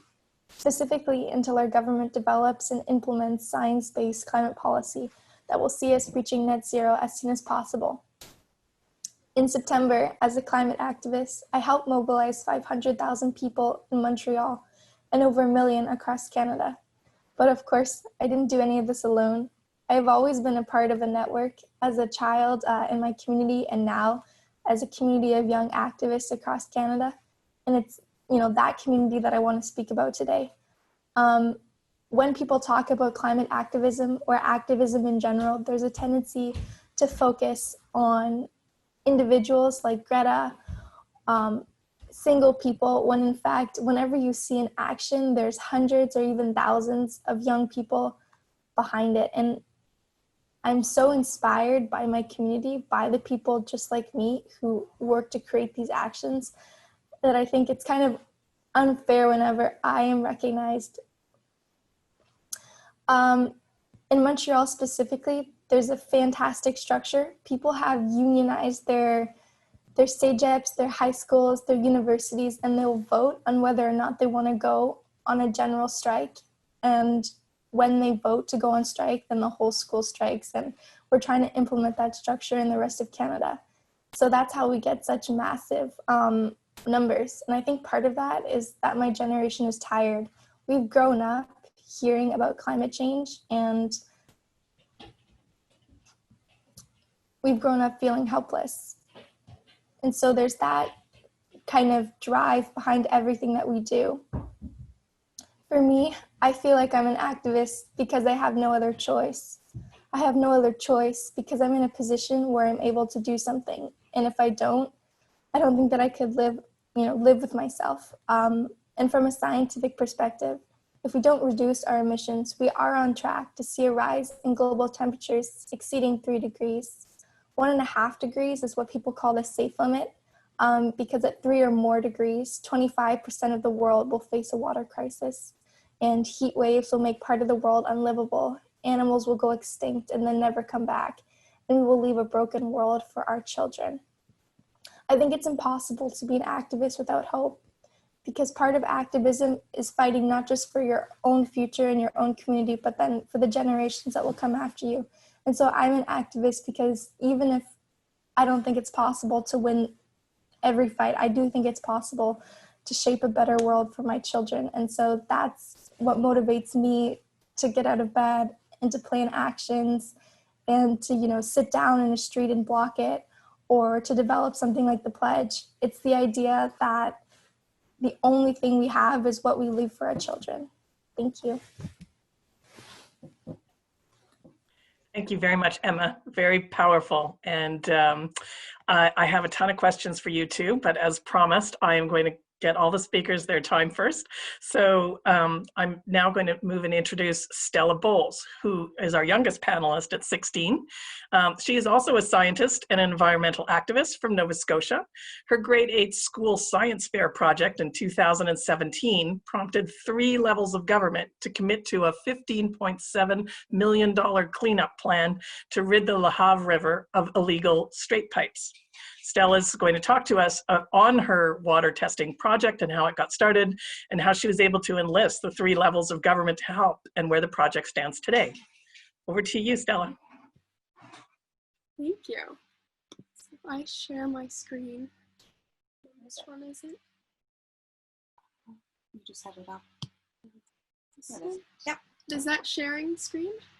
There should be a green share screen at the bottom, a little icon. We're still just seeing you on camera. Try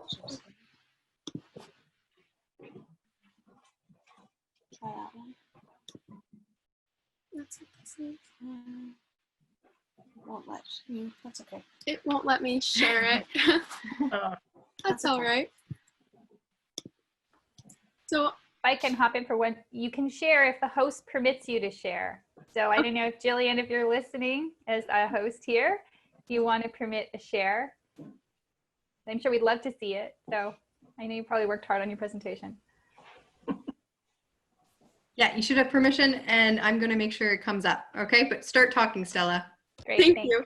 So my story starts in the fall of 2015.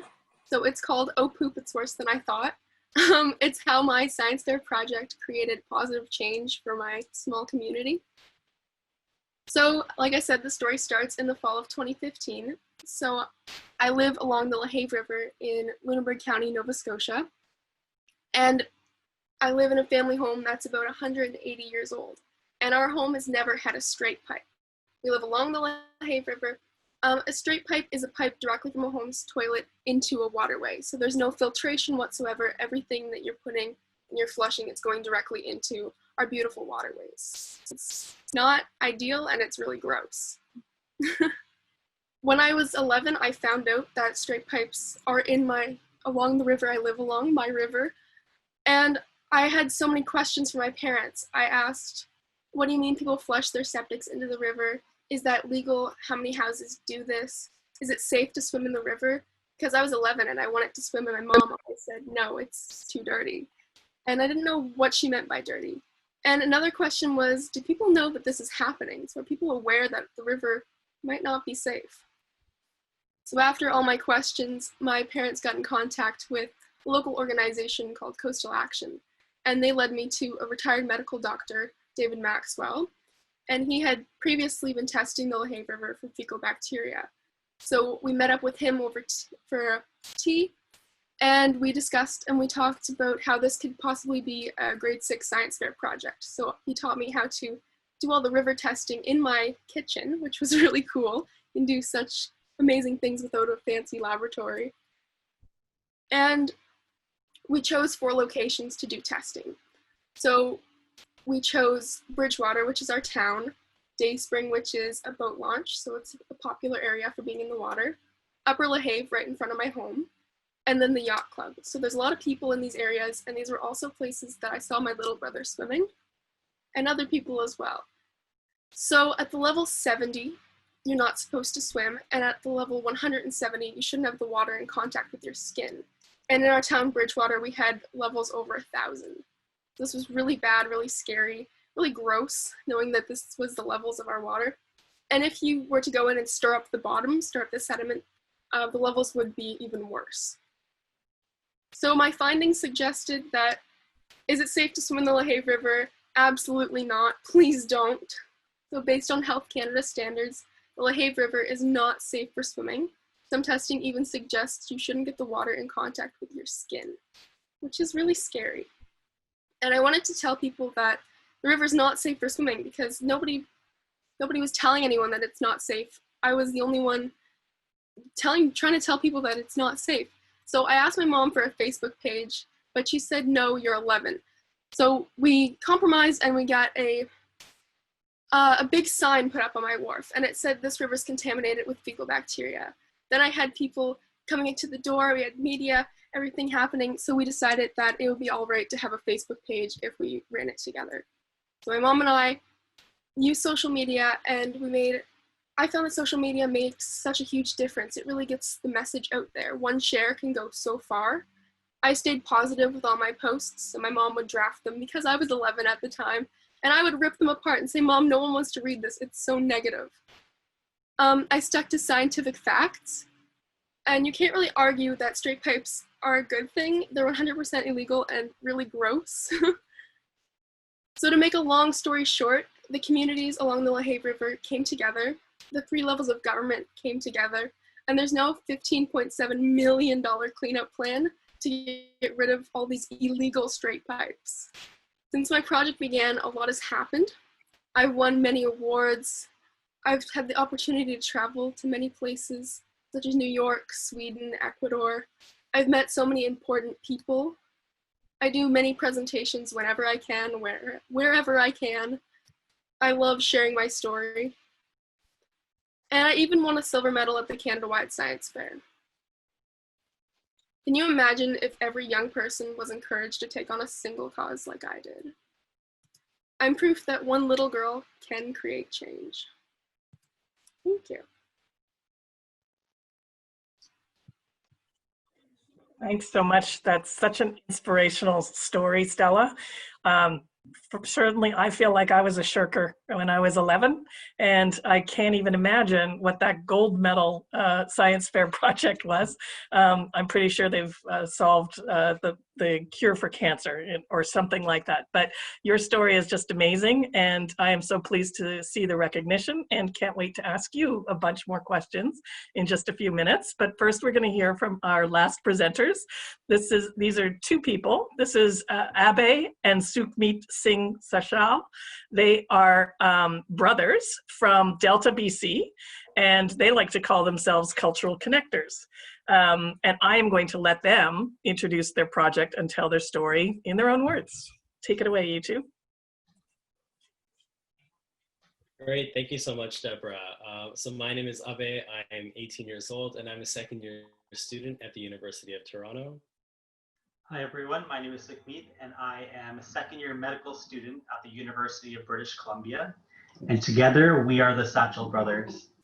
And as brothers, our Canadian journey started in 2002 when we immigrated from India to Canada when Abe was just 1 year old and I was 7 years old.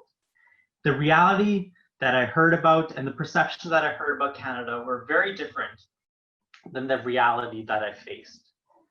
I came to Canada thinking it would be a very accepting place, full of diversity. However, it was the opposite of what I experienced.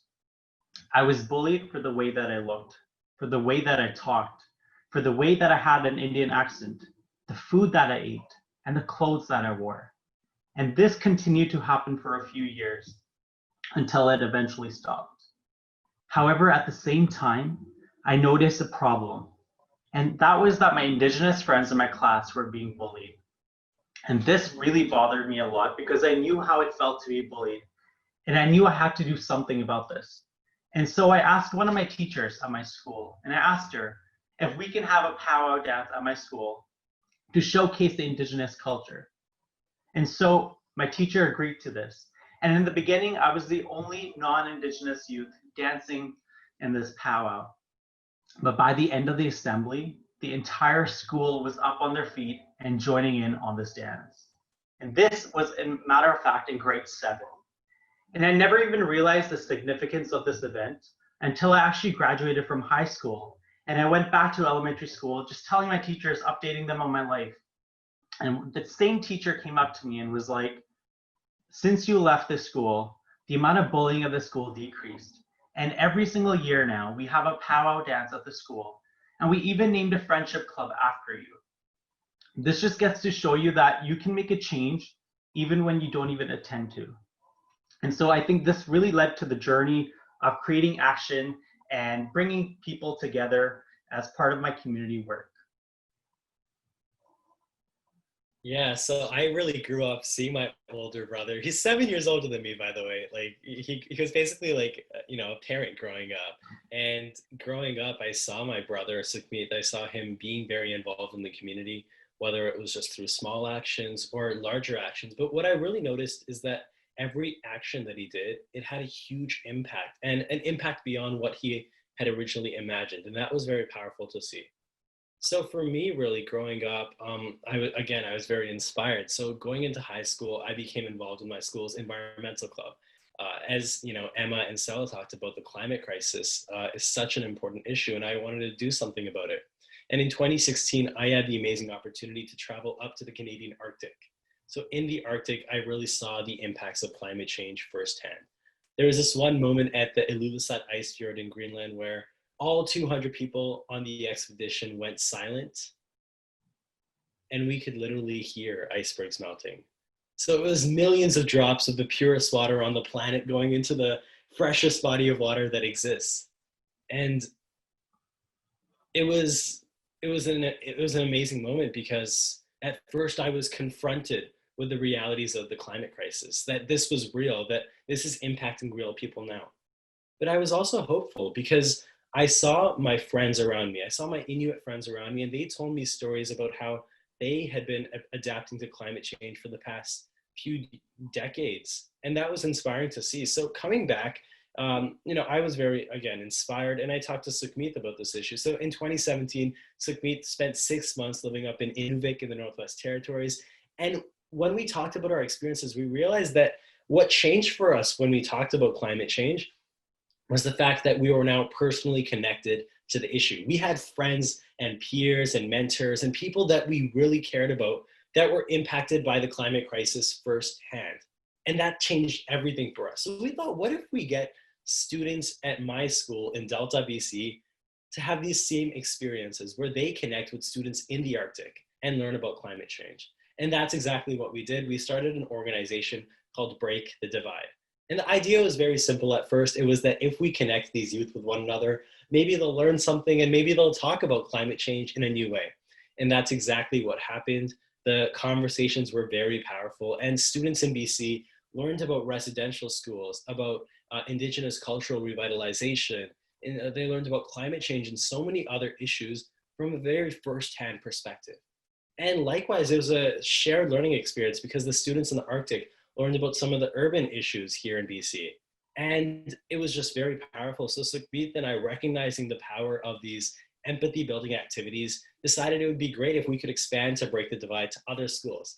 So this past summer during the pandemic, we've been talking to youth in Siberia, where we've been talking about how, you know, this pandemic is impacting us differently. We're talking to students in Bolivia, where there's actually not that many cases compared to Canada, and students in different locations. We've talked to kids in Cape Town, South Africa, about water issues. And really the essence of this all is that if we foster empathy, if we begin to talk to one another and learn about one another and our problems in our communities, and we work together to solve these community issues, then we can really break down racial, social, and geographic barriers in society.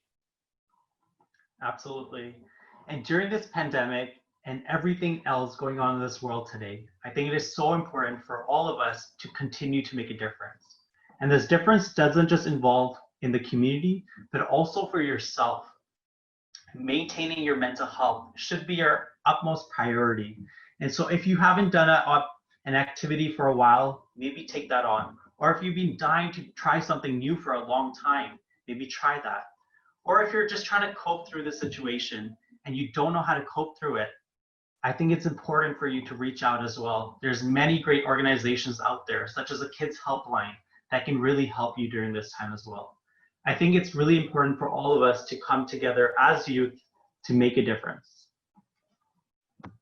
Absolutely. And at this moment in time where we recognize the intersections of the pandemic, the climate crisis, systemic racism, mental health issues, and the need for reconciliation in Canada, Sukhmeet and I, we want you to be optimistic, to have hope, and to work hard to create the future that you want to see.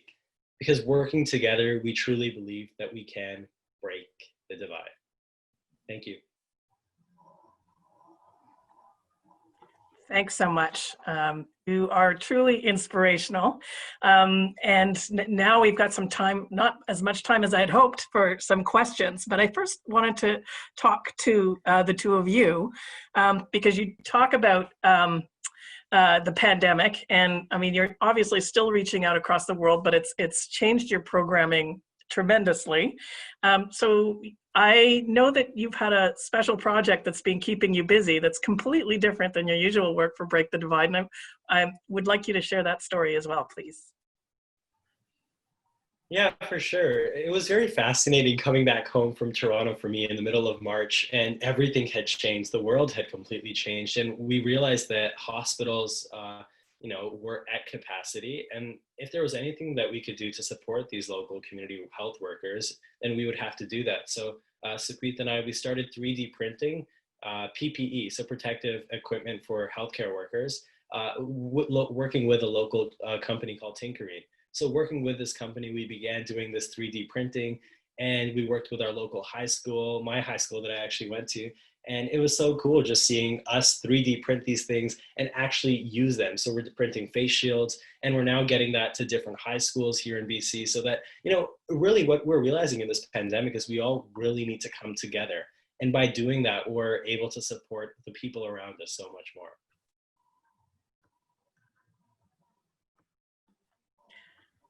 Great, thanks so much. Now getting back to what I find really interesting about this whole panel is, as you mentioned yourself, Abe, the intersection of all of these issues and all of these things, these problems that all of you collectively are trying to resolve. So in your view, what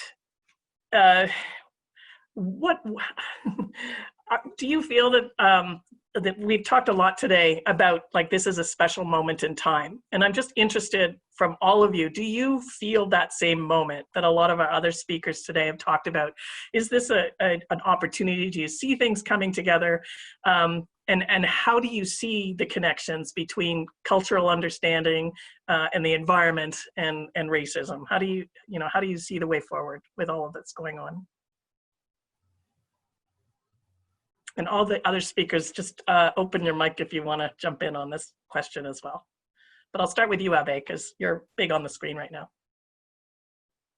Yeah, you know, I really think this is a special time, as you've talked about, right? We look at everyone and youth mobilizing, not only in Canada, but around the world, people coming together. I think this is an opportunity for us to change our ways and to do better. As Canadians, we ought to do better, and we ought to focus on the future that is possible and really listening to different groups that have been most affected by this pandemic. So we're talking about people that have been disproportionately impacted, racialized communities, marginalized communities, and understanding those perspectives and using those viewpoints and working with those people to create change. I think if we work together and get the most vulnerable viewpoints, center stage and really at a priority, we can get past this pandemic and all the other intersections that we're seeing in the world so much better. And, I talk about this a lot. I'm studying global health. Sukhmeet's done a master in public health. And what we find is when we look at something like the climate crisis, it's absolutely a public health issue because much like the pandemic, we need to prepare for it in advance. And if we do that, we can better address the effects of the climate change that we're going to see. So again, you've talked about this and we've all really discussed this. It's very intersectional and it involves a lot of people coming together. Great. Emma, I saw that you wanted to jump in on this. Yeah, I just thought that your point of like this being a special time was interesting. So I grew up with like the prophecy of the 7 fires prophecy. And, I've heard people say that we are in prophecy times. And of course I can't speak on that. I'm not an expert or anything, but it does really feel like things are crazy. And I remember I asked some older like veteran activists, have things always felt this crazy? Because to me, of course, like planning 3 massive strikes in a year, like having all of these crazy things happening, it feels insane. But that's because I'm like 19. I haven't really, my life has been pretty boring. Well, and what they said actually is that no, like now things really do feel crazier than they've ever felt before. And especially like hearing that from people who've lived through like, the Cold War and stuff, like things that I think are objectively really crazy, is shocking to me. But also I think that like we kind of have this trend of like with every generation that passes, like people don't forget what happened in the past. They grow and they learn and they want to right past wrongs and they want to make a better world. And so I think that my generation especially, we are really willing to put in the work to make things change. And I think these are special times because for the first time, a lot of us are able to make that change and to mobilize and to develop awesome programs. And we're seeing the effects of that in the world. Thanks very much. Stella, do you want to add something to this?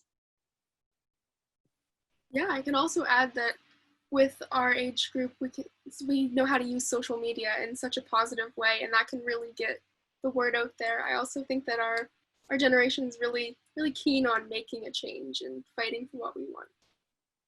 Excellent. And what about you, Tessa? Yeah, I think that these times really shed a light on different issues that we're having, and I really hope that we can all come together as Canadians and fix these issues for like a brighter future for everyone involved. And yeah. Excellent.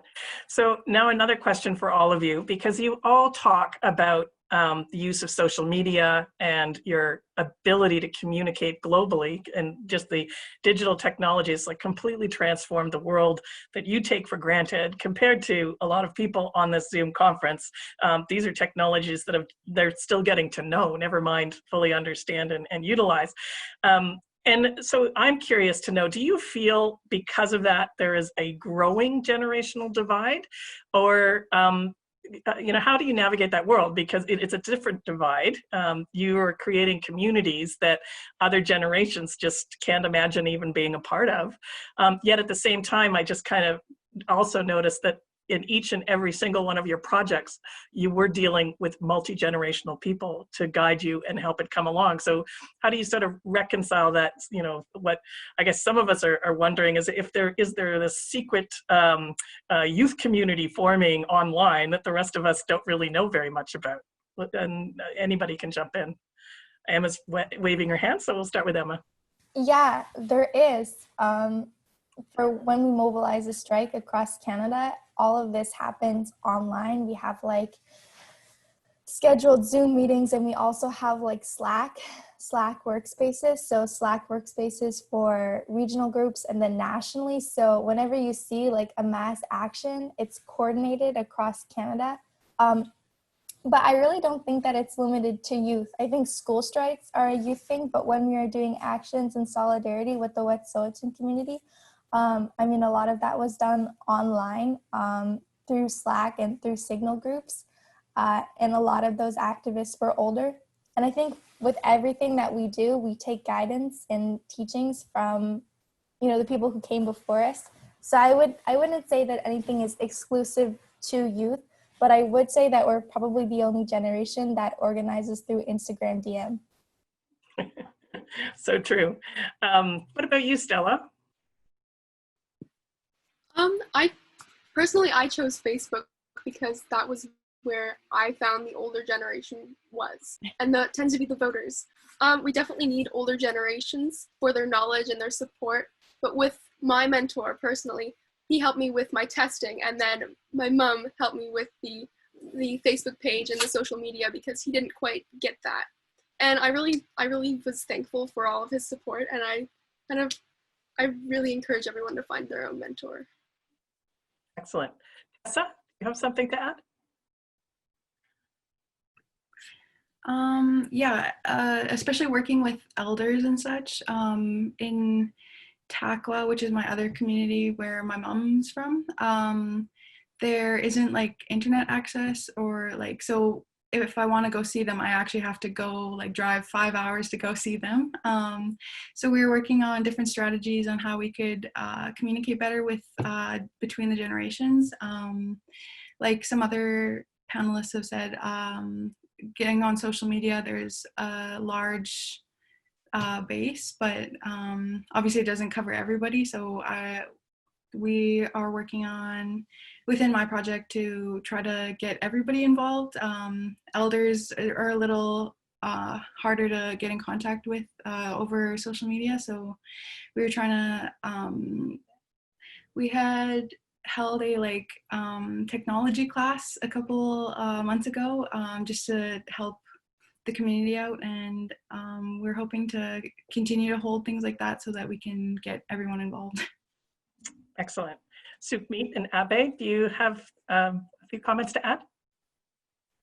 Yeah, it's funny you talked about the age difference. I remember when my grandpa, he was 94 years old, randomly added me on Facebook one day and started messaging me. I'm like, what?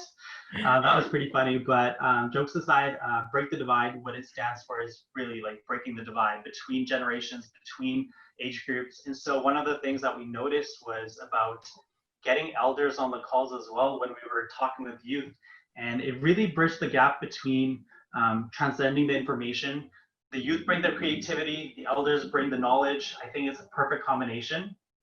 And so continuing to use social media to foster this so that we don't lose the information and the value that elders bring into our lives, whereas we can also bring the youth aspect as well. I think social media really does that in a very succinct and easy way.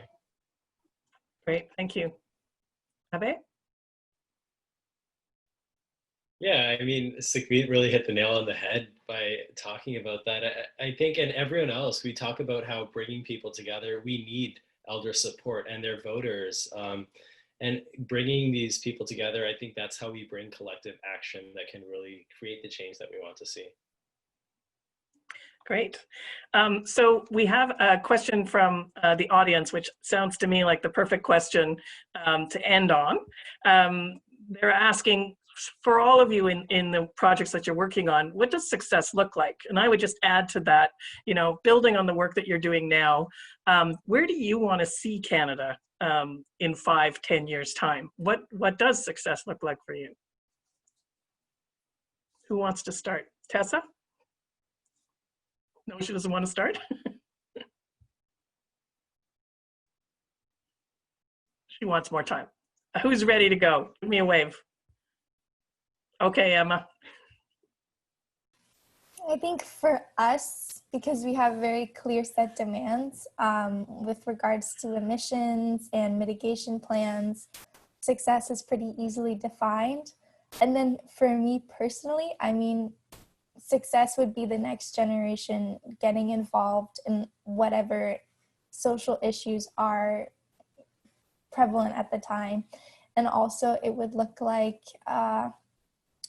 justice for communities impacted by climate change, for communities impacted by, extraction projects, such as like home community of Chippewa of the Thames, where we have the Enbridge Line 9 pipeline. And then also, I would like to see some land back. Thank you. Okay, Abe or Sukhmeet?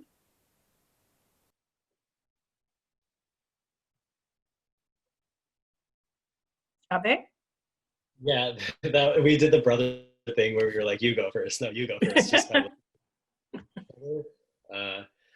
I think success for me personally, what I want to see, and this ties into your second question about the future of Canada, is really a more connected society. As Canadians, understanding that we're in this together. And when we talk about empathy and coming together, it really means being able to understand the issues that other people are facing and going beyond your immediate self. Again, we're recognizing how important that is during this pandemic and the intersections of the other crises that we're experiencing.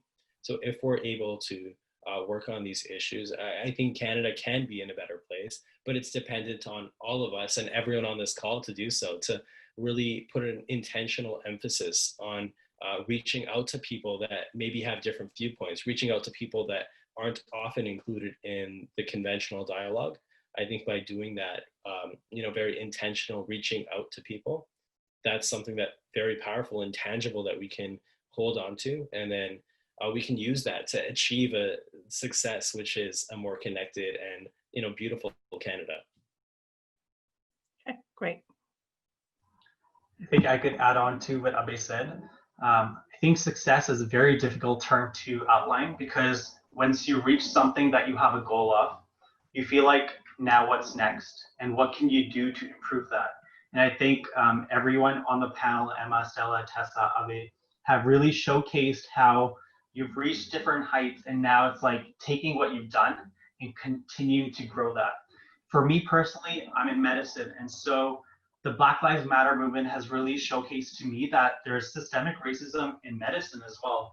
And when we learn about medicine, we learn about how the textbooks that we learn in are only white images, whereas the different skin colors are not really portrayed, for instance. And so it's looking at these different things and seeing how can we as individuals advocate for change. And for the future of Canada, I think it's continuing to advocate for youth mental health, continuing to advocate for more diversity, and continuing to advocate for inclusiveness, so that as Canadians, we can all come together. We all have different opinions, which I think is the beauty of Canada. And it's about bringing us all together and having those important conversations that might be difficult to have, but really taking the time to understand them. And I think Canada, with these amazing youth on the panel, will continue to do that. Thanks so much. Stella, I'm going to call on you next and give Tessa the last word. So.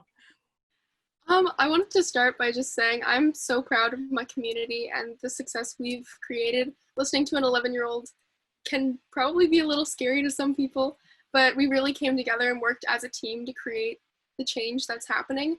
Every time I drive to town or we go along the river, we see big septic tanks on people's lawns, and that means that that's one less illegal pipe going into our river. That's the change we needed to happen, and it's happening. It's so exciting. I really want more youth to become more passionate about things they believe in. I think that would be success in the future, to really encourage more youth to take on causes they believe in and encourage them to do so.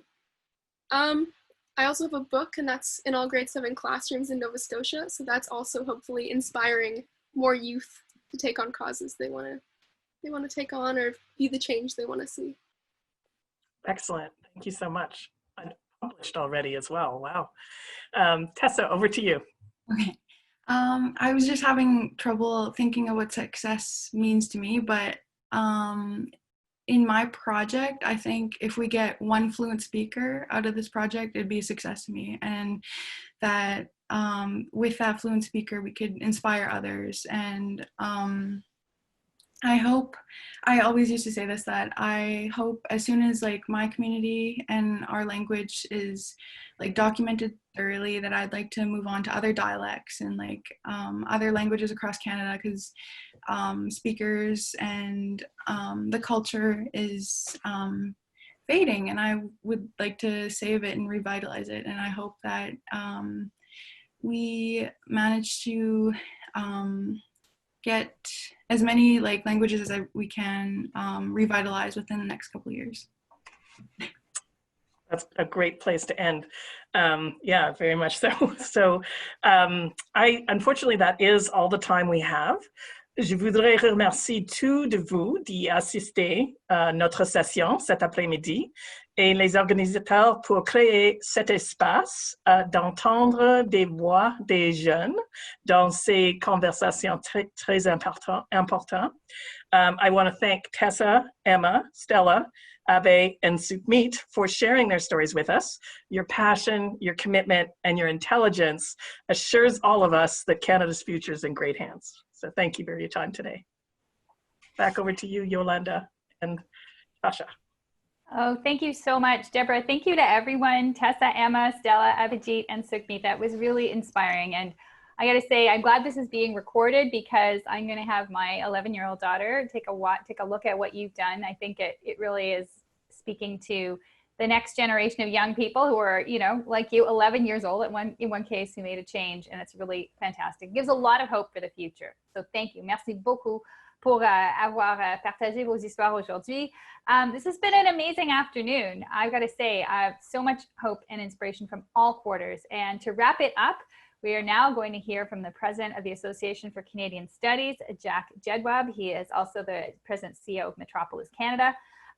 Jack has a PhD in Canadian history from Concordia University. He's taught at the UQAM in Montreal and McGill. Il contribue régulièrement à des essais de livres, de revues, de journaux, rédige des publications et sur des questions d'immigration et multiculturalisme, et a été une inspiration et un fondateur du projet de recherche COVID-19, the COVID-19 Social Impacts Network, which has been very instrumental in gathering a lot of data through this pandemic and hosting some great events in addition to the one hosted today by ACS.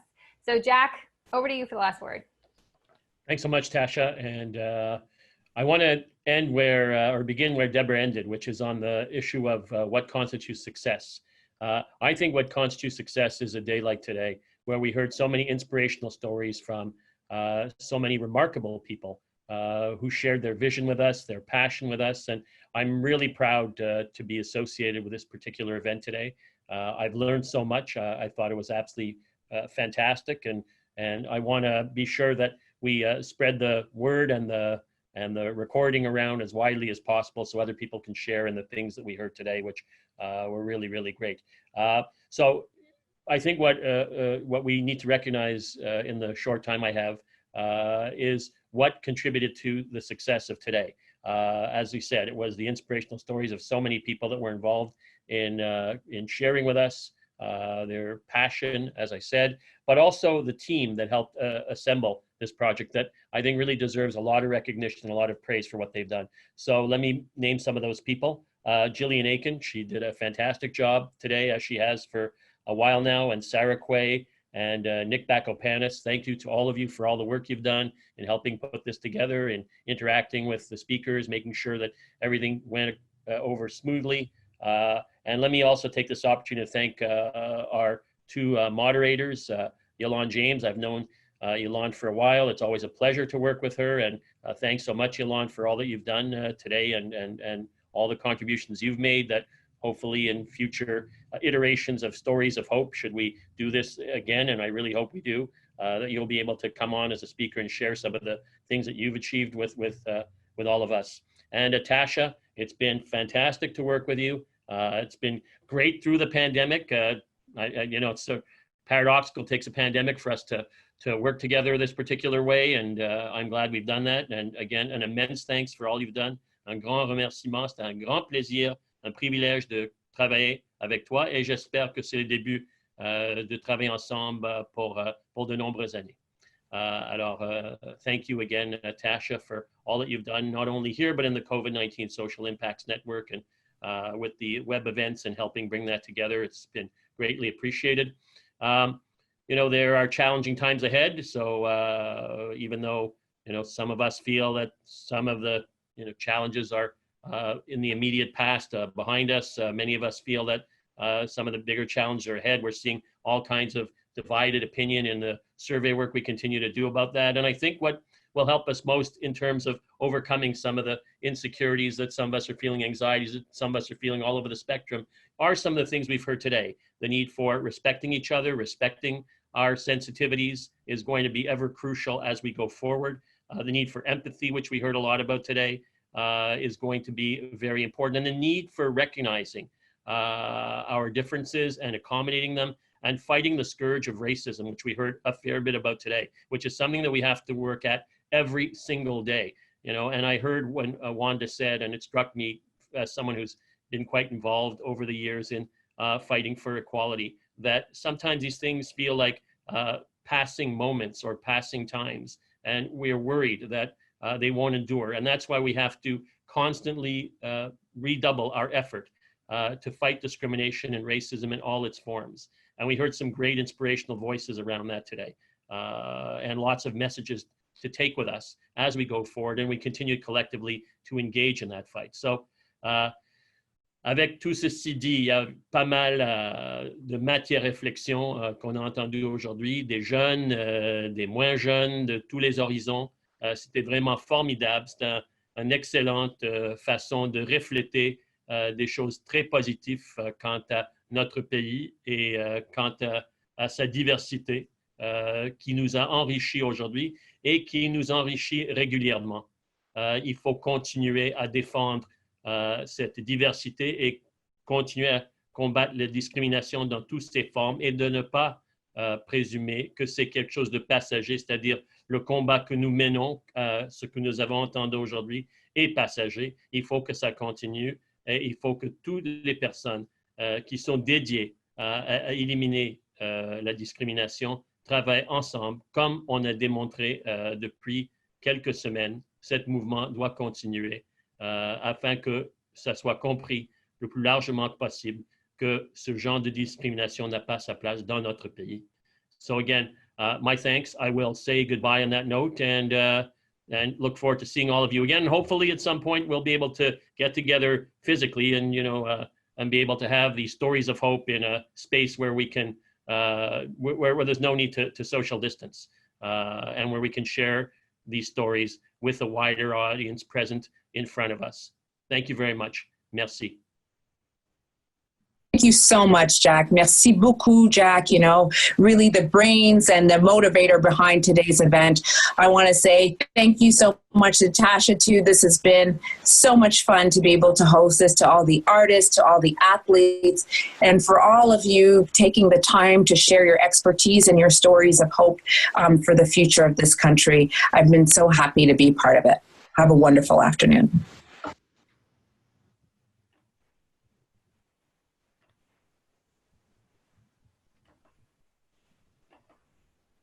Oh, I can't. There we go. All right. I get the last word, actually. Yolande had to leave before the end of the event, but she wanted to say a special thank you to Jack because we all are so appreciative for the work the Association for Canadian Studies put into this event. It was their idea to do this and get some hope in the picture. So thank you to them. Thank you, Yolande, for being an amazing co-host as well. Love working with you. Also want to thank, of course, Metropolis, Historica Canada, Experiences Canada, and the Social Science Research Council of Canada for their generous financial support. Merci beaucoup à tout le monde qui a été ici avec nous aujourd'hui, tous les présentateurs. Merci, joyeuse fête du Canada, joyeuse journée du multiculturalisme et bon après-midi.